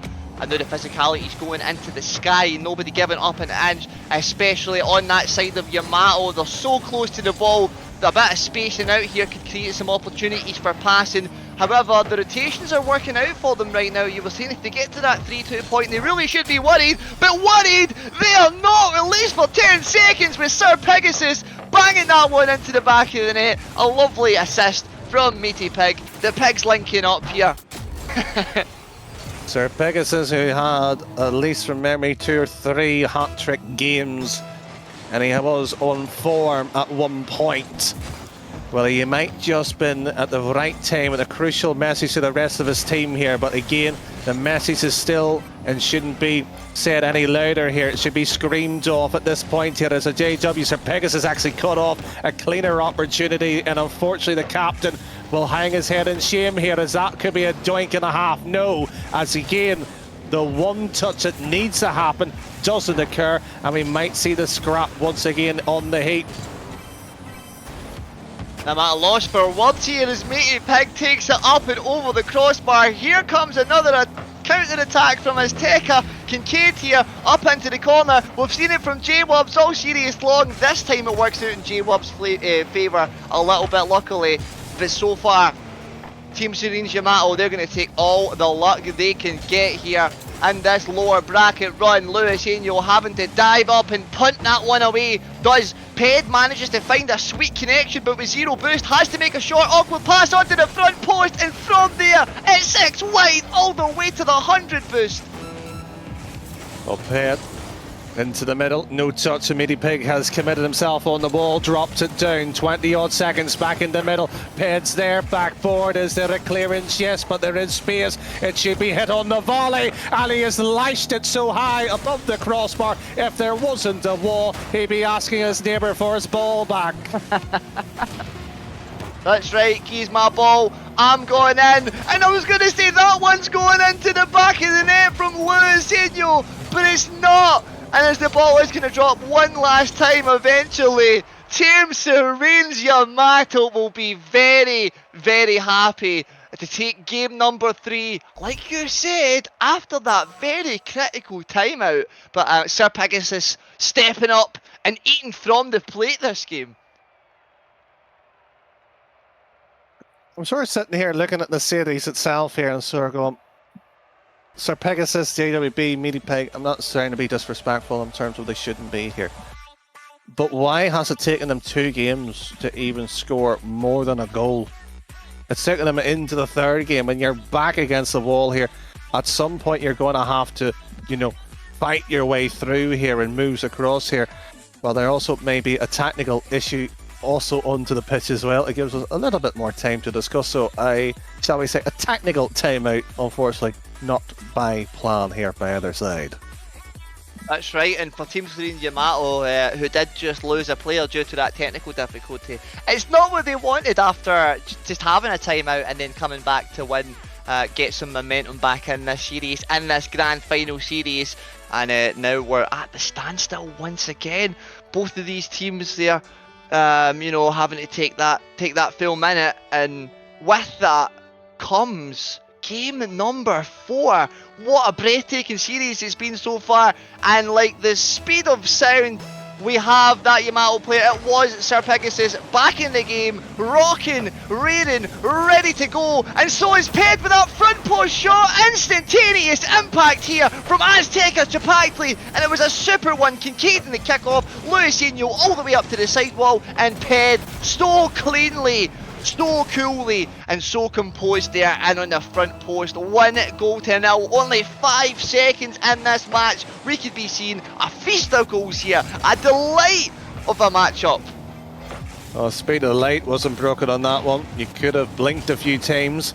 It was obviously being saw, but if you're a fan of the Meaty Pig, if you're a fan of Sir Pegasus, if you're a fan of JWB, who has watched the team struggle in 2 consecutive games, are getting the run off the green now. And we'll tell you, plenty of green on that field, and we've got plenty of big red danger signs all over that field as well. Moments of panic, moments of fluster, moments of whiffs. Here goes J-Wub's head hitbox there, trying to send that ball directly into the corner where we've seen him go all series long. This time it's worked out, found Meaty Pig on that connection, and game after game, goal after goal. I was asking for that shooting consistency, and Meaty Pig is providing. There's a cheeky smile on my face because I know what that would do to, of course, the household of Sir Pegasus itself here. The man himself has got the fans behind him. He's got the family behind him as well too. They're hoping for a big performance for the young man himself here. This is his grand final. He's a part of it. He's got here. And eventually his team has also stepped up. Meaty Pig's 2 goals will help. He's got a save now. Credit to his name, Sir Pegasus. His touch was forced paid to the corner. JWB is around. Meaty Pig with 1 pop. It's to a teammate perhaps, but still held it on past the second one. Pegasus, who started with the play, has to defend now. And with that defence comes more pressure from Team Serene's Yamato, but that one there sinking again to the corner. When all these balls keep going to the corner, it just falls away from their possession and goes to Chapakli. They need to keep hitting these shots on target, keep putting them into dangerous areas. That one not powerful enough from Meaty Pig. Here goes J-Wubs from the sidewall, can't take it over Kincaid. Luisinho's going to punt this one rightfully all the way up to the other side of the field with a big clear, and then nearly put it into the back of the net, but Meaty Pig read that one like a book. Well, Ped, 1 touch, Pegasus down on the other one. Thankfully, there is a veil of a difference between the two, but there is a very little in terms of the scoreboard itself here. As the meat will have 1 touch here. Cadence is there, gets it high, paid up, pass 1, pass 2, no double, and even the teammate had a go at it, lashed at it. The third man committed as well. It's JWB over to Meaty Pig. This is now playing with so much vigour. There's so much violence in terms of the pace itself here. It needs to dial itself back to, or a mistake will occur.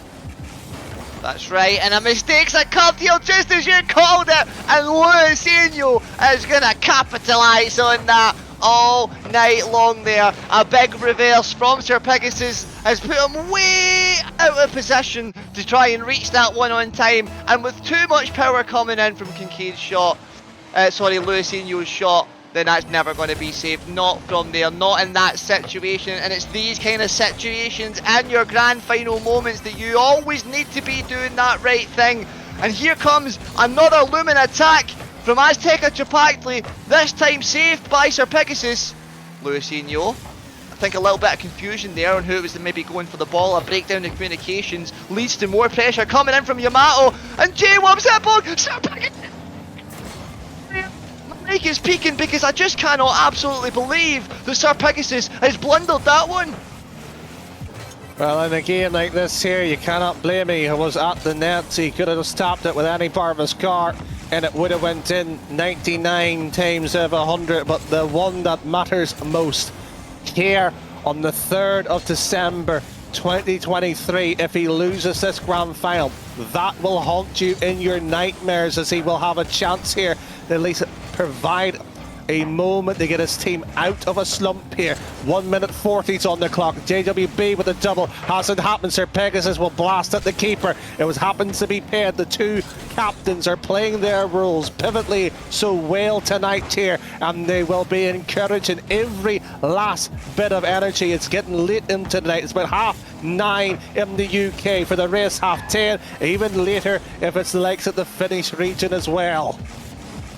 That's it, and you can see the player fatigue now starting to kick in, and as you say, the captain's calling for every last bit of inspiration, calling for every last bit of energy, calling for every last bit of hope. You were talking about nightmares. Well, I'll tell you, none of these teams are sleeping right now. Only dreams, only big dreams here in this RSC EU Challenger Playoffs Grand Final. Only one champion can be crowned, one of these 2 teams, and my goodness, is it a duel right now for that.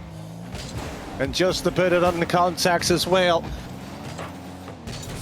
one side that the Aztecs themselves, the upper bracket team, only has to win 4 games in this best of 7.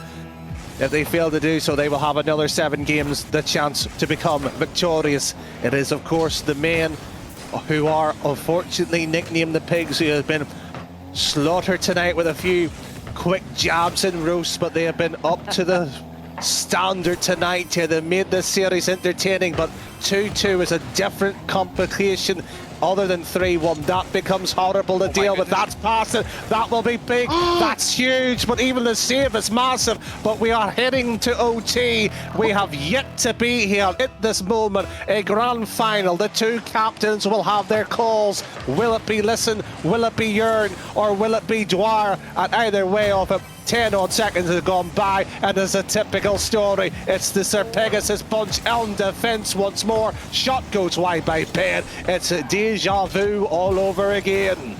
Well, we've seen overtime many times tonight. This could be one of the most important ones at all, definitely so far. Ped now trying to set that up into the middle from the sidewall.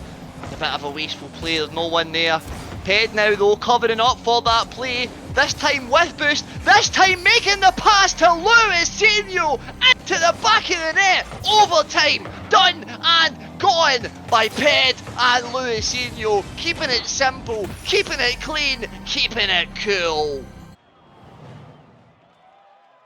Just sit there and admire if you're on the side of the Aztecs, the two sides with legacies on franchises here at RSC and other parts in the European scene. The brass neck of the two GMs is sitting there encouraging their rosters to get and stand up. Aggregate of 11-7 in terms of goals, Smokey.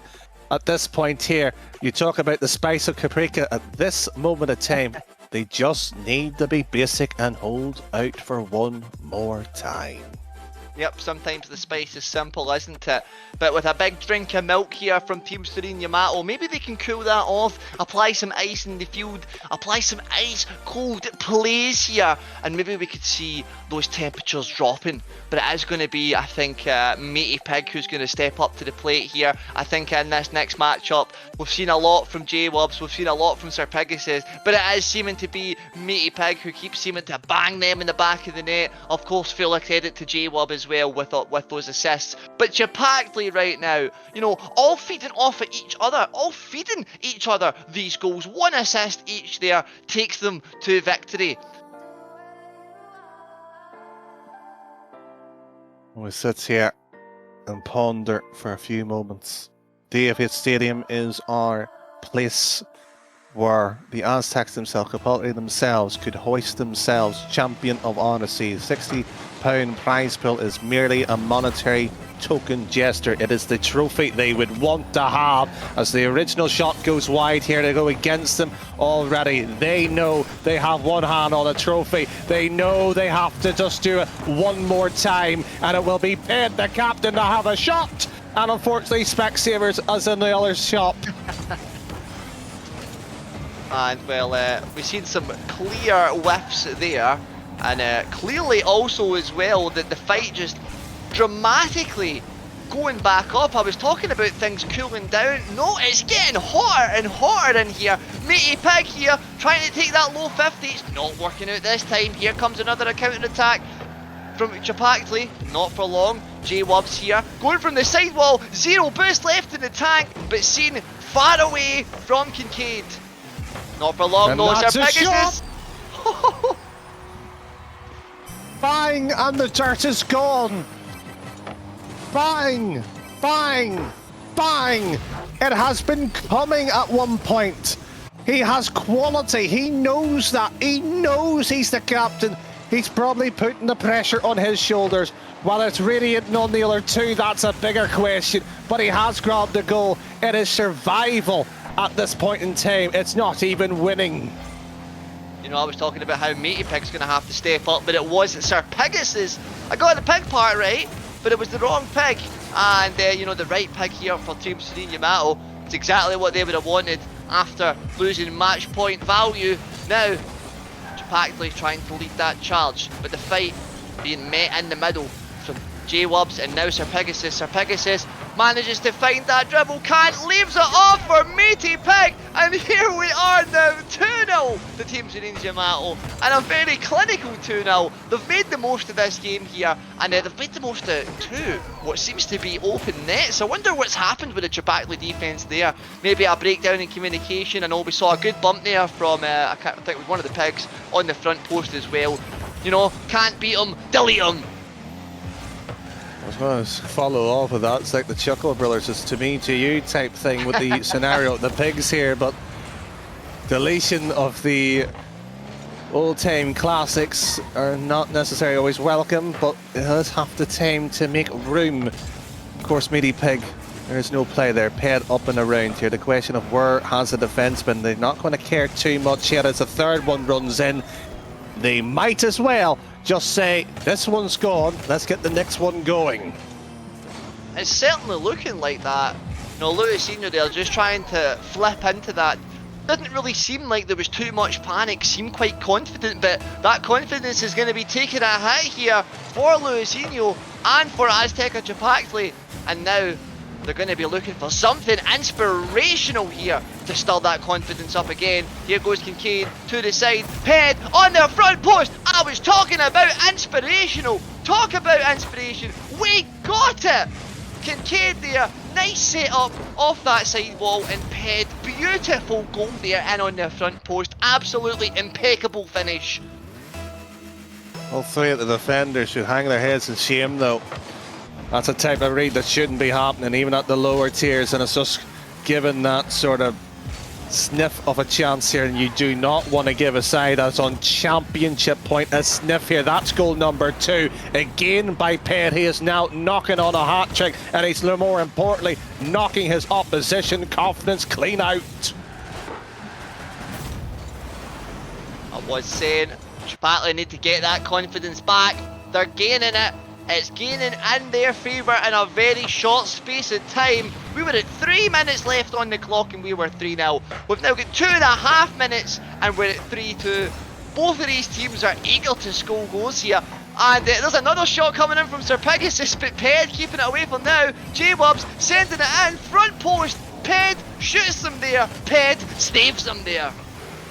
2 saves, 1 officially counting. The 2 goals have, of course, been in the ledger into, of course, the left-hand side of your screens here. Secondary touch by Ped, bounces up here, and Cadence is there, and that's an unfortunate kind save for the keeper, but it goes in anyway, and championship point. The bells are ringing, the choir is ready, and the big operatic voice is waiting to go. What a comeback. It took 2 minutes for Team Serene Yamato to get 3 goals on the board. And it took 1 minute for Azteca Chapactli to get 3 back. Now, with this back and forth game, which destination will we be going to? You know, which one of these teams is going to just keep on scoring goals for us? Luisinho now, managing to get it up and over Sir Pegasus, but only falls to J-Wubs. J-Wubs now trying to take that fight with a low 50, does so, sets it up, Meaty Pig can't miss from there, doesn't, puts it in the back of the net, and we are being treated right now to a delight of goals. Who wants it? Who needs it? Who shall grab these moments? Yamato has grabbed themselves again the lead when things were slipping. Unfortunately, Pigs do not have disposable thumbs, but they will have them chance to trot into a lead here at Sir Pig. Up and around, a pass over to Meaty. Will be a reach, somebody has to be there. It is the man who had all the difficulty. Sir Pegasus, how good is his save? Very good, but an infield pass would be better. Shot at the distance, and Meaty Pigs brought the question right back at the other end. We've seen 3 quick concessions of shot, 3 quick concessions of saves, but will it be a free chance at the end of it? We're used to seeing Pigs in mess, but I'll tell you, these Pigs, they've been keeping it clean tonight in this grand final. And J-Wubs and Sir Pegasus there, that was a bit of a mess with a double commit, but they've held out for now. How long is it going to be though? Kincaid setting up Luisinho. Luisinho looking for Ped, but J-Wubs up, diving away. Keep that one, keep that pressure out. Sir Pegasus now doing the same. It's all guns blazing, it's all missiles firing forward with no space. Now, talking about space, look at all this space that Ped's got there up in the corner. Unfortunately not managing to make much from the situation. Meaty Pig closing that space down with a nice bit of shadow defence. It's kept it away for now, and Luisinho forced to take it across to the other side. He knows there. Second touch has to be banged, and both of them too close here. 10 odd seconds. Back in the middle, too heavy it is. Sir Pegasus knows it's a quick exit strategy, and for the first time in some distance, Ped made a mistake, and that will run on in. 5-3 shall be the scoreline in the 5th game itself. A crucial goal, but more importantly, the scoreline itself on aggregate is 14-12, but the key distance is 3-2 on the series. One game still left here, but the Pigs, they do not know when to stop. That's right, they've just kept on eating here tonight, and big full bellies they will have in game number 5. Team Serene Yamato, the victors here after what was an incredibly close game. Well, I've just got an update as well here. There is apparently a technical issue on, of course, Capaltri's side of it, so that will be a technical timeout being required for that one, which is no issue. Of course, we will be waiting for one player to take probably about a minute or two, depending on how quick things are. But Smokey, that gives us a chance to breathe and more importantly talk about our grand final. Where do you want to start? Well, I think there's been a story here. It's been a story of never giving up for Team Serene Yamato. You know, going all the way through that lower bracket run, and then what after seemed to be such a dominant Azteca Chapacli in game number 1. You know, I was asking who's going to come out swinging, who's going to be swinging the bats, going for those home runs. It was Chapacli, excuse me. But Team Serene Yamato, they have never given up. It is a testament to that. It is a testament of spirit here for Team Serene Yamato. But I think, you know, Chapacli, they seem to lay off. They've been making a few mistakes here and there.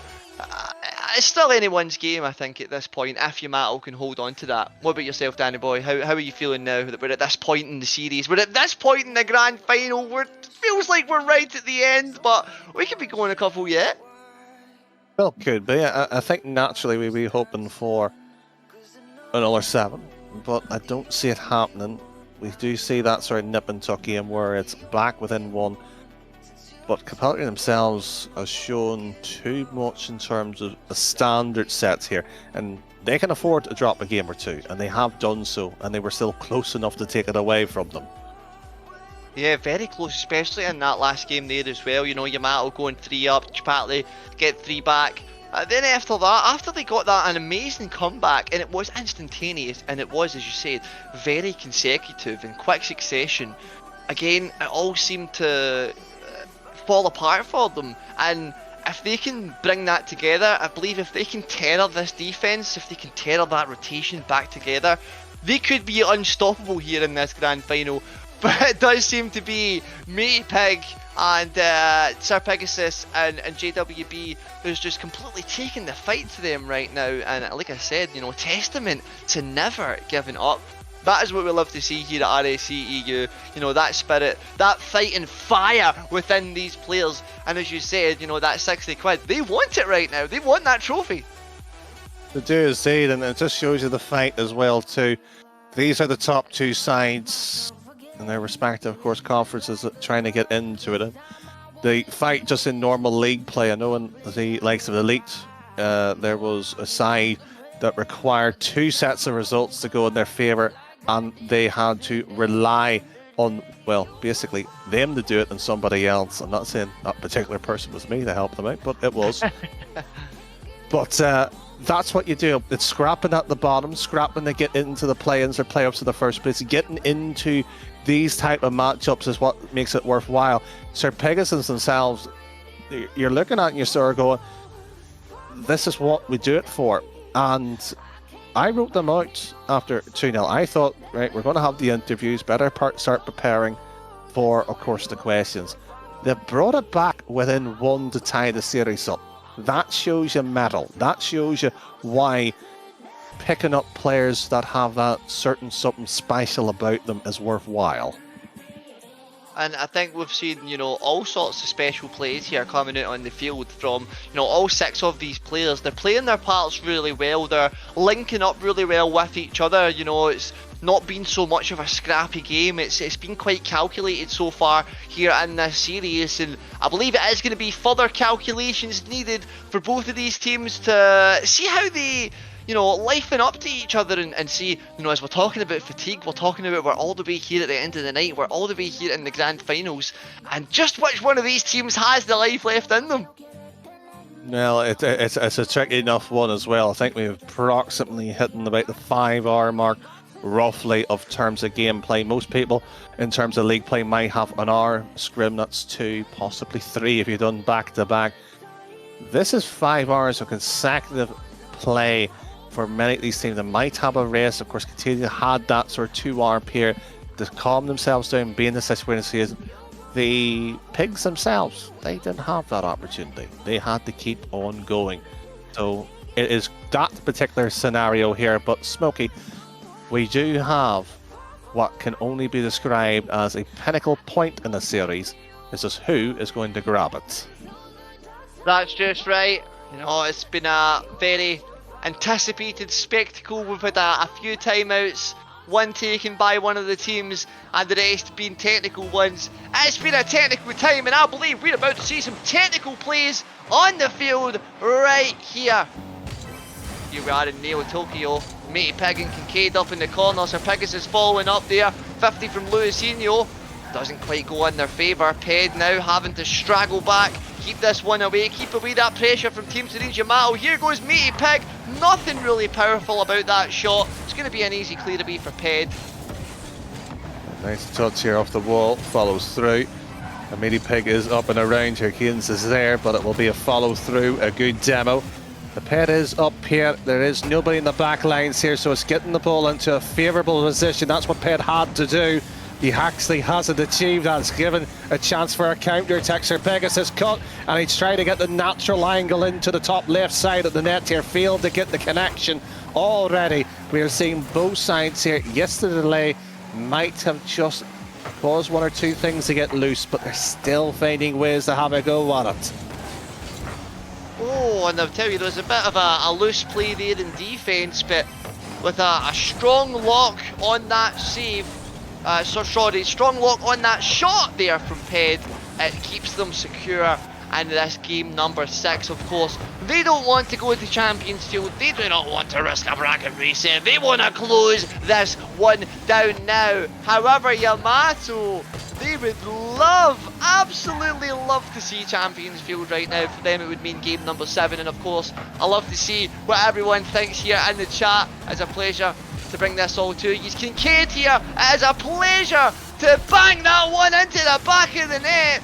And of course, secure that lead for Aztec and Chapactli. Bang, there it goes. Right up and over the top of the two. Matey Pig static on the line. Can't react in time, Danny boy. Way too slow there. Can't get the curvature of the back to get up in time. And unfortunately, their only option is to come out and attack. The question is, when do you pull the trigger for that one play? Or how many opportunities are you going to get while playing safe? Well, at that time, when do you risk it here? JWB already in the back lanes. 2 minutes gone. He's wavering in and out here. He's inviting the pressure. Free shot comes in. Gets one save. Sir Pegasus is a bit awkward. Should get a clearance touch nonetheless. But it's back in the hands of their opposition. And now, Matey Pig here, being forced away from that one. It is looking really awkward right here. And there's J-Wubs missing it. Kincaid hits the post once more. That would have been a great second goal. They would have been really pleased about that, but it's not worked out for them this time. And now Luisinho with that next chance. Can't take it past Matey Pig. It's going to be Matey Pig leading the charge here in the sky. Trying to find Sir Pegasus, but cut out well from Ped. Now Ped on the dribble manages to beat JWB, but can't beat Matey Pig.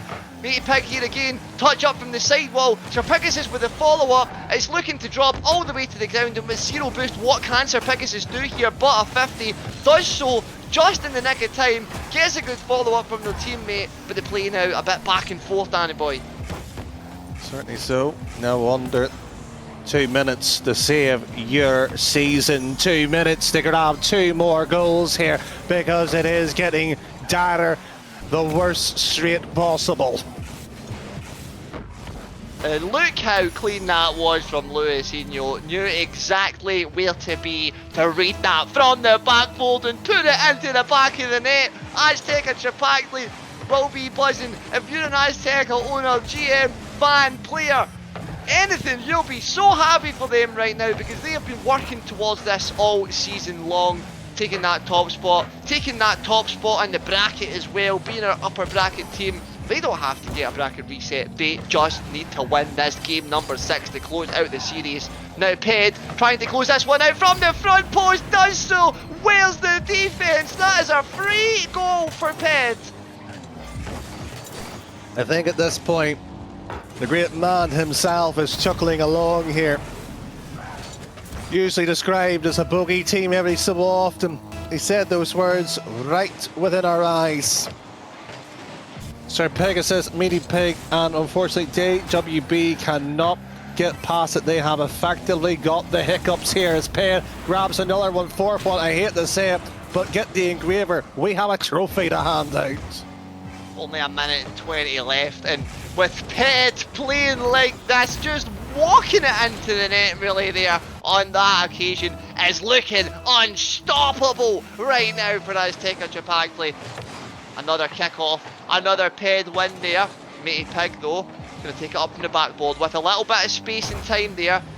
Only passes it off. Kincaid there trying to lay it off in the middle. Sir Pegasus after a demo from Matey Pig, but Ped, the saviour of this Chapactli team, holding on now. Well, certainly are, but at this point here, 4 goals is enough. 5 will be incredible, and that will do. We are, frankly, just watching the victory lap going around here. This is just simply punishment at this current moment. Pure punishment, you know. We can see some pigs on the frying pan right now, and it's Ped, Luisinho, Kincaid, and Azteca Chapactli. That is cooking right now in this grand final. Well, certainly are. 40 odd seconds at this point here. There's very little terms of talking about the gameplay, and frankly,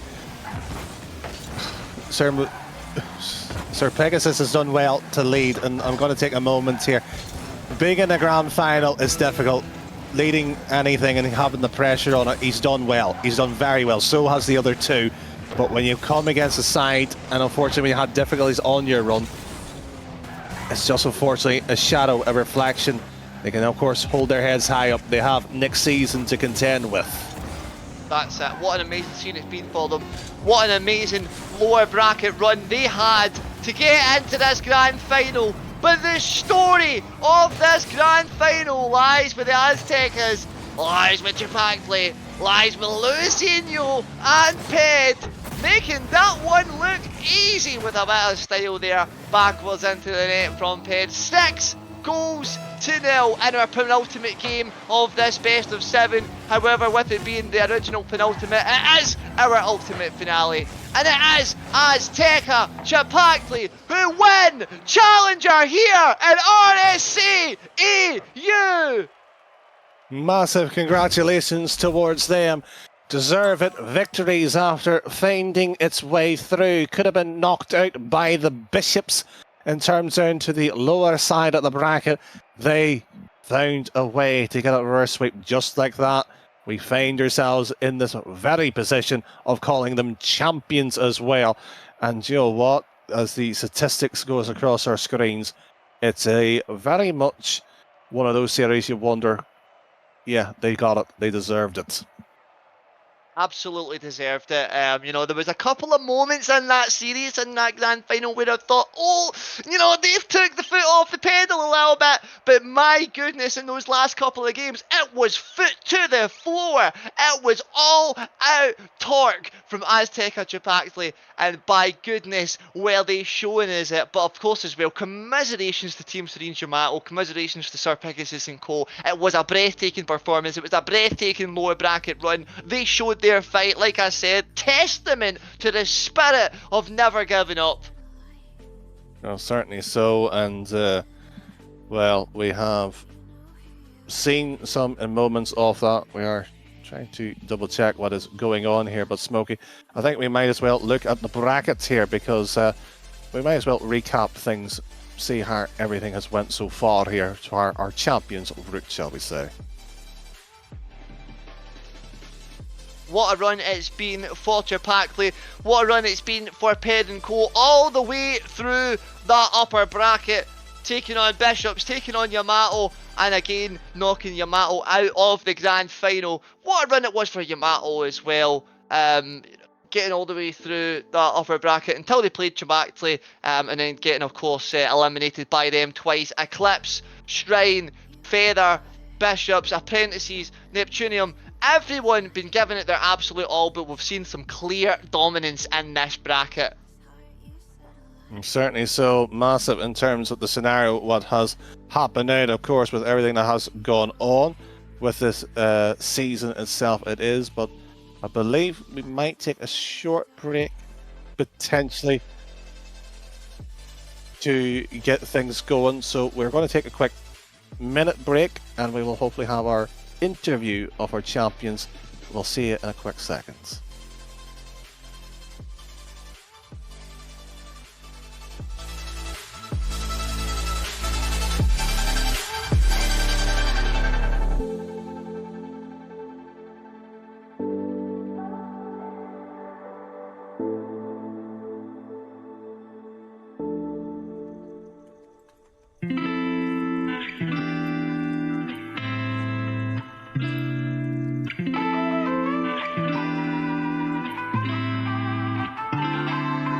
Break down, we're alive, are we running circles, running around? Break down, chase the light, we're rolling but on the go. Running for my life. Feel the light. Running for my life.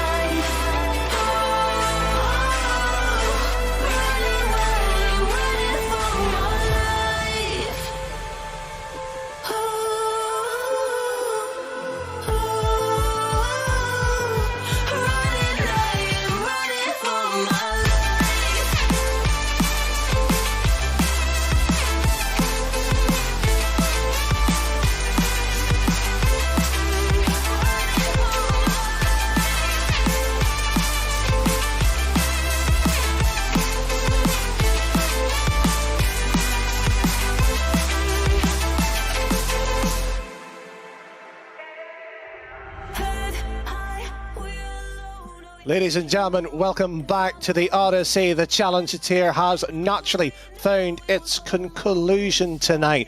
We do have a champion to, well, of course, crown as well, and Smokey, who did win it just moments ago. Well, that was the one and only Azteca Chapackley. What an amazing performance it was from them. Like I was talking about, that clean upper bracket run. And, well, we have a few of them here in the booth with us now, Danny Boy. Well, certainly so, and I'm going to break the norm. Normally, we would go to the players themselves, but I think I'll be a bit naughty tonight. I'll go to the GM itself, Rob Bean. Well, champion with this particular roster. First of all, how does it feel to have a winning lineup? It's just nice to be back in VC with you, Danny. Well, you just hardly asked. Nah, I'm extremely proud of the boys. Kincaid, third trophy. Only the third player in RSC to get a third trophy. Ped, Ped got a trophy. Lois, first season in RSC. Last pick of the draft. I'm just proud of them. They've done insane. Kincaid was promoted from Prospect and he's come up and played insane. I mean, we had a shaky few first weeks, and then we didn't lose. So I expected it. And I think Yamato played very well, especially in that last series, so it was close. It could have gone either way. But yeah, I'm just extremely proud of them. Luisinho, I'll fire a question for you. I believe, Binya, you just said that Luisinho was brought in last pick of the draft, right? So how does that feel then to be last pick of the draft into the championship winning team, Luisinho? Well, I mean, I did, coming into this RSC, I didn't think I would be winning in my first season. I'm so thankful that Raw Beans picked me up, especially as last as well. And I'm just so happy to be part of this Azteca squad. so honoured itself as well, but I suppose, do we need to be on our knees bowing to a 3-time champion of RSC? First of all, one, how does that feel? And two, what's next here? Because you're collecting trophies almost like fun here. Yeah, I think the one that made this one so much better was that I actually played in the play-ins and the playoffs. Because in the other 2 seasons, I was basically just like the cheerleader for the squad. But yeah, it's great. And Ped as well, how does it feel to lead this team to victory? Lead this team to that championship victory, which you guys worked so hard for. Well, mate, you know me. Everyone in the chat knows me. I'm a very emotional player. After week 1, obviously our captain left to join another roster, so it was thrown onto me. No one else, really wanted to do it. I've done it in the past. So, I mean, listen, I knew for a fact the potential we had in this roster. I made Rawbean sign me again. I made Rawbean sign Kincaid again after last season. We didn't have a great finish. I joined in week 7. Now we're here. I mean, we've had a very big problems across the board. In the first 3 weeks has been said, but after that, we've been brilliant. And I think tonight's shown it all. To be honest, we put everything out there on the field. We had our moments where we had a little shaky games. I'm sure the casters can agree. But we came back in. We got what needed to be done finished, and we've actually got the job done tonight. And we've been unbeaten now since week 3, where we got our last loss. Just to touch on the point there as well, sorry, Daddy Boy, you were saying No, about you there, go ahead. Ped, about how that you felt, yourselves, that there was a couple of points where it was starting to slip away from you. Did you guys think at any point, Yamato's coming back, or did you guys feel like, right, okay, next play, we're moving on? Well, I mean, obviously, I took the little reset there because me ping was having a little stability issue. I think for me, I just get a little bit wound up, and I think that's what happened. We've been playing Rocket League for so many hours on end. Even in between the games, we've had a little break and we've gone in and tried to keep warm. When you play a game for that long, you can't really keep consistent. You start to tire. You start to get, maybe a little bit bored. But I think at times, really overexcited because we played really well in some of those games, better than we've probably seen ourselves play in a very long time. So we get really excited. We've just absolutely annihilated the team. You go into the next game, it's like trying to calm those nerves down, calm the adrenaline down, and get back into the next one. But to be fair, we had Bean in our ear, we had Hypnos in our ear as well, who's been brilliant for us all season. They have kept us really cool tonight as well. So everything they said they were going to come in the call and do, they've done. They've kept us all calm, especially me. I'm a hothead, I'm a very emotional person, and they've managed to keep me contained tonight. Just about. Well, fair enough, just about here, but I believe, it's getting late enough at 10 PM UK, of course, near enough 11, we're approaching that point of the night. So we'll work our way up here. Robin, anything that you would like to say to your fans or anybody before we wrap up tonight? Not really. I just want to say thanks to everyone that's played for us in all the tiers, especially these guys. Thanks to Hypnos, plays on Might of Hades, but he's coached all our teams, done it for 2 seasons now, and came into the VC tonight for grand finals and helped the guys between games when things weren't going well. So just big shout out to Hypnos as well. So Ped would have jumped at the opportunity to speak again there. Oh, hang on. Well, I've missed a social cue. That's the first. Yes, you did. Well, hey, listen, I can't. I was nodded off, mate. Honestly, today's been a long day, and it's been long for you too as well. So well done for casting that, because that was a hell of a series, and thank you for everyone who's there supported us. And we had a lot of support today. When I was back in the first season, there wasn't a lot of support, but all those people I said that I was going to win the trophy for, look next to my name. I've got that trophy. I proved everyone wrong. That's all I could say. Well, Luzinho, yourself, anything to say? To be honest, I want to thank Hypnos especially. He has been probably one of the most influential coaches that I've had by my side helping me, because before the start of RSC I didn't really know how to do 3s rotations, and I think he was one of the kickstarters that really helped me get into that rotational format, and I think which has ultimately pretty much won us this whole thing. So yeah, him especially. Anyone else who knows me who's watching, thank you for being here. You've really helped me. And yeah, just thank you to the RSC in general for showing me what it's all about and being so welcoming. Well, oops, sorry, you go. No, you go first. I was going to say, Bean, if I could ask you, if you could sum up in one word how it's felt for you to watch these guys go through Challenger and win the championship, which word would you choose?